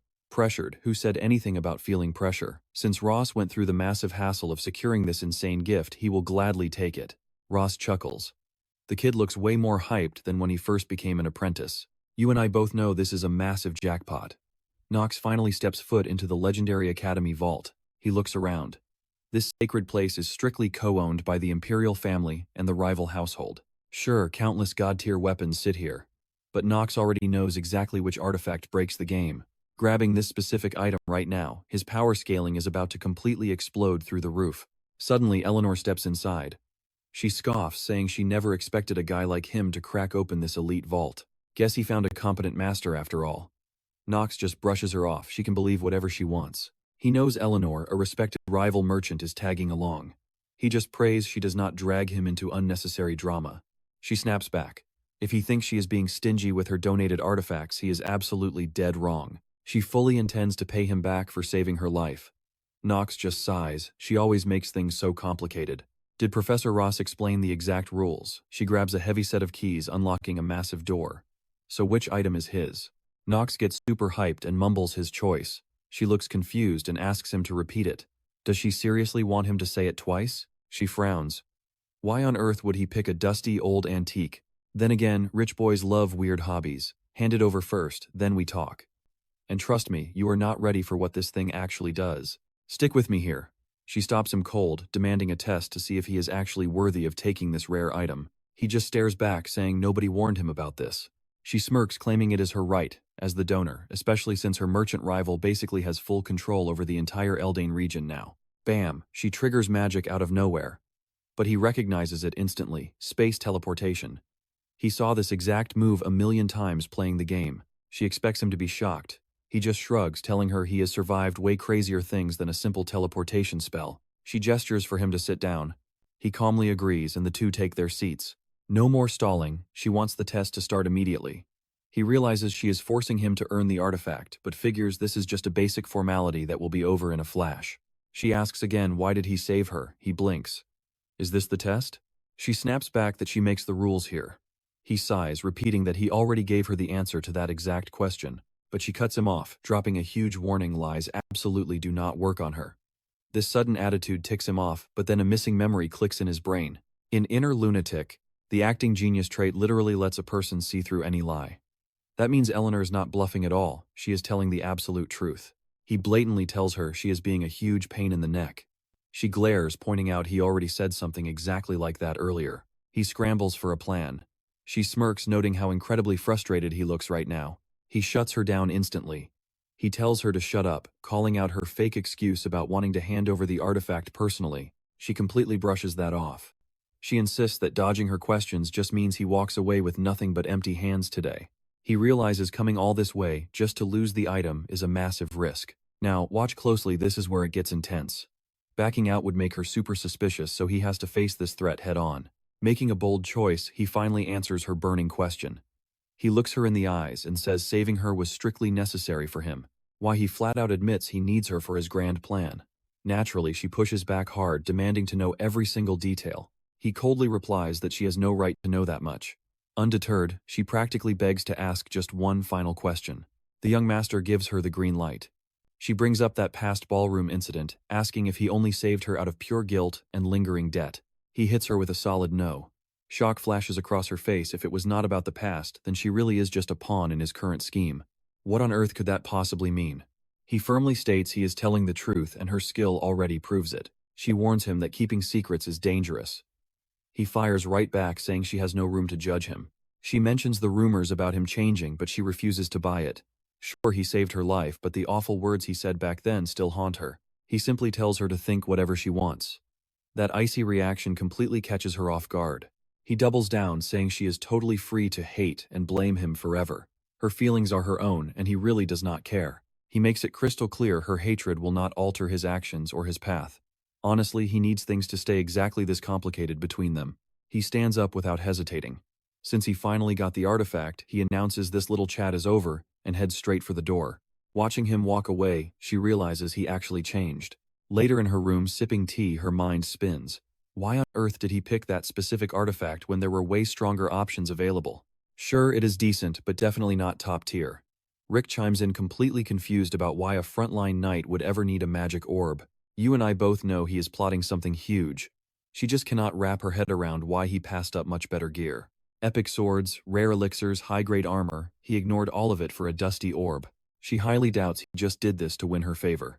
Rick cuts in, telling her to stop overthinking the whole situation. After all, the guy walked away without causing any actual trouble for them. She frowns, wondering if she should really just brush it off that easily, but then again, there is absolutely nothing else she can do. Switching gears, she asks Rick for a quick business update. He proudly reports that Capital Nobles and Talon Feather are buying out their rival products in massive sweeping numbers. He smiles, giving her all the credit for their success. That puts a satisfied smirk on her face. She orders him to keep eyes on Knox and report back the second anything suspicious happens. He bows to her command, telling her to rest easy. Meanwhile, back in his own room, Knox sits quietly gripping the mysterious new artifact. Ding. The system confirms he snagged the Great Sage, a top-tier advanced orb. And trust me, looking at these insane new skills he just unlocked, you are going to want to stick around for what happens next. Stick with me here, because getting this insanely overpowered item right now is pure dumb luck. He triggers the artifact and it hovers right up. Eleanor honestly has zero clue how broken this thing actually is, mostly because it requires a highly specific trick. Boom, system warning. The hidden conditions aren't met yet, meaning the item's true power stays completely locked. To awaken its true form, he must speak the original owner's actual name. That instantly maxes out its grade. And get this, the original creator. One of the 4 legendary sages appearing way later. In his old gaming days, he literally abused her character as his personal magic teacher. But popping it now is way too risky, it would expose him instantly to her.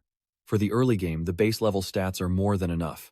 Lavilia stares super confused why he grabbed a random orb when Eldane's hidden vault is stacked. She knows for a fact it's packed with crazy gear for knights. He just blinks. Did I not mention I'm using magic too? I need gear for both.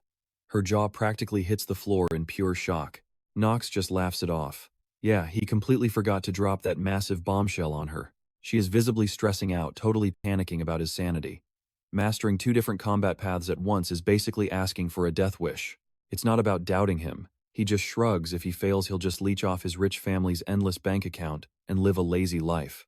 She sighs, admitting she was just bragging to the other maids about his crazy work ethic. He flashes a tiny smirk. Not like I ever asked you to be my hype man. She crosses her arms, calling out his absolute trash attitude. He just grins. Hey, I am the family disappointment. She fires back that he's a total player. He instantly denies the baseless rumors. But she isn't buying it, claiming she's heard the wild gossip. Even the clan patriarch was a massive playboy back in the day, though he is seriously paying the price for it now. He admits he had zero clue about that drama. He drops onto his bed, but then she drops a heavy letter right on his lap. It bears the royal seal of the imperial family, and it's strictly for his eyes only. He bolts upright instantly. Why on earth are the royals contacting him? Echidna was the one who personally handed it down for delivery. Knox just stares at it, completely bewildered as to why the royal princess is suddenly taking such an intense interest in a guy like him. Now pay close attention because unknown variables are exactly what gets players killed. He opens the letter. The ink reads clearly, thanks to his insane actions from before, her royal life was saved. Because of that, strict imperial law dictates she owes him a massive formal reward. She is officially summoning him to Talonfeather, the capital city, to collect it. Departure is set for exactly 9 p.m. in 3 days. Lilia prays he accepts this huge royal honor.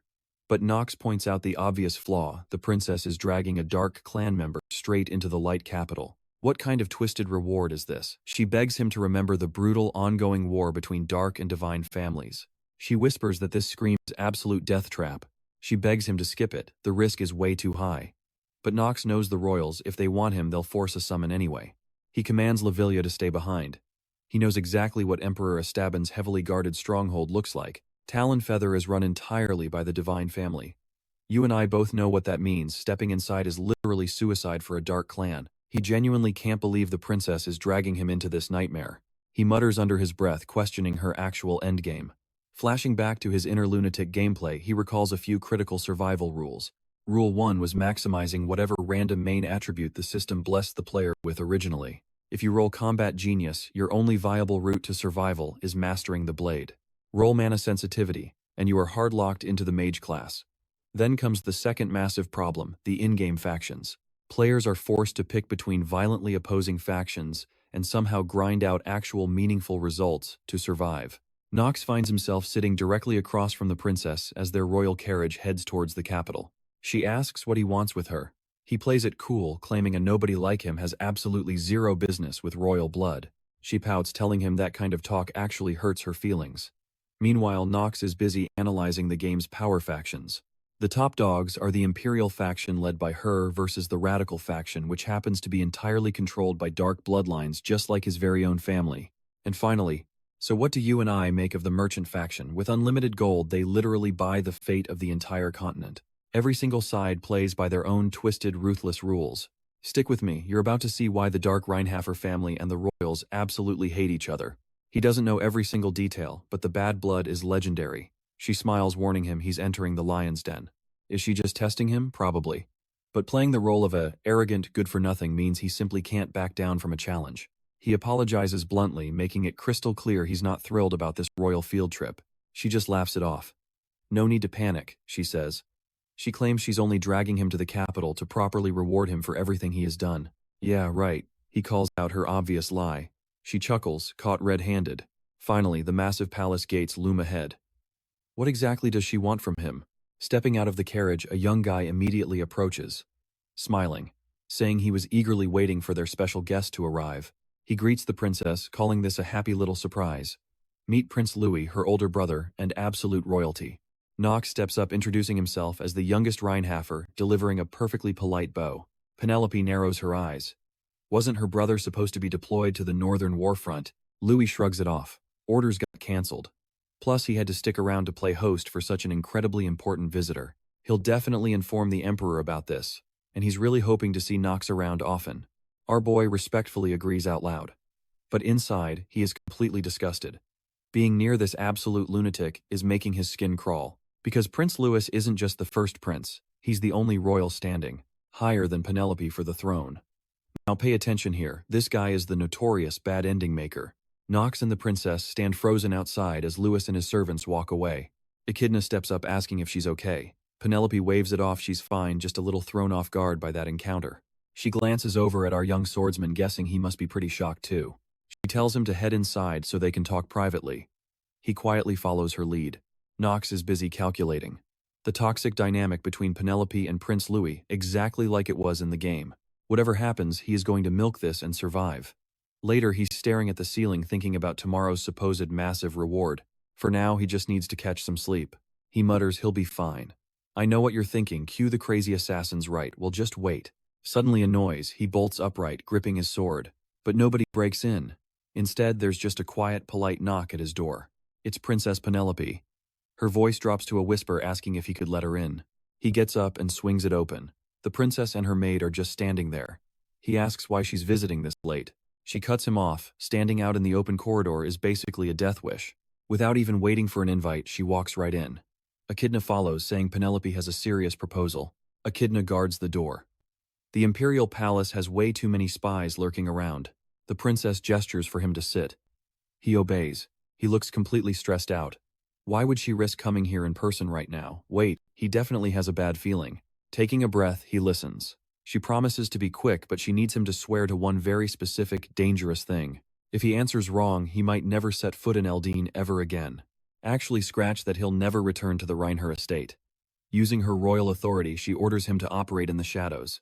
Knox saw this coming a mile away. He lays it out.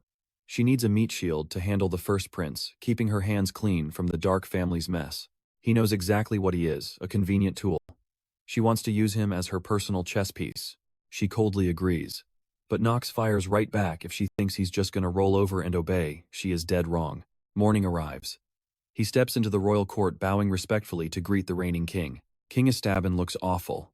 Honestly, he seems half dead or completely hammered, barely lifting a finger to acknowledge them. This is Esteban, the legendary Knight of Light and Lightning. The once legendary powerhouse of the Archime Empire completely lost his mind. So what do you and I make of this? Now he's just known as Esteban, the Foolish. Penelope walks into the throne room next, bowing to Esteban, the great son of the Empire. Then Prince Louis speaks up. Stick with me here because things are about to get absolutely wild. A courtier whispers that the young master wants a massive favor from his father, likely a reward for saving imperial blood. The young swordsman casually replies that he just did what was strictly necessary. He remembers Prince Louis took over the house right after Esteban fell from power. It is time to play it safe and stay cautious. The prince loudly declares the imperial family will grant a grand gift to the Reinhaffer knight candidate who saved his precious sister. He tells him to speak freely and ask for whatever he desires. Knox nods and drops a bombshell, asking for permission to enter the legendary Arc River. The entire royal court gasps in absolute shock. See, the Arc River is strictly restricted to royals and divine families. Why? Because it literally boosts your stats at random. Absolutely broken. Prince Louis sneers, muttering that this famous good-for-nothing sure has a lot of nerve. Dark family trash is all the same. One minister screams right at our swordsman, declaring that this request is completely impossible to allow. Another official yells furious that a Dark family kid wants Arc River access. Saving the princess or not, they think he is stepping way out of line.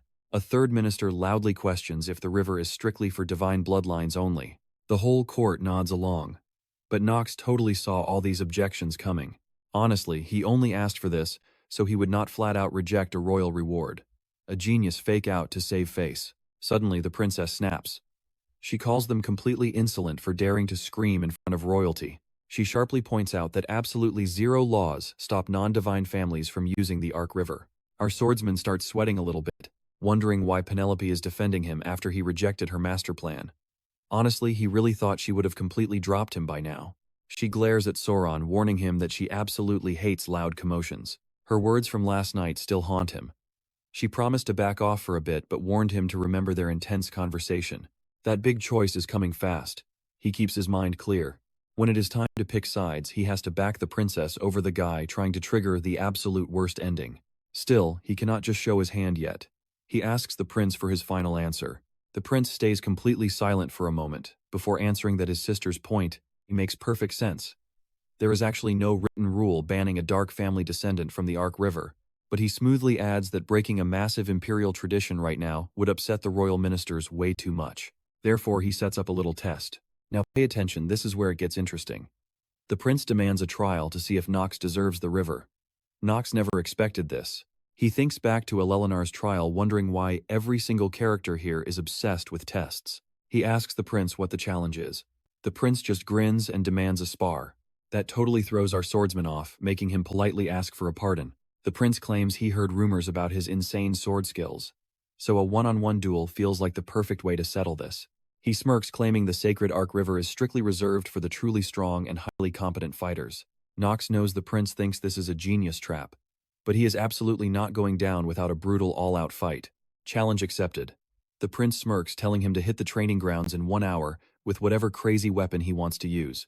Knox respectfully bows down, promising to give it his absolute best. He leaves the court, but the princess chases him down. She angrily asks if he has a death wish and knows her brother's real plan. You know where this is going, right? Winning or losing literally does not matter anymore. Her brother is basically just trying to show off. She explains her brother just wants to crush him to publicly humiliate his dark family. Knox calmly replies he already figured out the trap. Even if he wins, the prince will claim the impure dark family's youngest son tried to assassinate him using it to strike back. And if he completely loses, the prince's fame skyrockets. He will brag to the entire empire about crushing a rising star. It is a total lose-lose situation. Confused, she asks why he accepted the rigged fight. He just smiles, asking what she would do if a third option existed. She asks what it is. Trust me, you will want to see this. He chooses to win the fight and survive. Stick with me here. She asks about supporting that choice.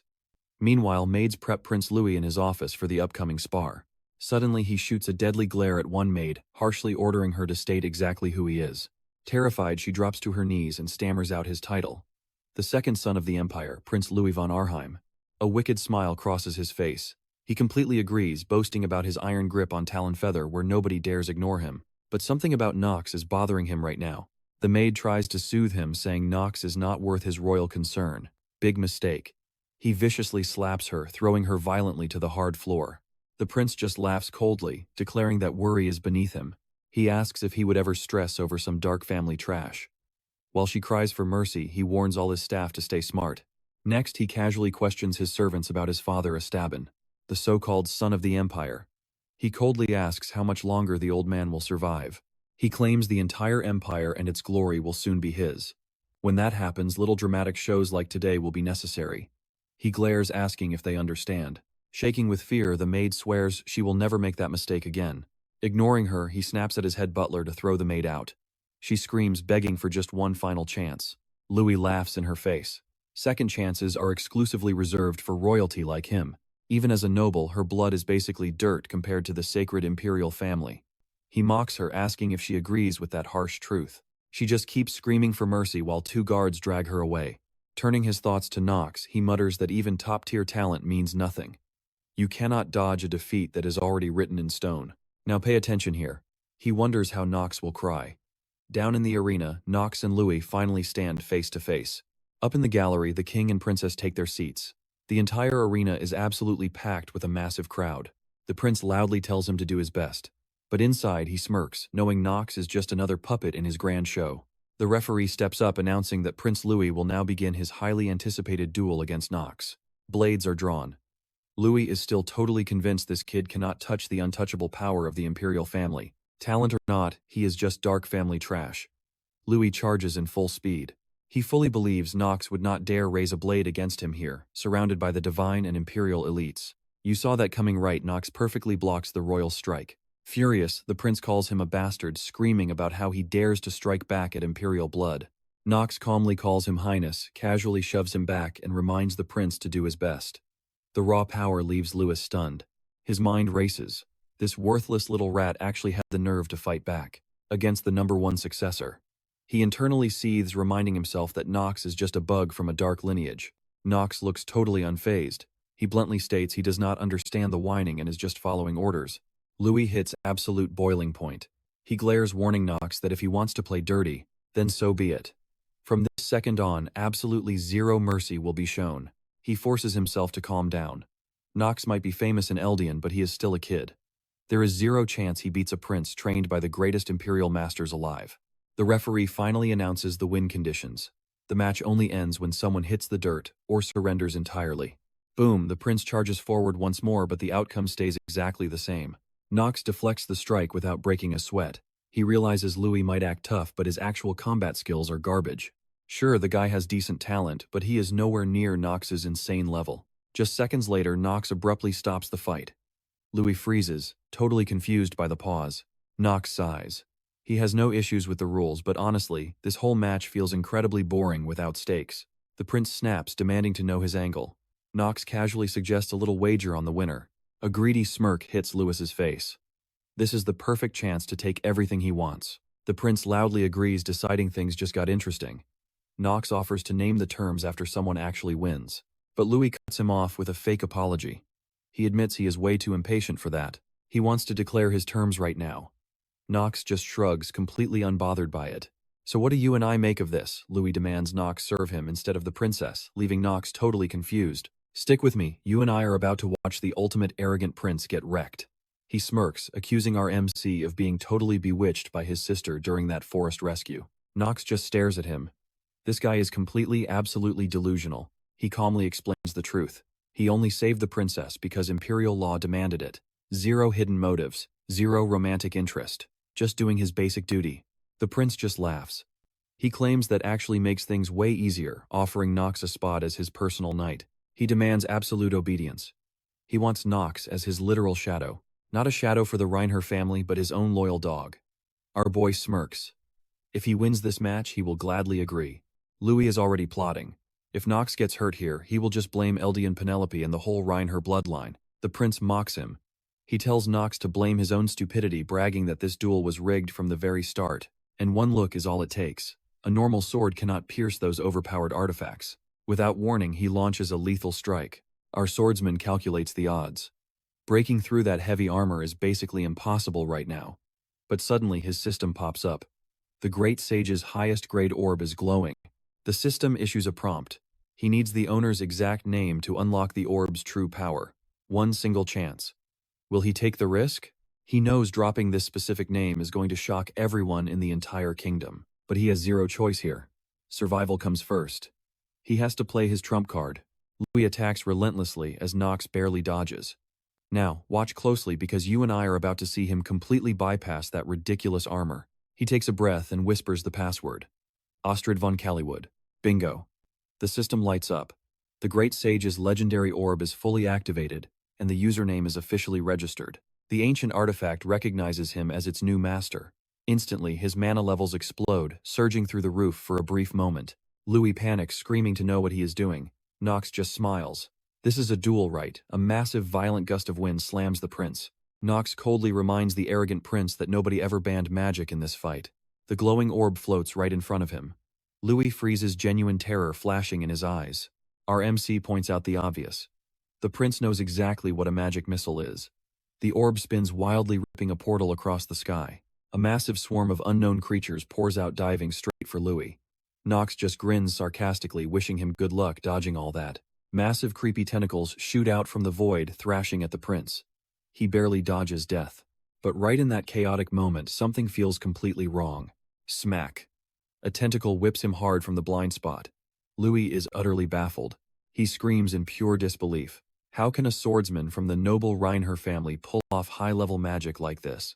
Knox taunts him endlessly. You and I both know what the prince is thinking here, but Knox bluntly reminds him that zero shortcuts exist, especially hiding behind all that enchanted armor. Louis snaps. He violently demands how a dark family trash dares to embarrass royal blood like this. Knox does not even blink. He simply asks if Louis started this entire mess. Did he not try to publicly humiliate the dark families? Did he not try to erase everything Knox worked for? Was that not the whole point here? He verbally destroys the prince, asking why he picked a fight he could never win. The so-called pride of the imperial family is basically dirt right now. Then Knox reaches out and rips a hidden artifact straight from the prince's shattered armor. It is a weird glowing cube. He holds it high, exposing the dirty cheat to everyone. The prince totally loses his mind. He screams, calling Knox a literal psycho. Absolute panic sets in. Nobody was ever supposed to see that cheat item. Knox laughs, asking what his grand plan was. Boiling with intense rage, Louis screams that a peasant has no right to ask. He admits he heard the crazy rumors about our MC. But he never actually believed this guy would have the guts to fight back. He promises the Imperial Knights will execute him later. Then he grabs his comms device, whining to his dean, begging her to save her cute student. A cold voice answers back, flat out stating that Knox is not cute. But since he made a formal request, she will step in. Louis freezes. That voice belongs to the new dean. She coldly reminds the prince they have met before. And yeah, Knox might not be cute, but he is her favorite student. And if Louis thinks he can use imperial power to bully her kid, then, as one of the legendary 4 sages, she swears on her absolute honor to completely wipe him off the map. Flashback time. Knox had already tipped her off about the royal trap. So what do you and I take from this? Never mess with a prepared MC. They called it a reward for saving the princess. But she just laughed. Stick with me here, guys. Knox knows exactly what this means. If he goes there, he is dead. No one from a dark family ever makes it back alive, and she knows it. She just nods, casually munching away. Knox loses his mind, snatches the bag right out of her hands, and asks how she can seriously eat snacks right now. She shoots back that snacks are innocent, trying to swipe them right back. He begs for her help. Just one single word from her could force the princess to leave him alone for good. She points out the obvious: if she steps in, he loses that sweet reward. And if he did a good deed, he deserves the prize. Knox fires back that skipping the reward beats accepting it and coming back as nothing but a severed head. He groans, having zero clue how his life got this insanely complicated. She totally brushes it off. Modern magic is amazing. They can reattach limbs in seconds, though she isn't totally sure if that works on heads. Knox stares at her. Is she seriously saying that to her own student? But then she drops a question. What if he could grab the reward and survive Talon Feather? Watch closely, this is where it gets crazy. She pulls out a communication device, leaving Knox totally speechless. It is a high-tier magical crystal. Basically a cell phone powered entirely by pure magic. Unlike normal artifacts, you infuse mana to talk across massive distances. And guess what? Not even the arrogant prince can interfere with the leader of Eldane and one of the 4 legendary sages. Knox jokes it is super rare to see her actually helping. Noah immediately fires back, reminding him she hears everything. If he does not want her help, she can just leave right now. Panic mode. He quickly shouts that he still needs her. Louis starts sweating. He scrambles to explain it is all a big misunderstanding. If he knew Knox was her precious student, he never would have pulled a stunt like this. She coldly asks who his dean is, warning him not to act so friendly with her. She was tight with his father, not him. Plus, Knox is not officially her student yet anyway. Calling him a brat, she orders him to beg. Louis instantly drops his ego, apologizing and practically crying, asking how to calm her wrath. Her terms: beg and apologize directly to Knox. Do that and she drops the whole thing. Knox is completely caught off guard but flashes an amused smile. Louis, he is literally holding back tears as he turns and grumbles a forced apology. Knox smirks, accepting it with a super generous and magnanimous attitude. Calling Louis totally shameless, Noah warns she will be watching closely. They better finish this duel fair and square, no dirty tricks. She demands the barrier go down immediately. Louis agrees, stepping back and charging up his next heavy strike. But Knox lightning fast, he vanishes, appears right behind him, and drops the prince with one single strike. I know what you are thinking. No way, he just did that. Louis face plants the dirt while nobles totally lose their minds, screaming about this dark family kid. The entire crowd is glitching out. How is this possible? Even the princess is frozen. She stares in absolute disbelief. How did he pull that off? She honestly thinks he might have 2 lives. Turning to Echidna, the princess whispers that Knox cannot be acting on sheer guts alone. He has to be hiding a massive trump card. Penelope suspects the Dark family's grip might actually reach all the way into the Arkham Empire. But honestly, that should be completely impossible. This realization hits hard. Knox definitely has some secret power backing him up. She vows to uncover whatever it is and take it for herself. Echidna nods, finally admitting that whether they like it or not, Knox's raw skills are 100% real. Flashbacks hit her their time in the dangerous forest and his crazy admission ceremony. Seeing this brutal beatdown, it is crystal clear he has absolutely zero intention of bowing to Prince Louis. The princess looks sharp, stating they have to make a move right this second. Echidna respectfully asks what she actually has planned. The princess leans in close, whispering something directly into her ear. Echidna's eyes go wide. Is she seriously going through with this? Meanwhile, the panicked royal guard screams to rush Prince Louis to the infirmary, stressing heavily that the prince cannot suffer any permanent battle damage. The head butler barks orders, warning the maids to move fast and keep their mouths completely shut about what they just saw today. That exact same maid he threw earlier, now she is the one desperately trying to shake him awake. Our boy Knox just quietly walks away. Later that night, he finally crashes in his bed. You and I can both agree on this. Barely surviving today proves that Prince is a total lunatic. Stick with me here. He's called the bad ending maker for a reason. Glancing at the glowing orb, he knows this item is absolutely broken. It's going to carry him through the middle and late game phases without breaking a sweat. Honestly, crushing the prince earlier was a total breeze thanks to this thing. But his insane luck can't last forever. Bam. A sudden heavy knock echoes at his door. He instantly thinks the prince is back for bloody revenge. Gripping his sword tight, he yells out, asking who it is. Shockingly, it's Princess Penelope and Echidna. Opening the door, Echidna drops a bomb. The princess needs a totally private chat. He breathes a huge sigh of relief. Not the angry prince. Right now, he asks.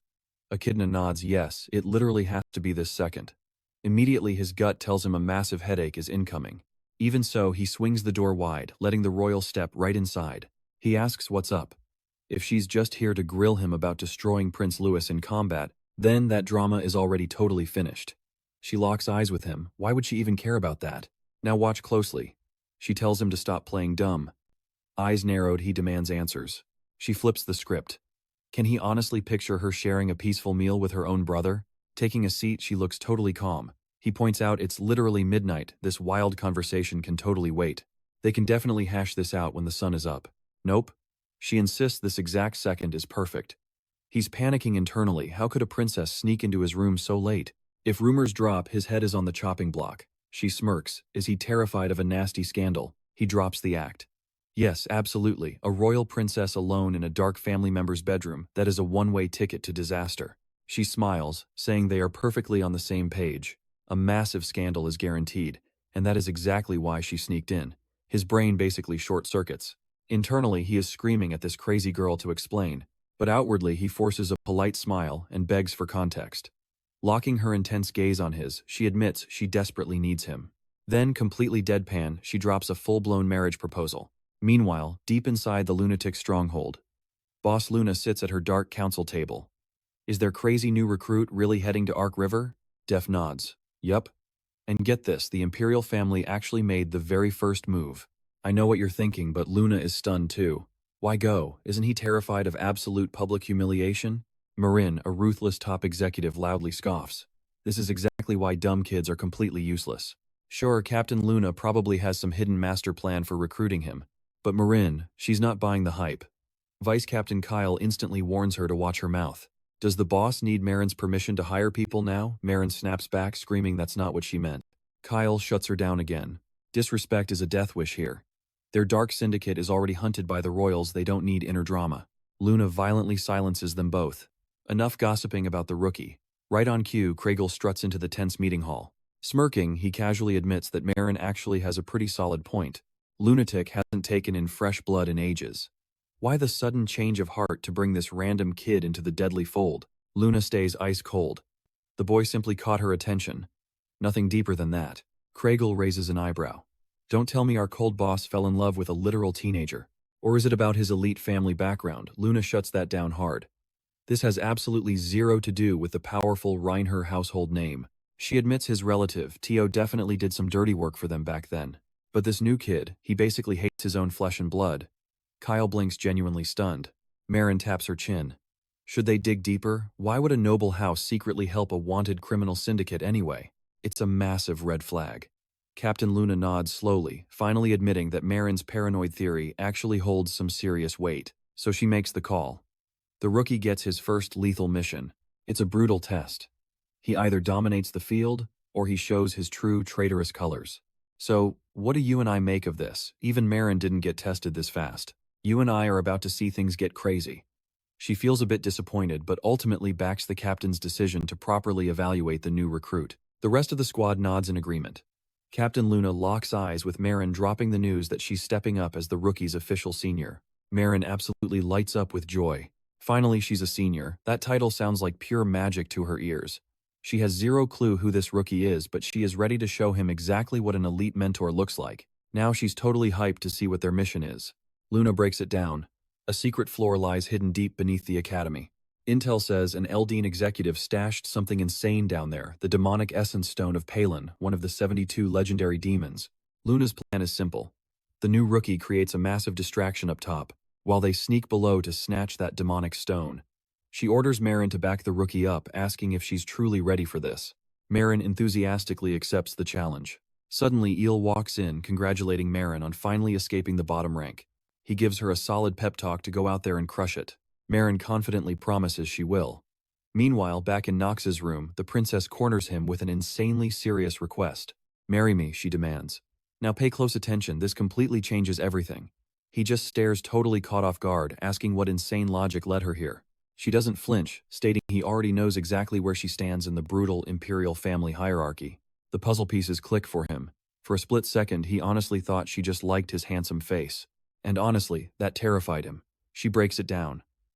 The royal family is completely split into two hostile factions. Palace rumors are going totally crazy right now. Everyone thinks King Esteban is sick and about to give up the absolute throne. The dominant faction belongs to her older brother, Prince Louis. His forces are basically holding all the power. The underdog faction, that belongs to Princess Penelope. Knox immediately questions why she's dropping this massive royal secret on him. She brutally admits her forces are weak. Prince Louis has a far stronger, more legitimate claim to the royal throne. He's the eldest son, and he's got nearly every high-ranking noble backing his play. Nobles are literally already whispering in the shadows, scheming about the massive rewards they'll snatch up once Louis officially takes the crown. Knox looks her dead in the eyes. Does she want to be empress? She absolutely does. But more than that, she refuses to sit back and watch her twisted brother burn their entire empire to ashes. She reminds Knox that he knows exactly how ruthless Louis is treating human lives like disposable tools. Knox can't argue with facts. In his past life, Louis was literally known as the bad ending maker. Knox felt that nightmare firsthand. To survive, she needs an untouchable force. A heavy-hitting squad that her brother doesn't control, and more importantly, wouldn't ever dare to mess with. You and I already guessed it right, she's talking straight about him. Our guy is her chosen weapon. Knox internally panics. Getting dragged into a deadly royal succession war is a massive death flag. He desperately needs an out. But she expects his rejection. She cuts him off. If he tries faking weakness or brings up his arranged marriage with the Still Rainer clan, she doesn't care. None of those weak excuses will stop her. System alert. His ordinary acting skill is rapidly breaking down. He's wavering hard, realizing this crazy princess is dead set on this plan.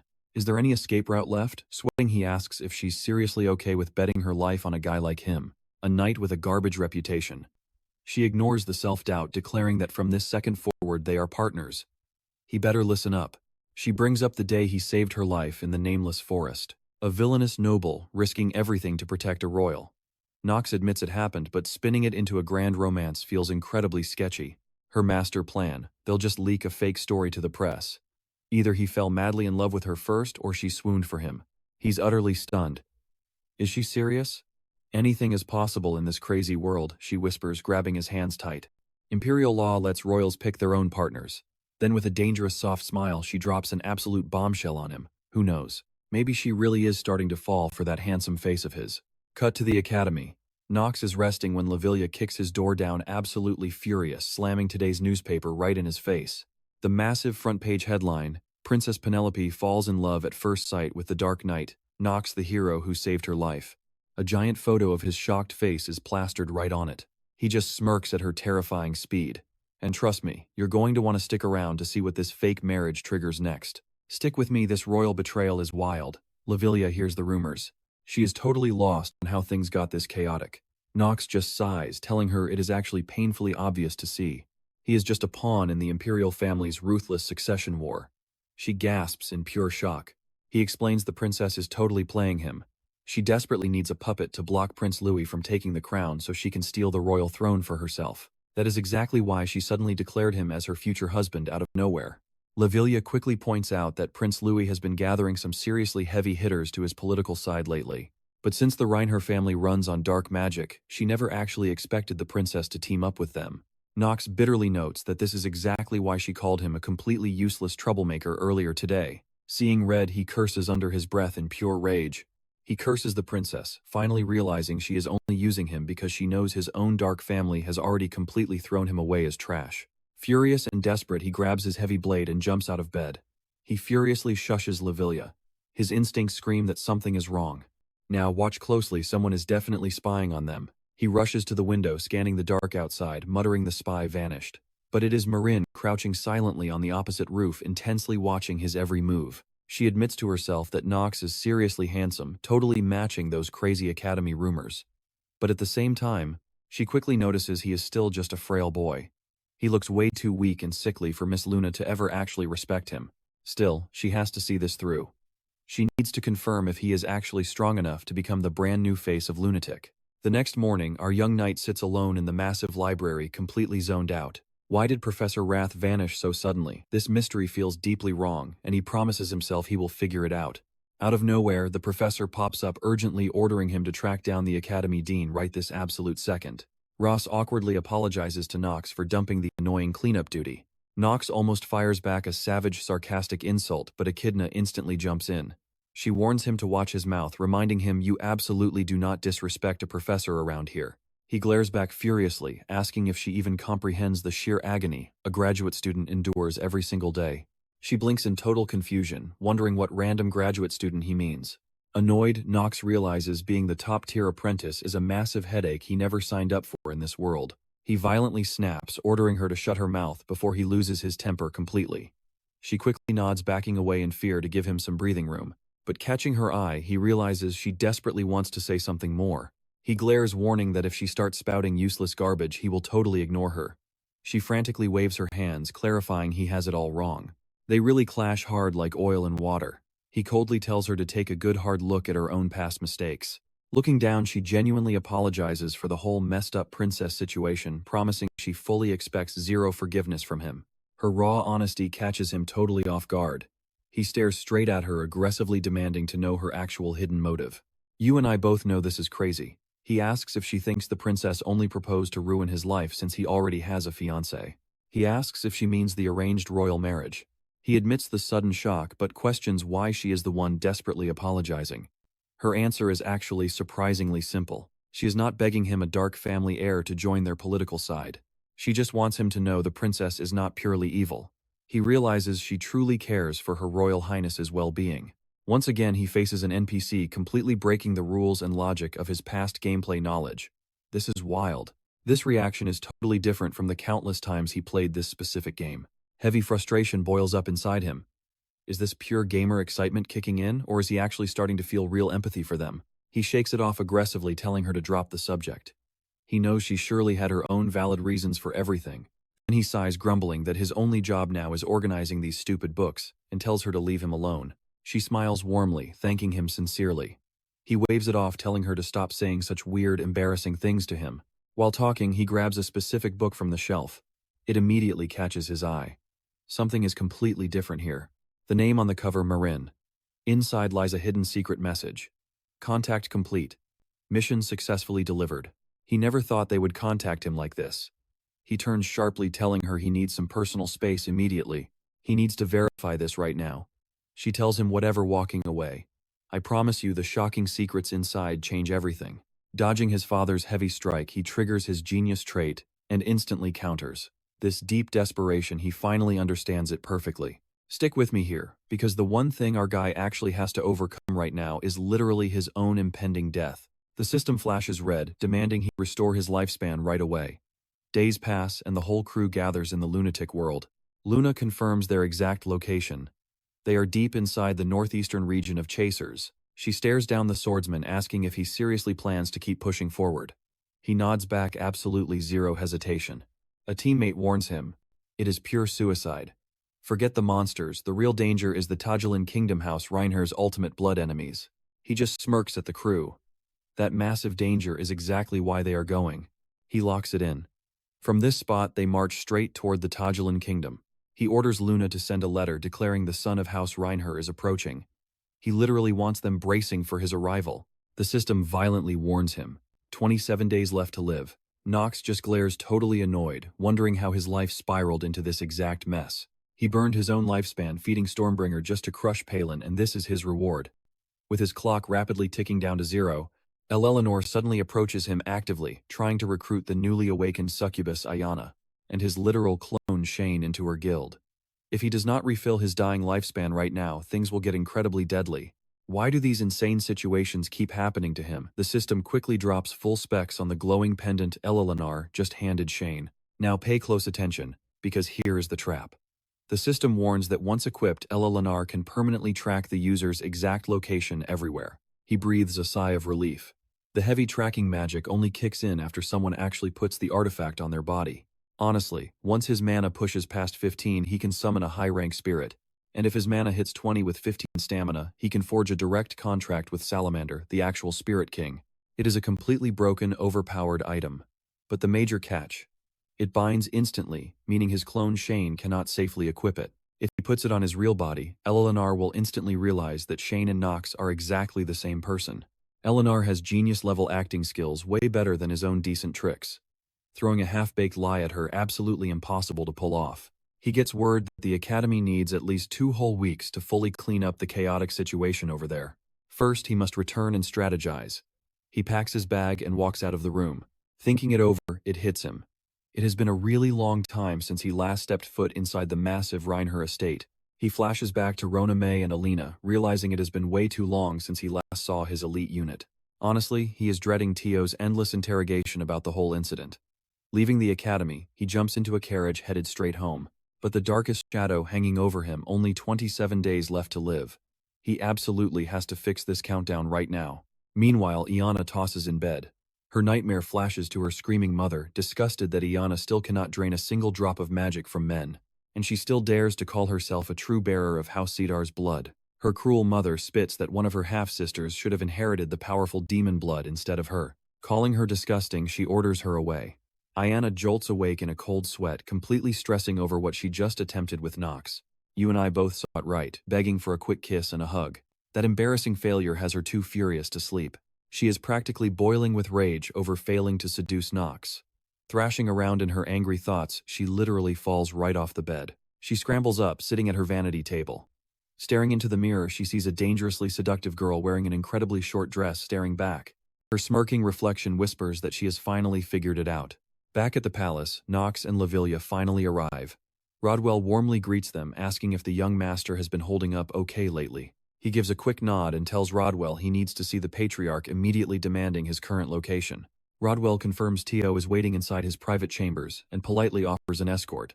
Walking down the halls, he catches maids whispering wild rumors about the young master actually taking first place at the academy. One maid calls it impossible since he is pure trash. Another servant whispers about bribery, totally mocking what a good-for-nothing could ever achieve. A third maid claims he only beat young masters Alan and Hearts by using overpowered gear. Stepping inside the office, Tio is already waiting. Knox feels the pressure, realizing this man is a total monster. The aura is so crushing he literally cannot believe he ever had the guts to stand against him before. His father says his name, noting his massive growth, since he can actually stay totally calm under this terrifying killing intent. He admits Tio would have seen through any fake act. And that is where we leave it. Trust me, you want to see their next showdown. Alright, stick with me. Watch Knox slam him into the dirt with a brutal punch.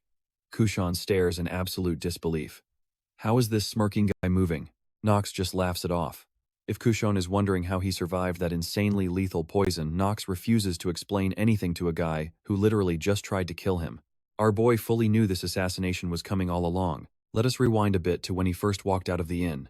On his way back, he casually tells Alina about the silver-faced scorpion venom. On its own, harmless.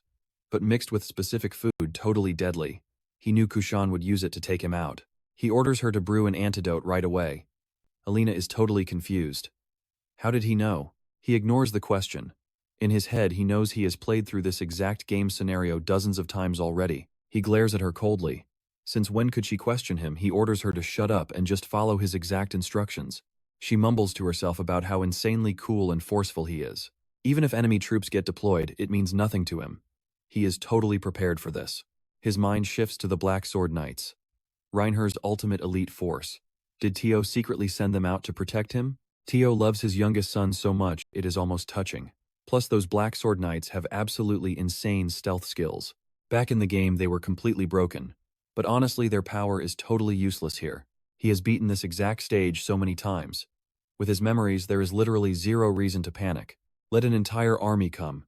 He is ready. Now pay close attention here. Back in his room, he stares down Prince Kushan. Trying to assassinate a Reinhardt descendant is just pathetic. He honestly wonders if this foolish prince thinks taking him out will actually avenge his dead father. Furious, the prince screams at him to respect his father, charging forward. But the young master dodges the strike with absolute lightning speed. Kushan is losing his mind. He heard the youngest Reinhardt was just a weak, spoiled brat. So how is this kid wielding a sword like an absolute grandmaster? Not a single one of the prince's wild attacks is connecting. He easily sidesteps everything, smirking as he analyzes Kushan's sloppy moves. Sure, the royal family taught him basic combat forms, but the guy is barely an intermediate fighter at best. Knox does not even need special skills for this trash. He casually grabs Kushan by the throat, slams him down, and demands the mastermind's name. Kushan chokes out that he acted completely alone. The young master squints, totally not buying that lie. Is this guy really playing dumb until the end? He instantly shouts for Christopher. The loyal guard crashes into the room and takes a knee. He vows his absolute loyalty, declaring he would gladly walk through blazing hellfire if his master commands it. Knox brutally replies that his first order is to shut up. The second force the prince to his knees. Without missing a beat, Christopher forces the broken prince down to the floor.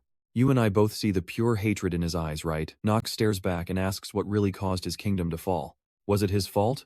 Or his sister's? Kushan stays silent. Knox keeps pushing. Does this fallen prince truly deserve his royal title? Kushan angrily snaps back, asking what a spoiled noble kid could possibly know. He was born rich, never having to carry the weight of a dying nation. But Knox just looks at him calmly. He understands more than Kushan thinks.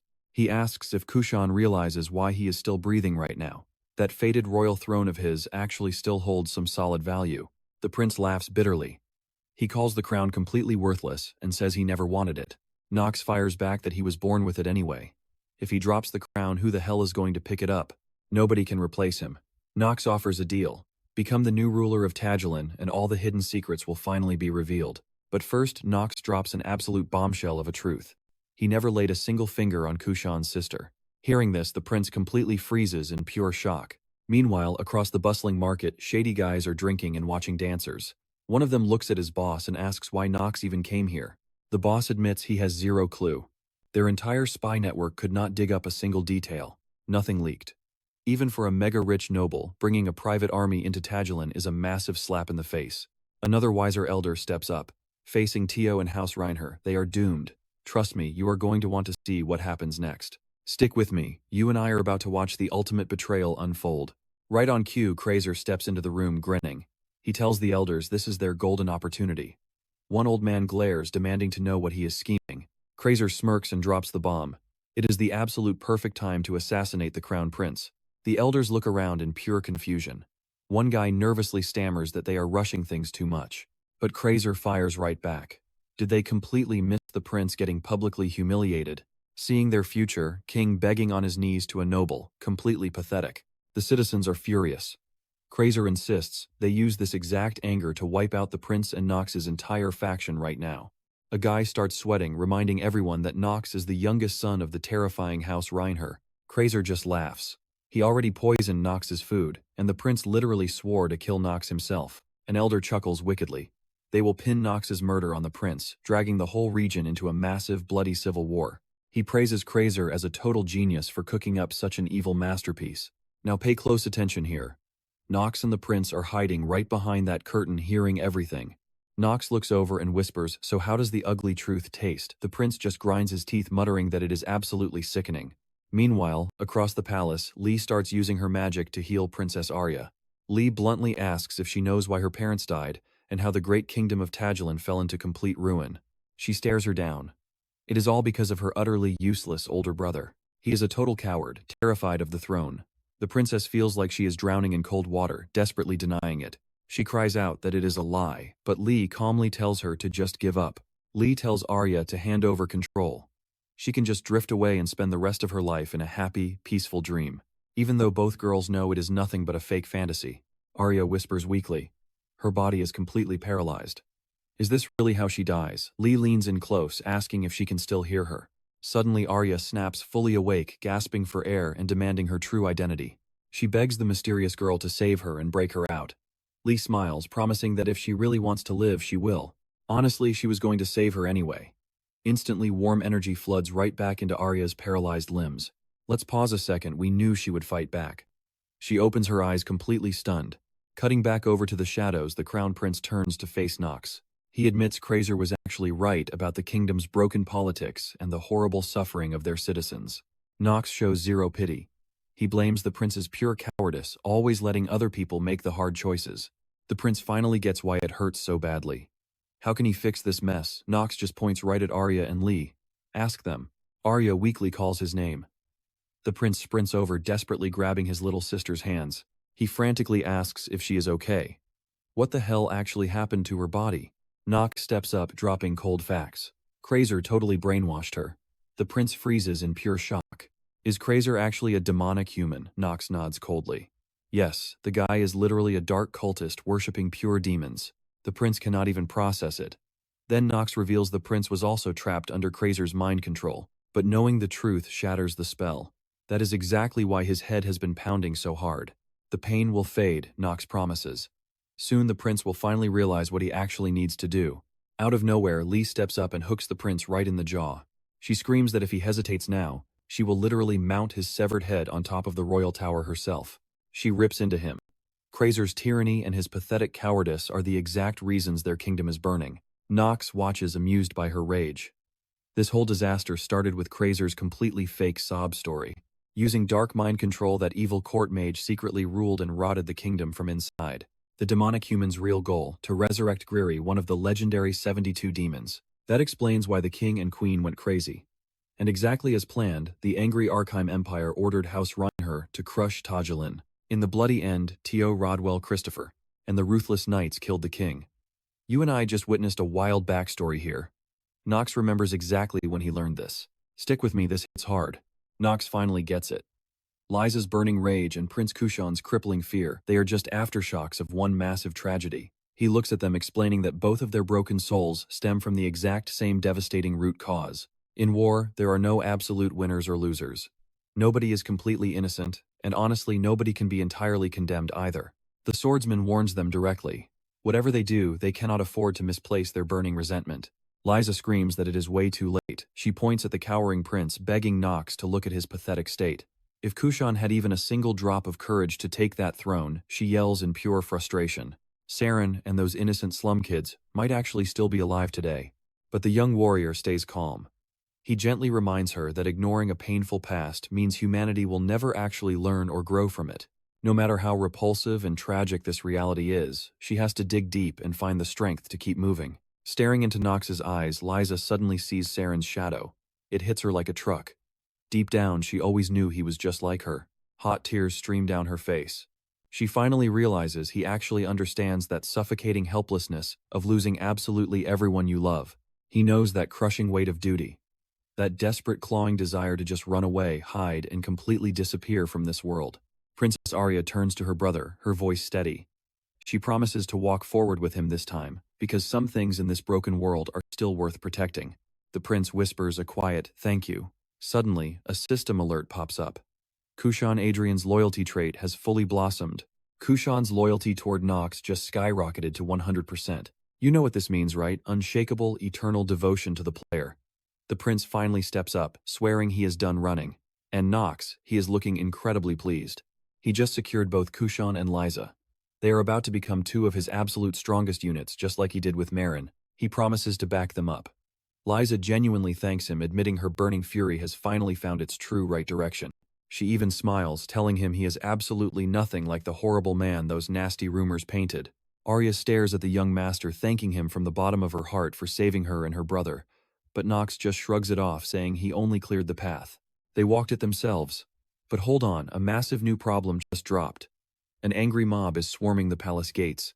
They are screaming for the incompetent Prince Kushan to be dethroned, demanding a brand new era. The rioters violently insist on crowning Lord Kraser as their new king. Hearing this, Knox just smirks, telling the royals it is way too early for thank yous. He warns them flat out. From this exact second, they need to brace for the real war. Watch closely, because the true enemy is making a move. Massive crowds of furious protesters are flooding the city, screaming that this kingdom cannot survive under an incompetent prince and princess. The mob demands the royals be dragged out immediately, chanting that the only person who can possibly save them now is Lord Kraser. Meanwhile, Lord Kraser sits back, reflecting on the insane grind to reach this exact moment. His mind drifts back to his brutal childhood when he was just a starving homeless kid. He fully believes that while a lucky few are gifted with noble blood and crazy talent, most people rot their entire lives without seeing a drop of fortune. He was just a worthless commoner with absolutely nothing, until one day a mysterious woman walked right up to him. She called him pathetically weak, but noted the absolute fire of ambition burning deep in his eyes. Still, she warned him coldly. His trash-tier talent and peasant blood would only ever drag him down. She stated flatly he would never reach his dreams. He was doomed to wander aimlessly, only to die, forgotten and buried by the ruthless sands of time. She called the world completely unfair. True opportunities, she claimed, should be equal. Then she offered him a devilish deal. To crawl out of the dirt, she said he had to do whatever it physically takes, even stepping on corpses, even selling his own soul. And right now, Kraser believes the time has finally arrived for all those dark prayers to pay off. Fueled by the terrifying power gifted to him by Duke Grimmery, he made a concrete vow that very same day. He would not just become extraordinary. He was going to steal this entire kingdom. Back in the chaos, protesters are screaming, asking if the royal coward has been caught yet. An old man steps up, barking orders to hunt the prince down immediately. But then boom, Prince Kushan steps right out into the open, calmly announcing the search is officially over. Lord Krazer is completely blindsided by the royal's sudden bold entrance. Kushan stares him down, demanding to know what he is doing here. Krazer is totally lost. Something about this feels horribly wrong. This same prince used to be a pathetic, trembling mess. Just days ago, he was cowering in absolute fear, completely trapped inside his own little shell. But now he is standing incredibly tall, radiating pure brilliance. Krazer suddenly realizes the deep brainwashing that once clouded both the prince and princess is entirely gone. You feel that shift. Krazer is panicking now while the prince just stares him down with ultimate disappointment. Stick with me here. He tells Krazer he trusted him like blood, but this was never about protecting their kingdom. Krazer just wanted to steal the territory, the exact land his father and ancestors built from the ground up. Krazer fires back. He warns the prince he doesn't grasp the danger, demanding to know who exactly wasted 2 whole years crying in pure despair. He tells Kushan to look at the crowds, countless citizens suffering from his total incompetence. He asks if he is actually blind to the endless sorrow in their eyes. Then, with an evil smirk, Krazer thanks him. Because of Kushan, his rage finally has a target. Right on cue, the crowd goes absolutely wild, screaming loud protests against the fallen prince. Krazer smirks to himself. This massive, angry mob is about to do all his dirty work. He won't even have to lift a finger. But then Knox steps right up. Knox sighs, saying he hates dealing with other people's family drama, but today is special. Facing the crowd, he totally roasts them, calling everyone a bunch of pathetic clowns. Krazer is totally stunned to see Knox standing there. He curses this worthless brat. An arrogant punk coasting on a famous family name. How dare he act so bold? Krazer demands to know why a House Reinhaffer noble is interfering. Knox answers without any hesitation. Now here is where it gets crazy. Knox exposes Krazer for starting the war and selling out the king. He calls him a demon's lapdog. The crowd falls into a stunned silence. Knox stares them down, calling them complete idiots who do not even realize they are committing massive treason. He tells them to actually use their brains for once. When exactly did the king and queen of Tajulan suddenly decide to rebel against everyone? And when did relations with the Arkheim Empire randomly go completely sour? He drops the truth bomb. It all started after that rat Krazer became court mage. A guy in the crowd suddenly snaps. Thinking about it, the king's random uprising and the crazy sudden war against Arkheim, everything starts clicking into place. Then a massive wave of pure agony hits the mob. People start grabbing their heads. They scream out in absolute pain, crying that their skulls are splitting open. The prince instantly gets it. The brainwashing spell is finally breaking. It was not just the royal family. Even the high nobles were locked under this twisted mental control. Krazer loses it. He screams at the crowd, begging them not to listen. He desperately claims Knox ruined Tajulan. Are they seriously going to trust the words of some House Reinhaffer brat? Turning to Knox, he demands hard proof of his demon ties. He fiercely warns Knox to stop the lies, or his safety is officially off the table. I know what you are thinking. Does Knox care? Nope, my guy casually jumps right in. His guard Christopher freaks out, screaming that it is too dangerous, but Knox just brushes it off, totally chill about it. In fact, it is a total joke. He tells his guard that even though he is completely surrounded, not a single pathetic coward will actually touch him. Knox turns back to the angry mob, reminding them they fell for Krazer's fake promises of infinite wealth, while their own people suffered. Now they play rebel without even the guts to die for the cause. He calls them pathetic. A guy in the back screams furious that Knox is disrespecting them. Someone else yells that House Reinhaffer has absolutely no right to judge. Boom, a man charges forward to attack, but before he even blinks, Knox slashes him down with a lightning-fast sword strike. The crowd freezes, totally horrified he actually took a life. They scream at him to leave their kingdom alone. But Knox is not moving. He orders them to wake up, to look closely at who they are really trying to kill, and who has been playing them for absolute fools. He glances at Kushan, announcing that tonight a brand new king rises in Tajulan. He pushes the prince to finally show his true power. Following his master's order, Kushan charges straight into the corrupt nobles. Krazer's allies jump into the massive chaos, ordering the regular citizens to fight back too. Krazer loses his mind, screaming at these common peasants for daring to fight back against him. May and Alina start chucking magic potions everywhere. Christopher rushes into the bloodbath. Seeing his army losing ground, Krazer starts to straight up panic. You and I know he will not give up. He summons a giant fireball, throwing it straight at Levia.